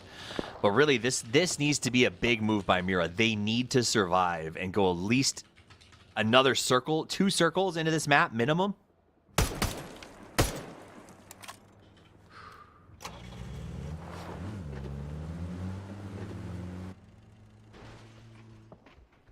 Let's go. I'm trying to track stuff. Things are just so complicated. This circle shift is, I think, thrown a wrench into a lot of teams' plans. A couple of E pickups all in the air. QAD setting up shop in the ice cream shop. Ooh, big headshot now. Who did that? Who did that? Who did the big headshot? No helmet popped off, though, which makes it so much more fun to watch. Rello I like this spot by QAD. They're going to be in a pretty good position here as the circle continues to shift south, a really hard south shift. Dots coming in from the high. A lot of E pickup flybys. Where are these E pickups going to land, though? I'm looking at the map, and all the center positions are taken. Maybe they could squeeze somewhere on like a hillside. I don't know. This is feeling very, very complicated. So, I'm not surprised that Liquid are going to be taking the beach out and just trying to come in from the edge in a situation like this. Dots trying to land in the swamp, able to hit feet, boots on the ground, and they find a shack, a house that's free. That's insane. This definitely confirms Godspeed's style, though, because they're right. They dropped right in the middle. They went for a spot. If they didn't get it, they didn't get it. Is what it is. Tongue, remember the south of military team, finally came in, and their E-pickup, they went all the way to the north side of South George outside the circle. Two very different strategies for how to execute a drop. Okay, great knock by Flood, and look at DraftKings' position already pushed up to this building. They mean business. Bestia, they want to put a stop to the shenanigans that Dots have landed on the doorstep, and it's going to be a C4 to end it all. This house is so small, this C4 should be all that they need to take care of them. They hear the beeping. The doors are covered. Oh, Zico! The chase. Zico! He heard the beep. He knew he had no other choice. They should be able to get mine back up. Shay's going to get flushed by the C4. One But the Dots split works member out. They remaining. still have someone up. Yeah, it's Valley 8, still hanging out in North George. That checks out. Yeah, it's all according to plan. I love this. I love Dots. Oh, Kurt goes down. Don't refresh them. They do work. Nice play there. Alo comes up. He wants Tongue. Remember, Tongue came all the way in from the south of military. Oh, grenade in hand. He goes down. Sparking, the lone survivor. Trying to make a play. No, it's Luke 12. I was wrong. Luke's here to play too.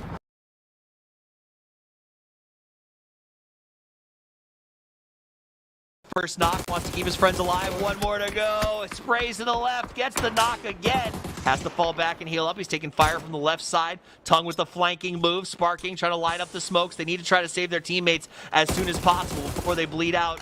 Goes for the flush. Sparking wants to make sure he gets every point he possibly can. Taking some shots from the left side. The team is going to bleed as Kamas stays inside of the blue and just accepts his fate will be death, but he will cost Liquid as much as he can in doing so. Look at Loki. Huge flank, I thought.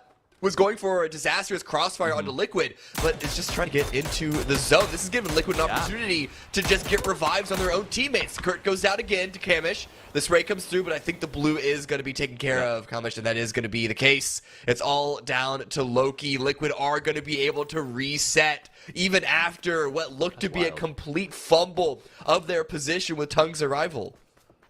I mean, Tongue had them set up. They had a great position. They opened fire really, really cleanly. But again, this is just what we saw. I believe it was Haven that also had this up against MRIA. This idea that these senior elder statesmen who've done this a million times just they don't get caught off guard when the ambush happens. They just know how to respond to it. And it cannot be overstated how powerful that is.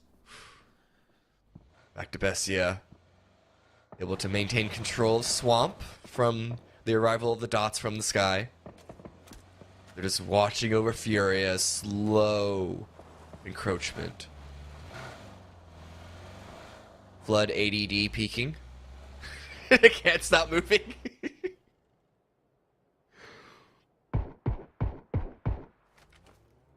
Now Bizzler sends some shots over. Mission ready, need to, after the reset of their own, they need to make their way in, and looks like 55, they're not comfortable, but the shots come out from Flood. Grenade at the ready. Cooked up. Yeah, but Kraken's running all around. Kraken has a grenade of his own that he wants to put right into Flood's pocket. The challenge the third person. Rock's got a good angle to watch Mime. He doesn't have much to shoot back. Meanwhile, you see BL over at another spot. Rock getting wiped out as they go head-to-head with MRIA. That's a Scoom car just flying by. Taking a quick moment to make sure that that car isn't beeping. And then we're good to go. Yeah, you're right. You got to check for a driver and a sound cue now. Yeah. Brutal. Oh, but this is... I don't know if Mission Ready can reset after this. A couple of those members even crawling forward just to find the information for Bizzler. Meanwhile, Luke did manage to finish Tongue, so they are out, and Liquid did win that fight. Oh, another hard shift to the south. This is brutal. These rotations are awful. We're not even playing an Erangel that throws terrible Sosnovka or a Milta circles into the mix, but these are still rough. Earlier today, I was like, oh, I feel like South America's really dropping the ball in TPP. And then the circle was like, just hold on.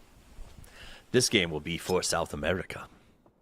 Yeah, we got a lot of teams in good spots. Ooh, a nice headshot. That's it. The Blues going to take care of the rest. Bizzler made sure to not try and repeat that, denying that point.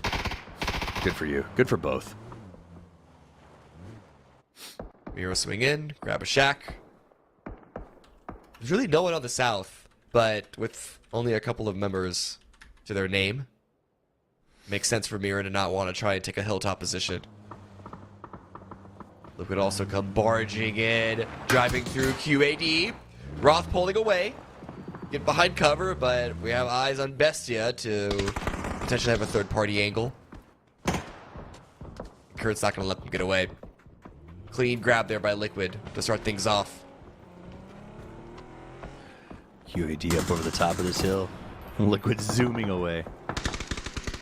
Oh no, we lose one. We lose one, but does not matter. QAD, they just... How? They're just out. Yeah, how that happened, that was so fast. I mean, Tony got potentially a knock. dangerous shot. Yeah, it wasn't just Liquid. There's some help from potentially dangerous, but regardless, that was just... they just fell over.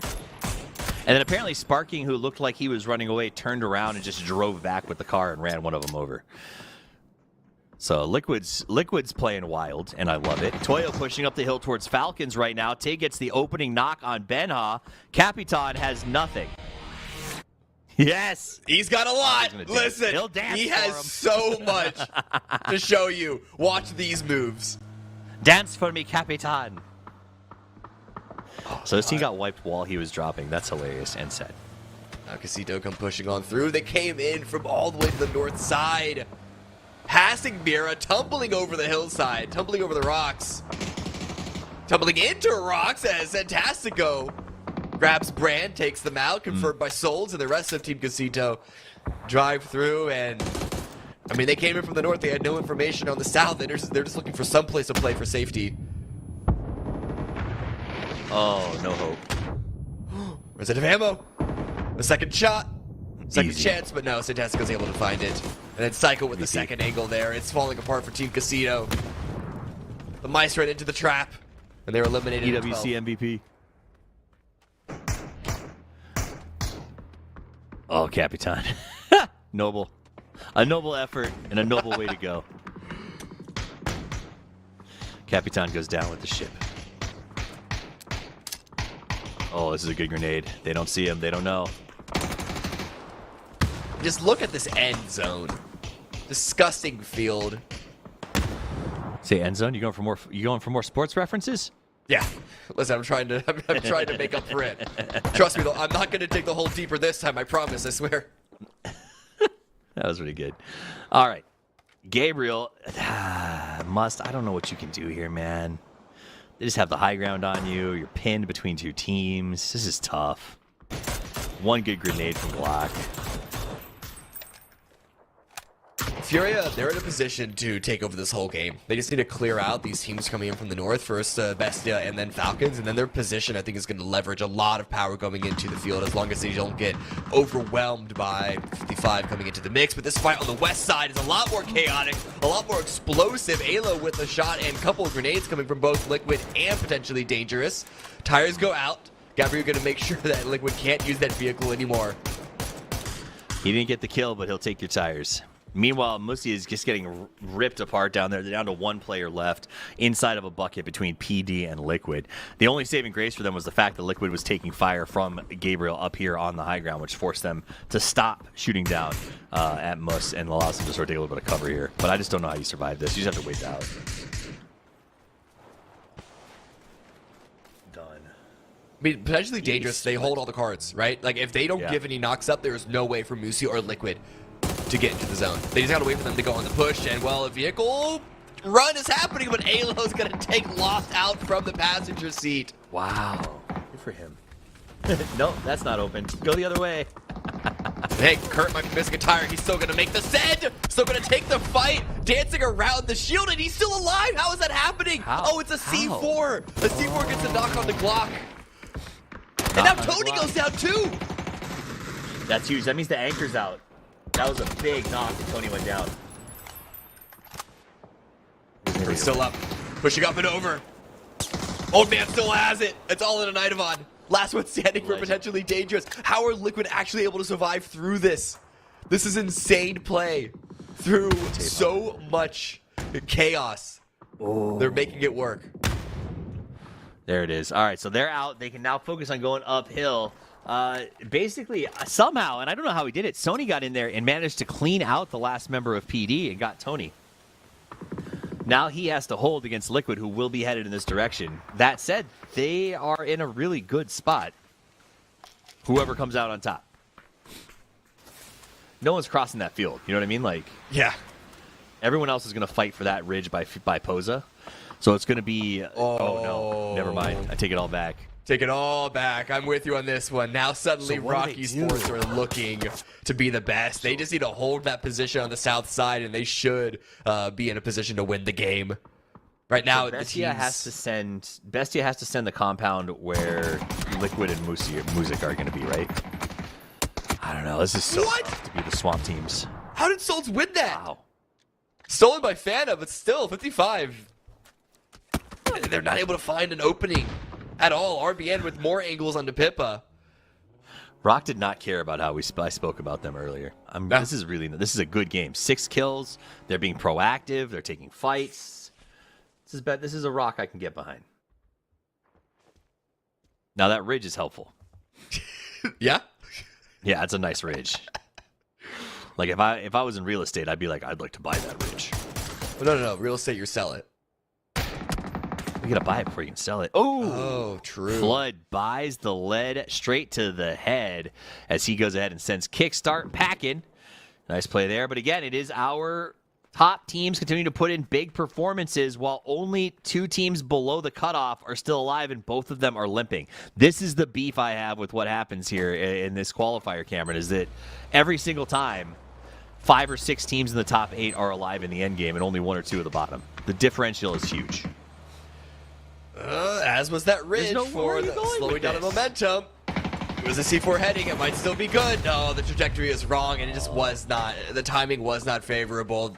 A nice headshot to make sure that things didn't get too crazy, but a little bit of a mistimed C4 attempt there. But Bestia needed to go for something. The line set up by Furia, too strong just to push through, but anchoring in the south side, Gizera making sure to avoid the push by 55, calling it back up. I like how the new skill that we're seeing PUBGers work on is how to send your C4 without dying yourself. Like, that's the new skill that we're seeing developed in live time. Yeah. Because that's what that was. That was an attempt to use the downhill momentum to not have to sacrifice a player to use the C4, right? Like, we saw Purdy do it in the last one where he sent a C4 without dying to it. And 3 weeks ago, everyone died to their C4. Right. Ooh, a swing through the blue. Gizera goes down. Huge play by Pippa. Has to jump in and still falls to Kraken. And Psycho, I think, is going to go down to the blue. Just the timing was not enough for 55. A good idea, but just a bit too late. And, they're still going to go and try and bring Gizera back up. Falls to the blue himself. So Fury got to play this out as 3. Circle right to the middle. Just right to the middle. Pure field. It's the only fairway. No, to the north. Just slightly to the north. North field. Yep, north field. Not this! Oh, no. Well. Yeah, it's Rock. Yeah. No, their hillside is still in this. God, they're such... Dude, this is a throw. If they lose this, it's a throw. I'm just going to call that right now. Easy. Liquid still has to deal with Sony. Like, this is going to be tough. Third person hold right now. Yeah, up and the on the bike's top up the floor. stairway, too. And a They bike know where on he the is. stairway. Just leave him. Just go elsewhere. Yeah. No, they know where he is now. They know he's in the top. Yep. So they're going to hang Means out. You don't push up there. Yeah, you just share. Yeah, that's what they're doing. They're using what is the slight sliver of this compound that's left in Phase 7 to try and get eyes on Furia, maybe get eyes on Rock, get a knock or two, maybe get a kill. If they have a molly, they can handle this pretty well because they let the circle close, they lock up the bottom floor, and then just molly the window when they leave. Ooh, here comes the push by Furia. They got to go somewhere. It's going to be a full send. Is it going to make its way all the way to Rock, or are they going to stop I short? like that. So Mira's watching way from the outside. They have a mortar set up over there. Ooh. There's the mortar. Oh no, but Haven played in the blue just for a moment too long, goes down, and that gets stolen by Kraken. Poster with a great grenade. Takes Mira out. They get eliminated in 5th place. So we have our top 4 confirmed. Rock, Furia, Liquid, and Moosey. Interesting. I think they had preset that mortar, assuming someone would go for that spot. They just It took long. Like, the rotation was late enough, they didn't have time to execute the mortar correctly. Well played by Furia. Good attempted bait, but well played by Furia on timing. Here comes the push. Oh, here comes the breach. 2 versus 1. Damage is through. Sony finds the first, and Alo, the timing is not quite there to trade, and Sony gets the second angle. Catches Alo with the jump up in the air. Good for him. There were so many things in the way. It was like walking through a kid's room. It was insane. They had Legos all over the floor. Alo couldn't walk. It's terrible. Clean your room, kids. But now what can Sony do? Because Rock and Furia, 3 versus 3, still staring each other down. But they should know that there was one player left on the west side. And Rock are actually backing away from the Furia stare down. Because of that, this Phase 8 stays center. It is going to end out in the field. And I think that Rock still have the advantage in terms of the timing of when they need to run out in the open. They do. They also both, I think Fury is able to move underneath the front of that hill. So I think Sonny's got to move soon. Fury will be able to just slip underneath, and then they'll have a showdown on the hill crest for the final circle here. Has he sunburned? That was a tough fight. A lot bothered. There was a lot going Sonny's on. got no options. I mean, you just jump out of the window and run for hopes and dreams. I mean, your team's in 13th place. Like, there's no point in denying a point to Furia and Rock. Is the bike still there?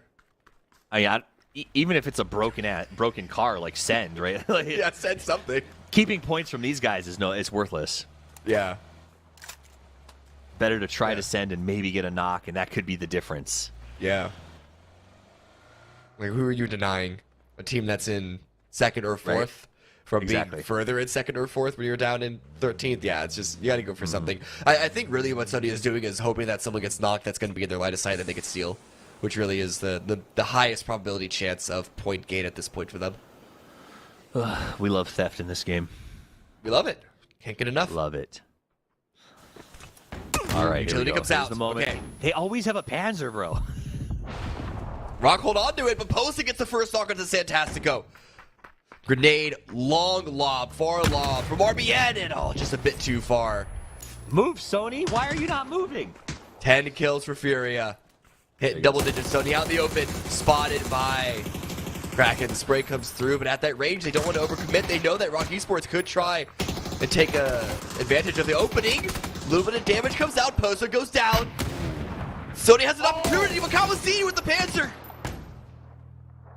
Kraken is so low. The blues coming in. The ridge line is so thin.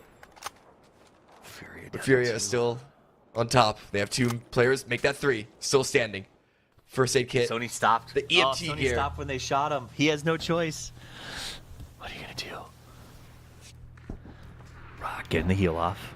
Sony just hunkering down inside the smoke. This is hard because Fury needs to be in front of the ridge line for security purposes. They need Sony dead. Sony outlasted Rock Esports! RBN goes down. Sony is still alive. The deployable emergency cover came down just in time. 1 versus 3 is going to be a very difficult task, but Kawasini running out in the open does give Sony the opportunity for a quick little 1 versus 1. Gets the knock on a Kraken! No way! It's not going to be enough. There was a hustle, though. glimmer of hope there, but Furia still get the chicken dinner with 13 kills. Furia walks away with an amazing Game 6 chicken dinner with 13 kills. But I gotta say, Sony's safe, okay? Because you gotta remember, they were stuck in that little pit between Liquid and I forgot who was up on top of the hill. I think it was Dots or something. Rock. No, inside the compound, because they killed the last guy there. The compound. It was Tony. Potentially dangerous. The caught in the middle. He somehow survives, wins a 1v1, holds a 2v1 against Liquid, and then comes out and does that fight. Listen, when we talk about teams who played through the opens, Godspeed, and have a moment, like that's the moment you want. Sony just wiped some of the best players in the game and held his own well past when he should have. That's how you build an archetype.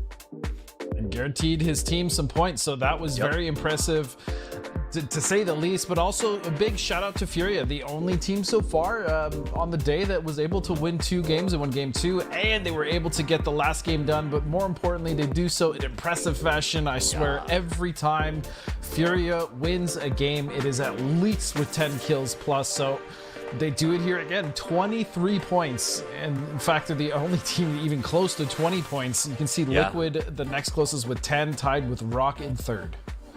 Very, very impressive, but also the rich continue to get richer, Cameron. That whole game, we just kept seeing the people on the bottom 8, they just keep getting knocked out early and are not finding any traction trying to clear that board. Yeah, I mean, Mira is the only contradiction to that. They were at 8th coming into this game, but Dots would be the next team to take over them, and they got 0. So I think they're still going to be in that position. Let's see what the overall says. Yeah, Mira are still at 8th, but it's an 11-point gap between 7th and 8th. So if you want to talk about where that bubble is, it might just be a fight between Mira, Dots, and, well, 55 are now further into the conversation with a couple of points that they got there.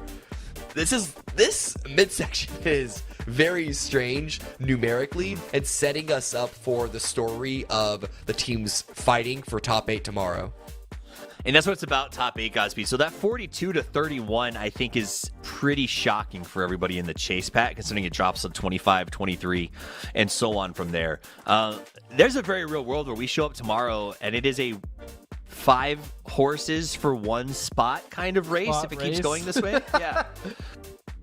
Because it is. Curious how you're going to word that, but it's true. I mean, if Mission Ready, I imagine, are going to continue to play fairly consistently and fairly well, you can see the point spread from 4th to 7th is nothing. But yeah, that 11-point gap is kind of interesting because even in EMEA, right, like they have a pretty wide open leaderboard, but that's not the case at all for us so far. It seems like our top teams are running away with it, and now the teams who are struggling, the tongues of the world, if you will, the Team Quesitos, the Fates, they are really not getting the points that they desperately need just to make sure that they don't have to make some crazy climb on the final day tomorrow. I mean, I think that sums it up, Cameron. EMEA had 3 or 4 good teams run away with it, which meant the middle pack sort of stayed really close together. But because Americas has so many better teams, our top 7 have run away with it, and everyone else is trying to catch up, which obviously bodes well to the championships next weekend. You gentlemen are going to be there because you too. We need to give you the best 8 teams, right, to take with you to the Masters Throwdown. Is that how this works? That'd be nice. No, yeah, we absolutely have to take the best 8. Okay. And we're going to. You guys are going to have so much bragging. You're going to brag the whole time. It's going to be so cool. All right. Let's see. I'm having a good time. What's that? You're going to have a good time? You are going to have a good time. All right. So that is all of our games for today. That is 6 games down, 6 games to play tomorrow. Top 8 teams go to the grand finals where they meet up with the best 8 teams from EMEA. We're going to be back with more games tomorrow. But first, we got to give you the post show. It's time to give away a little G-Coin, guys, girls, everyone else. It's time to settle in, get comfortable, and relax because we're about to talk about the post show. My name's Toffees. I'm joined by the Cammy D and the only man who puts speed and God together. He is Justin. Whoa, wait. Gentlemen, it was a good day of playing, and we've got some questions for you. Whoever we pick gets G-Coin. So here is my first question. It's from Dominar77. What would you, the talents, add to the game if you were allowed to make one April Fool's update? I know my answer. I'd put a banner in the middle of the loading screen that says Shroud is good at PUBG. What's your answer, Godspeed? Oh, you're a throwback April Fools. I would double the spawn rate of Panzerfausts. And I would make them shoot confetti, and then I would make BRDMs come down with no gas in them. Nice, I like that. Red zones would not damage you, but they would just change, change your loadout. The clothes like you hit by a red zone, it just not changes your loadout. Pistols. No, just like if you're wearing like a cool bunny backpack, you get a dog backpack instead. Basically, I just want to remove Panzers and the RDMs from the game. Bunnies to dogs. I like that. Cameron, what would you April Fools? I had it and it's gone. I had it. Guys, rewind the tape. I was so focused and it just completely...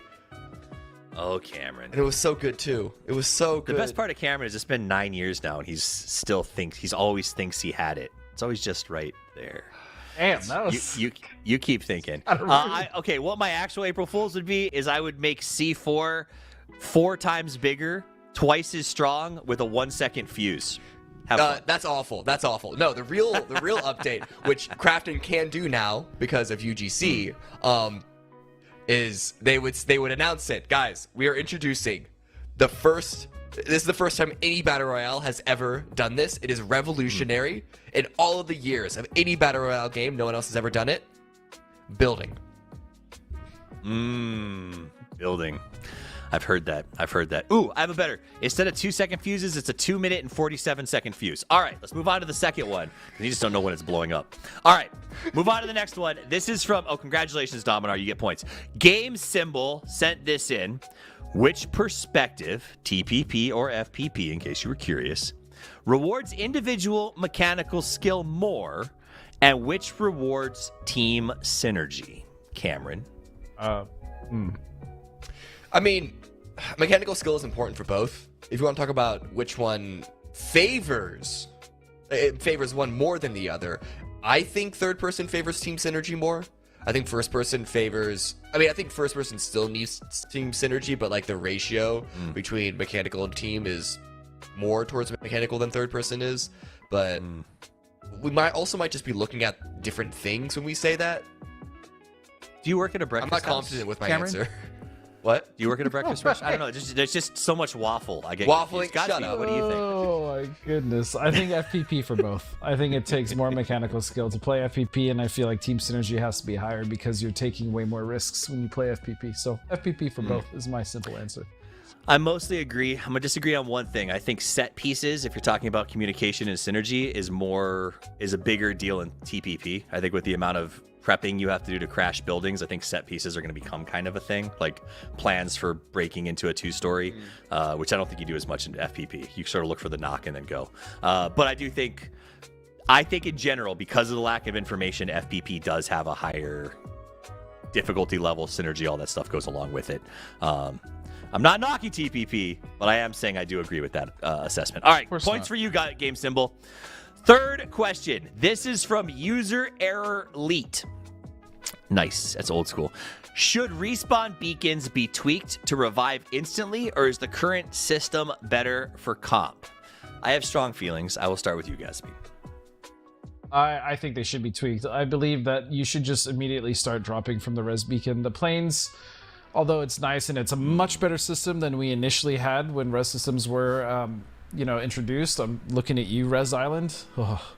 I do think that they've made incremental improvements to the res system, but I still think it can be tweaked and it could be a bit faster. Yeah, so it's a good question. I feel like in comp as well, that'd be really cool. I also think that strategically camping those blue zone or blue zone, the blue chip res stations will be much more prevalent because you can get your teammates back much faster. Yeah, I mean, it's nice to also res and be like, hey, we'll meet you in circle or find us a spot. I get both, but I think it would be nicer for the reses to come out a bit faster or to have the teammate just maybe immediately drop from above or something. I don't know. That's my take. All right, Cameron. Yeah, I agree mostly with that. I don't know if I would love the full-on instantaneous drop, like if the beam goes up and they're there to fall down, like you're pulling them from heaven or whatever. But I wouldn't mind when you say it like that. You know what? When I put it like that. But I wouldn't mind seeing what happens if the amount of time from the chip and the actual respawn is a little bit sped up. I like the idea of pulling a ripcord and a poro just lands on my head from the sky. If I had my druthers, I would just steal the new state res system. I missed that, and I thought it was fun. Yeah, I thought it was when cool. you could recruit people. Well, no, it was, so the idea was as you killed people, they dropped cash. 4 people's worth of kills let you call in a drone that brought the res gun to you. The drone could be shot out of the sky, so someone could steal the res gun. And then once you set off the res gun, the res happened immediately. So it was kind of like you could make it go faster, but there was risk involved with that. Like the other team could interfere with the drone, could find ways to stop it. It just made it a little more dynamic, but also way more risk generated, where it was almost worth waiting till the other team left. So that's all I care about. As long as there's a risk reward in every aspect of PUBG and every move is counterable, I'm on board with it, right? Like that's my biggest beef with C4 right now, is we just don't have a counter, right? Like we need to have everything be counterable at its highest level. And that's just I think that would be fun to have them come back faster if it's points countable. Guys, congratulations, user. You get some G-Coin as well. I don't want to keep you too much longer. We have an awesome day of play tomorrow. Same place, same time, same teams, 6 games, top 8 go to the big showdown. The bottom 8 are done for the season, most likely, to put that in perspective. Very big day of games tomorrow. But you know I love final thoughts. Cameron, final thoughts? That 8th place fight is gonna be scrappy. The claws are gonna come out tomorrow. It's the way the leaderboard is looking right now. It might just be like what they said, 5 teams for one spot. It's gonna be We get a little catty out there. It's going to get cat. Final thoughts, Godspeed? I hate you, Cameron. That's my final thought. I hope we don't have anyone run away with it immediately. It should be a fun day tomorrow. Awesome. Well, guys, it will be a fun day. Thank you for watching. On behalf of the players, the production team, Krafton, myself, Cameron, and Godspeed, we love you. We appreciate you watching. And until we see you next time, play more PUBG, y'all.